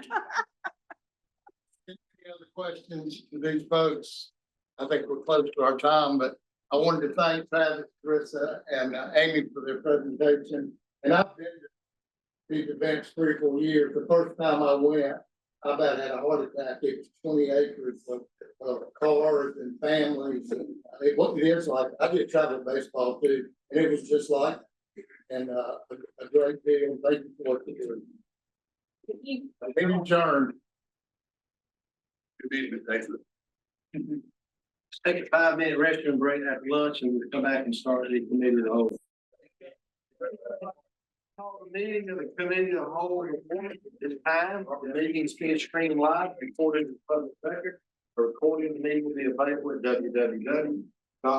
www.ncwildlife.gov. This time I'd recognize Margot Nicholer for a roll call. Members present. I'm gonna do a roll call for the committee as a whole members. Committee Chair Monty Crump. Here. Committee Vice Chair Mark Craig. Here. David Hoyle. John Coley. Wes Segers. Here. Tommy Fumble. Here. Tom Barry. Here. Brad Standback. Here. Jim Ruffin. Ray Clifton. Here. Kelly Davis. Here. Steve Wyndham. Here. Landon Zimmer. Here. John Stone. Here. Hayden Rogers. Here. John Alexander. Tom Hayflip. Here. J.C. Cole. Here. Mike Alford. Joe Bud. Reed Smith. Here. Jim Ruffin. Present. Mr. Chairman, you have the floor. Okay, thank you. Now we'll move on to permanent rulemaking notice to text. And our annual cycle rules, we've got several of them to go through. And first I'll call on for it open. Inland fisheries rules review. Good afternoon, Mr. Chairman. Good afternoon, Commissioners. We will be going over the 2026-2027 annual cycle rules for inland fisheries. And we'll be looking at basically what will be exhibits D1 and D2 tomorrow. So you'll find, I'm not going to go through them all because you've seen them several times. You'll find the proposal descriptions and justifications here. Basically, we have 18 proposals for fisheries and 10 of them deal with public mountain trout water classifications. Basically, they're clarifications, modifications, boundary changes to public mountain trout, and that's what you see here in all of these. Next is a rule that talks about allowing year-round fishing with no closed season and hatchery-supported trout waters and impoundments, regardless of whether they were used for hydropower production or municipal water supplies. Previously, the language had that hydropower municipal water supply in it, but that's been struck. Another rule is adding the Cullowhee Dam impoundment to those waters of impoundments that would allow for open fishing year-round. And then there's 4 size and creel limits. One is largemouth bass at Lake Camac. One is spotted bass on the New River in Northwest North Carolina. White bass is statewide, and spotted sea trout. And if you have questions about any of them, slow me down. Then we also have a rule that prohibits fishing in spawning areas for muskie on the French Broad River. It's just additional areas that are opening up as we continue to do habitat work along the French Broad River. And then the final one is adding 2 new species to the that restricts possession, transport, purchase, sale in any or stock in any public or private water. And those 2 animals are Asian pond mussel and golden mussel. That's Exhibit D1. Exhibit D2 is the fiscal note for those 18 rule changes. There's no substantial economic impact that we have found through the fiscal note. Are there any questions for me? All right. Thank you, Mr. Chairman. Before you step down, would like to note that he has a new job. I do. I might want to give it up. Not sure. Fisheries, congratulations. Thank you. Well deserved, and appreciate you taking that role on, and look forward to working with you through the committee. Thank you, Mr. Chairman. And going to land and water access roads. I'm not gonna be able to go that fast. This morning, yeah. Oh, so I would like to go through and present what will be in tomorrow's meeting exhibits E1 and E2. I believe E2 will be the physical note for all of our rules, and E1 will be the rules themselves.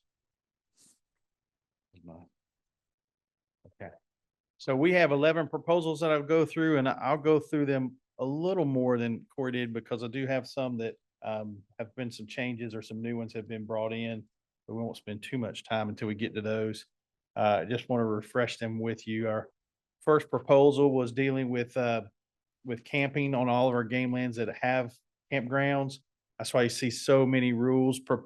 They're going to get changed up here because we are changing those camping dates. We're actually taking those dates out of those individual rules and putting them in 0102 in the general regulations and keeping the language in those various other rules more generic. So we won't have to do this kind of thing when we change dates, if we change dates. And those dates are being changed to align with the turkey season changes that we made last year. And again, if you have any questions as I go through these, just let me know. Our second proposal dealt with weapons use. All of our current rules have a restriction on discharge of a weapon within 150 yards of a residence or structure, whether it's on game lands or adjacent. And this rule will change that to allow archery equipment to be used within that 150-yard buffer as long as it's on game lands. Our third rule would address we have a designated bicycle area on Butner Falls Game Land, New Light Mountain Bike Trail.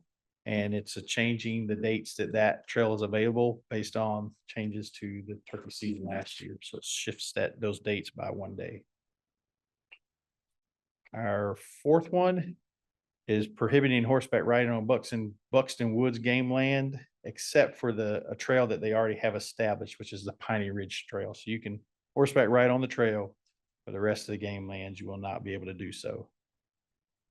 Our next rule is related to Chowan Game Land, which is a 32-acre parcel in Chowan County that we are going to remove as a separate game land and add it to the Chowan Swamp Game Land. So I'll be part of that one game land. Our next rule is from Duke Energy on Mayo Lake. It would prohibit private construction of piers, docks, moorings, similar structures on Mayo Lake, this is a request from Duke Energy so that it can be compliant with their agreement with the Army Corps of Engineers on that lake. Our next proposal this is Wilson Creek. It would prohibit activities other than hunting, fishing, trapping, and authorized use of trails on the Wilson Creek area this is on the Lutz Tract, which is part of this Wilson Creek area. So it's restricting other activities outside of those core activities of the agency, hunting, fishing, trapping, and use of the trails. So this is one of our new one that was one of our new proposals that was talked about in the small game committee. And this proposal would restrict fox squirrel hunting on the Sandhills game lands to permit only. And essentially we would have a point of sale permit that you just have to purchase to go fox squirrel hunting on Sandhills during the regular season. So it wouldn't change any season dates, bag limits, any of that. Okay. So their next proposal is on PD River Game Land. And the proposal is to restrict dog, deer, and bear hunting to the portion east of PD River and north of US 74 to be allowed by permit only. And then where we would prohibit the pursuing and chasing a deer or bear with dogs for purpose of training. So you do have a map in your packet, and this map shows you the area that would be allowed. Essentially north of 74, below 74 was already restricted. So north of 74 and east of the river would be the area that's allowed, which is approximately 1,530 acres. And it would be by permit only. So you can potentially deer hunt with dogs or bear hunt by permit on that section. The rest would be prohibited, and there would be no dog training for deer or bear. Okay. The next one is similar. You also have a map. This would be for Sandhills. was a lot more colorful. But this would just give you an example of how those potential permits would work, but this would also restrict dog deer hunting to permit only on Sand Hills Game Land and would also restrict the training of dogs on the Sand Hills Land. And additionally, if a person is found convicted of a wildlife trespass or violation with deer dogs, then they would not be able to receive a permit the next season, the following season. So it would restrict it to hunting, dog hunting by permit on Sand Hills. So this map is kind of shows you broken out by color, the different blocks we would probably designate under the permit system. So there would be parties, different numbers of parties to hunt those different blocks. If we go, when we go down the permit road. So it's just kind of giving you an example of how that might look. Questions? I've got, Comments? we talked about in the last meeting, tremendous amount of problems there. All kind of, even when you get the deer dog hunters together, they admit it's very volatile, out of control situation with the game lands. You know, my initial proposal was to ban deer hunting dogs completely. That's what we originally brought. I said that we would meet with the deer dog hunters at 10. We had a full house, the clubhouse meeting there on the Sand Hill Game Land. And we met with numerous clubs. We met with their lobbyists, Raleigh, all independents. We listened intently to everything they said. And even at that meeting that day, they admitted it was just holy hell breaks loose, excuse my language, during deer season. It's not fun for anybody. All of those counties is huge. Game land, law enforcement, sheriff, Mother County School. County, just tremendous amount of complaints, stuff like that. So admitting there was a problem, I don't think there's any doubt about that. We did ask, we listened to them, and we did ask them to submit some proposals to us, and they did. We went through them, some of those have been incorporated. There's several things to unpack here. One is we're adding a provision to some of the ones that are outlaw clubs, so to speak. If they're convicted while they're, they can't get a permit next year while they're hunting. The proposal to stop only allow deer hunting with dogs during season came from the dog hunters, because that was a big problem year round. Deer dog hunting, trespassing, training their dogs. So that's something that even self and Vice Chair talk about, and as staff to take a look at all of our game land statewide that allows dog training house seasons. Do we have those dates proper when phones are in the woods, and make sure we're not doing pressure on the resource? And that's something I know y'all are working on. That's something we went ahead and addressed here. Also had conversations with Mark about when we looked at this amount of work that went into this whole deal, meeting with the deer dog hunters, was perhaps come up with something, put enough time and effort that could be a model for the game lands when you have a problem. So I'm not gonna sit here and tell you I think this is gonna solve the problems. Who knows? But at least it meets them halfway. We give them an opportunity to have permit hunts to control the number of people there. In part is a 525. And absolutely you can control the whole place being run over, every day. And so I think I'm satisfied with the compromise. I know our local legislature, I talked with them, they're satisfied with it. And so I think, we'll still get blowback, but we're not gonna make everybody happy here. Because this is gonna be a big deal. This, 65,000 acres of land. One thing that's not in here that we can address, if there's any questions, there are parcels in there that have been taken out, and you can still hunt on, but not dog hunt on. That's areas around the Girl Scout camp there.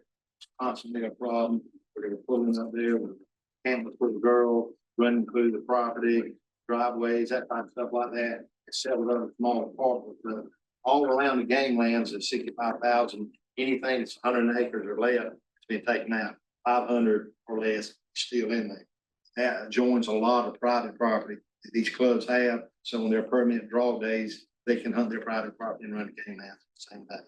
So we've tried our best to look at a proposal that addresses, across the board.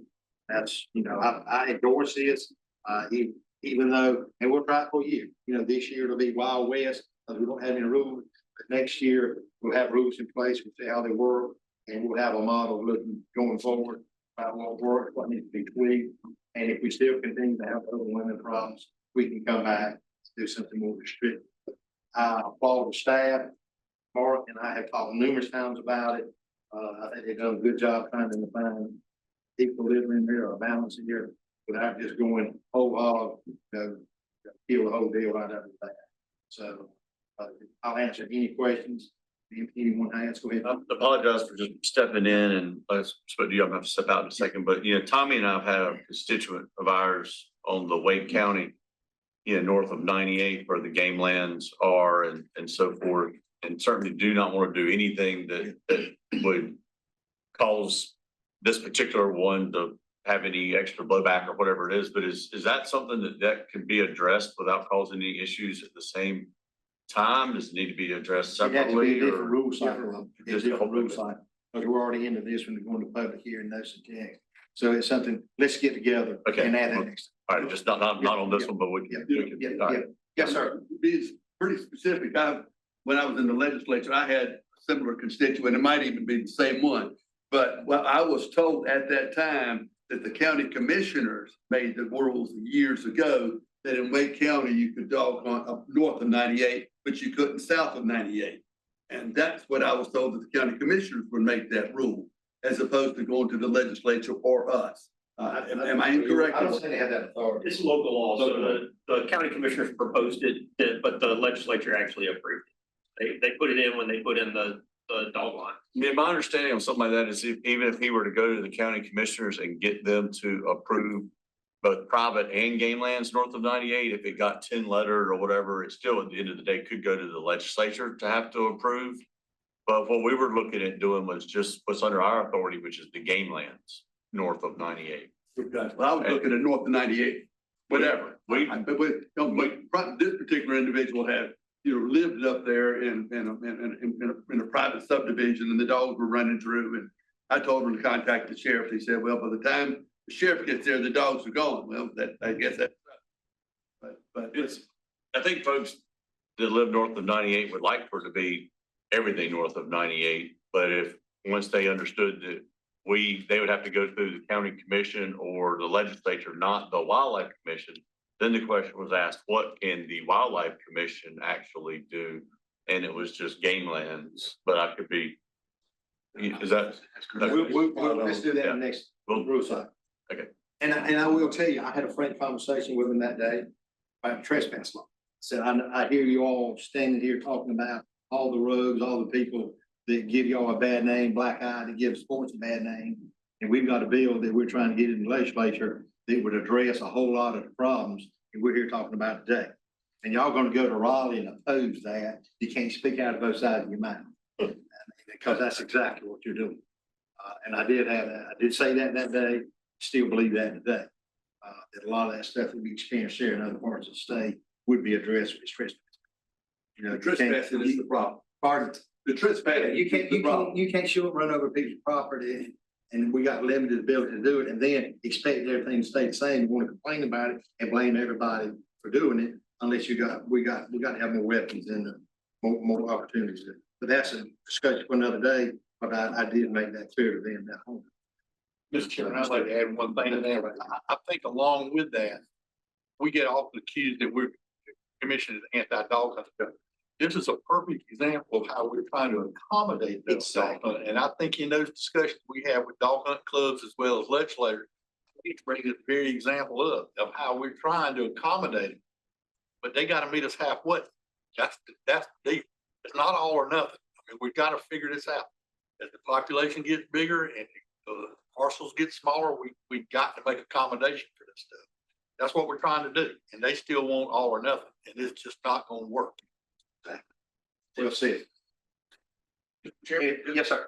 Did the Wildlife Resources Commission, did they not recognize dog hunting as a national heritage in North Carolina years ago? I do. I think that's true. Yeah. Yeah, just making sure I was. I think it was the right to hunt fish. I think, anyway. We're not supposed to. No, I'm just saying.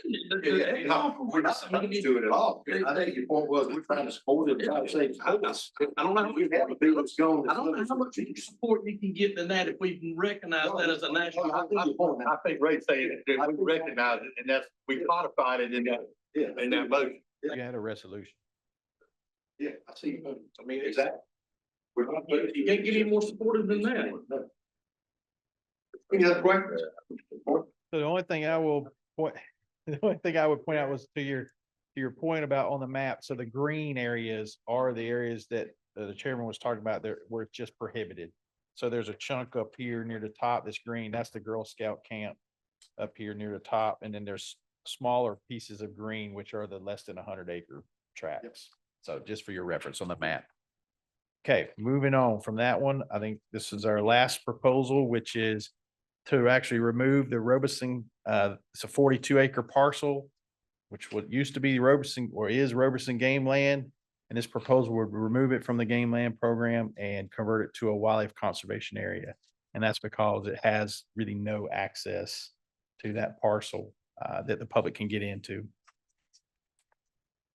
And that concludes the rule proposals for the 2026, 2027 land and water access rules. So a wildlife conservation area, we still have control over the people on the level. That is correct. So we have game lands, we have wildlife conservation areas. Wildlife conservation areas have a default hunting season, a 3-day-a-week hunting season on them. So there's still accessible to hunting unless we restrict that. It just goes into a different bucket and it's not put out as like a game lands where people think they can access it easily and hunt it. So that's the difference. Skydive in this. All right. Any further questions? And these are proposals we'll bring to you tomorrow in the commission meeting to approve, to go to public hearing, notice and go to public hearing. I'll turn it over to Brad.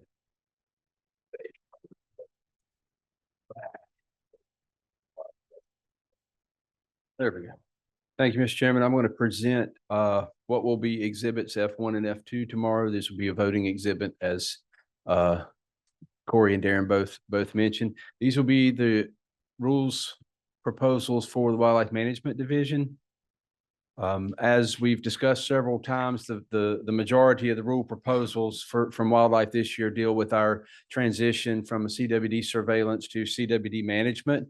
So we are starting to establish our rules that will apply in our CWD positive counties. 10B02 0502 establishes the CWD management area counties, and you can see those there. And it will shift it'll establish deer seasons within that rule for those counties, which will be separate from the regular deer season rule. It'll shift the timing of black powder and gun seasons to open 1 week earlier in Forsyth, Surrey, Stokes, Wilkes, and Yadkin. And the opening day of archery season will stay the same, but archery only season will be shortened by a week because we'll bring gun season in earlier. Next, we're proposing to establish a 2-day early season. You know, some people call it a velvet season for antlered buck only on all lands, public and private, on the weekend of the 4th Saturday in August. Oh, is that my time up? Oh, okay. Okay, I was gonna make sure. I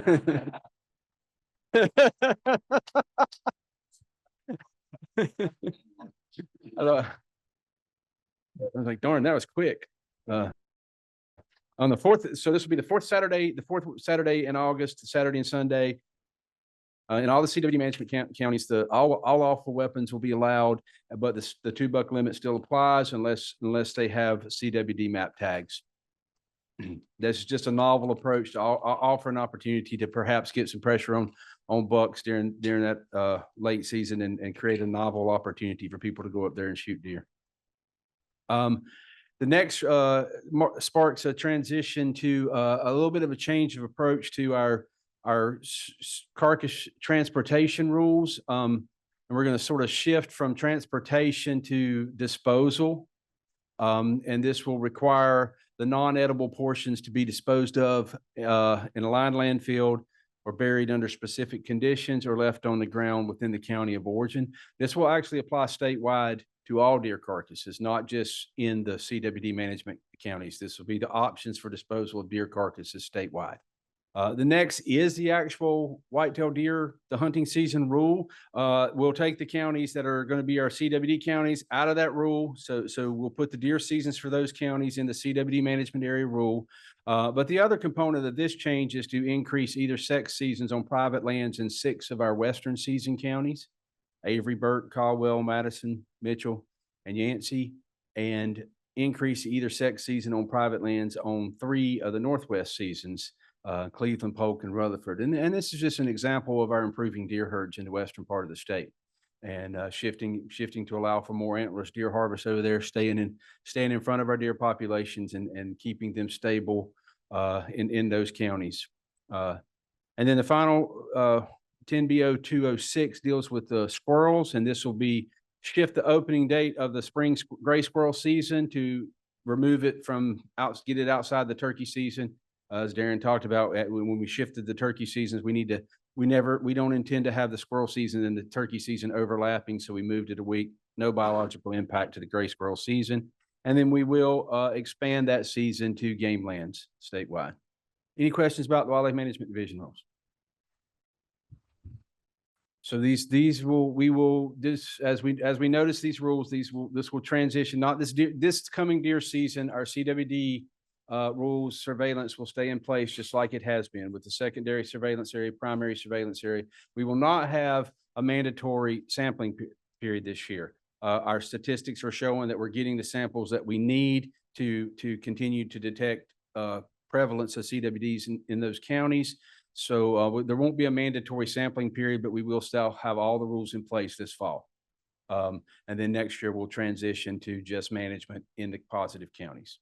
And if we detect positives in new counties, they will just be entered into, unless it's considerable distance away. If we get a new place, we'll have to start surveillance somewhere in the other parts of the state. Next, I'm going to present the permanent rulemaking notice for our wildlife captivity and rehabilitation rules. We had a presentation about that in the Rules Committee the last meeting. This was a lot of work by a number of folks in the room. Christina's over here. She led that. Carrie's group. In going through our rehabilitation and wildlife captivity rules, we did work collectively with the group of wildlife rehabilitators as we made these changes.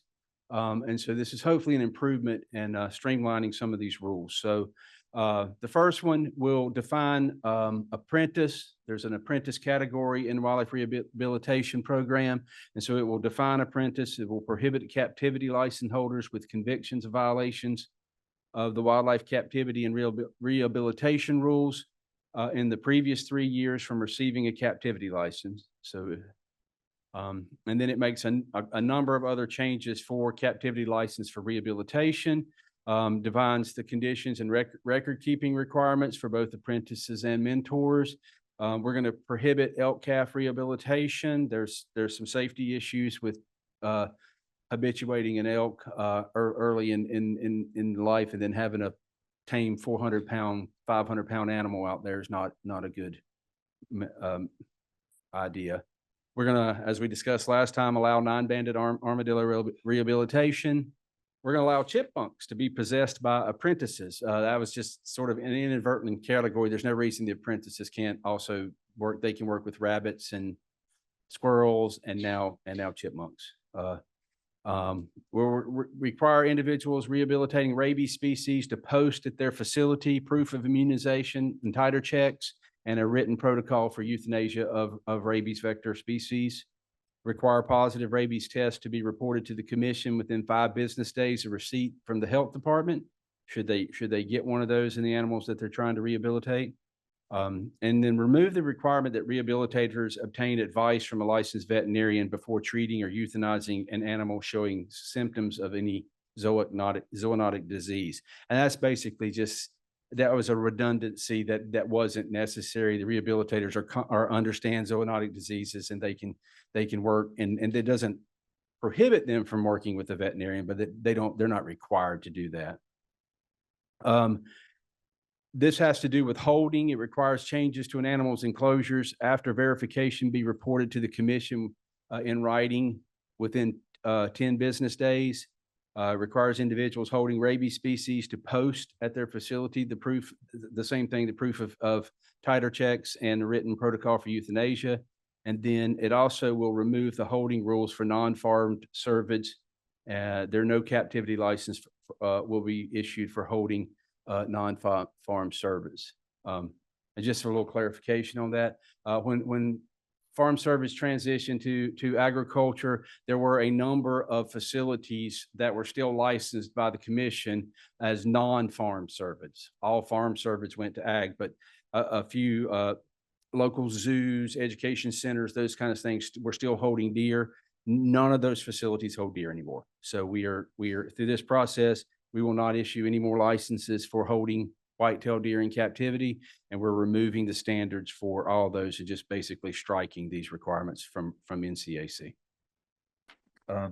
Finally, we'll define the information required on the Wildlife Rehabilitation Mentor Apprentice Agreement Form and define the information required on the Wildlife Rehabilitation Apprentice Upgrade Form. This is basically putting the new requirements in NCAC is that we put in NCAC what these forms have in them and what's required that has to actually be in code. So this is putting that in code.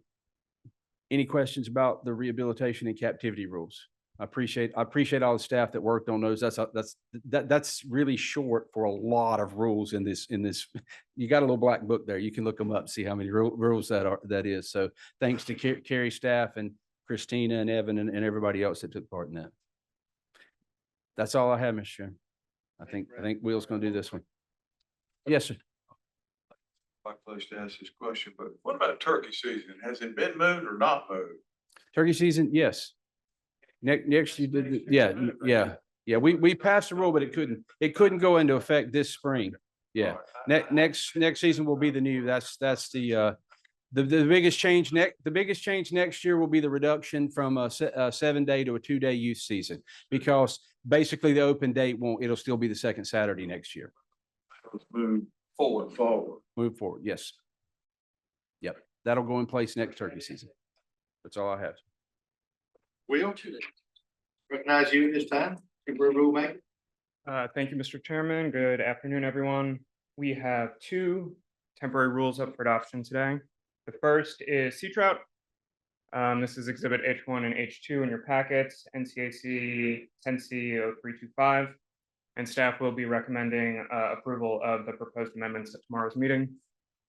The proposed amendments introduces a slot limit for spotted sea trout where the minimum size remains 14 inches and no fish may be possessed between 20 and 26 inches, and only 1 fish over 26 inches may be possessed. The daily creel limit will be lowered from 4 fish to 3 fish. And this change will align our sea trout rule with the recently adopted Spotted Sea Trout Fisheries Management Plan Amendment 1, adopted by the North Carolina Marine Fisheries Commission. Current data indicates that spotted sea trout is not overfished, but overfishing is occurring, and these measures should help end overfishing. Are there any questions on sea trout proposal? Question? And our second is Pisgah Game Land, 15A NCAC 10D0260, Exhibit I1 and I2 in your package. Like the other one, staff will be recommending approval at tomorrow's meeting. This is prohibiting activities on the Luntz Tract in Pisgah Game Land. It will prohibit activities other than hunting, fishing, trapping, and authorized use of posted trails and parking areas. This area is really heavily used in the summer and has resulted in some habitat degradation and safety issues along the narrow roadway corridor. The Sheriff's Office has expressed concern, and there's upcoming road closures and construction that will exacerbate some of these issues. Any questions on Pisgah Game Lands? That's all I have. Thank you. I have a question. Okay. When they do these surveys and you've got 2 people that respond, or 1 person, 4, and then it wins by whatever percentage, 2/3. That's just what we go by. I mean, Well, that's up to you. You're the commissioner. You vote. That's just take a public comment. You can decide whether that has enough to sway your opinion how you vote or not. That's not, we. Just part of the We're not taking a position. No, That's just the results of survey. yeah, that's just one of Yeah, okay. the results of the, Thank that's you. what I think about comments. Sorry about it. Have a good one. Boy, you back on the spotlight again, later on. We're here to talk about everybody's favorite fish. Flounder. It's not mine, but it's everybody else's evidently. So we would like to just give you a brief flounder update. There'll be more to come over the next few months as we approach a potential flounder season. So I wanted to update you with what's going on in the Marine Fisheries Commission.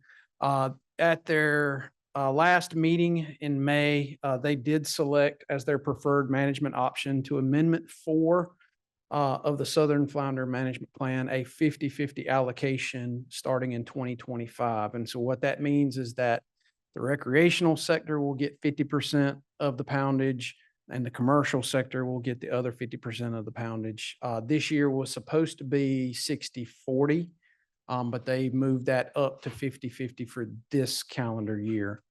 Currently, that hasn't gone through the entire process. Amendment 4 is now under review by the DEQ secretary. And then the Marine Fisheries Commission, if it gets approved by the DEQ secretary, it'll go back to the Marine Fisheries Commission where they will likely give final approval to Amendment 4 at their August meeting, sometime usually around mid to late August. So any questions about Amendment 4 or what the 50-50 allocation means or anything of that nature? I got more to say, but just want to check. Okay. Director Briggs has contacted Director Rawls to coordinate the 2025 flounder season. According to that contact, they're considering a short season, but no timeline was given on what dates or how long the season would be at this point in time. And so they're still working through that. So what are our options? Because the season typically happens in September and October, if we're going to do something any different, we need to start thinking about those options now. Without commission action, we do have a season that is currently on the books for September 1st through the 14th with a daily creel limit of 1 fish per person per day. That is our permanent rule that is on the books. We could consider temporary rules to set season length based on the new harvest allocation and the reported creel data that we have from basically, I would say, not from 2024, but from 2023, because 2024 was just our little inland season. Our staff are currently reviewing DMF harvest data to look at basically how many pounds of fish are harvested every weekday or every weekend day based off of their MRIP samples that they get back on their creel. So the season could be reduced if you wanted to do that or expanded. But if we do any of that, basically we're going to have to adopt temporary rules again, and that will require 2 out-of-cycle commission meetings, sometime probably first week of July-ish. And then again in August, once we get public comments back on that temporary rule. So that is where we are with flounder. Does anybody have any questions? Anybody have anything you'd like to ask? Staff are working, as I said, staff are currently reviewing DMF harvest data. We should get that in the next couple of weeks, and we will likely come back and give recommendations. Our deadline for doing temporary rules would be effective before September, sometime in. About July the 10th, I believe. Yeah, July the 10th. We would have to have a meeting to talk about or to approve, to move a temporary, go to notice of text on temporary rule by July the 10th. Because then you have to have the public hearing because you have to have it open for a certain period of time. And then you got to approve it again. And then it's got to go to RRC. There's a lot of hoops to jump through for a temporary rule, but that's the way they always are. This is a dangerous question. Have any expectation of what you think they'll do to DMF? So they have mentioned somewhere between, if they have a season, so there is the chance that it might not have a season. They are currently analyzing their data as well. But it's been mentioned 2 to 4 weeks. So they could go 2 weeks. They could go, I would say the maximum probably is 4 weeks. And that doesn't mean they're going to pick our dates. That doesn't mean they're going to pick September 1st through the 14th, for example. They may pick the 15th of September through October, middle of October. So I have no idea. You would hope that they would learn from last year that not to have a commercial season close to recreation season. You know, I hope they learn that, so we'll see, they're listening today, so I think they expect the same reaction today. I certainly think that was their water really last year. Yeah, so the 50-50 allocation, if I got my math about right, that split is about 200, it's over 200,000 pounds in the recreational sector. And then you got to take out whatever they estimate is overage from last year. And then you have to take out the dead discards that that is an average.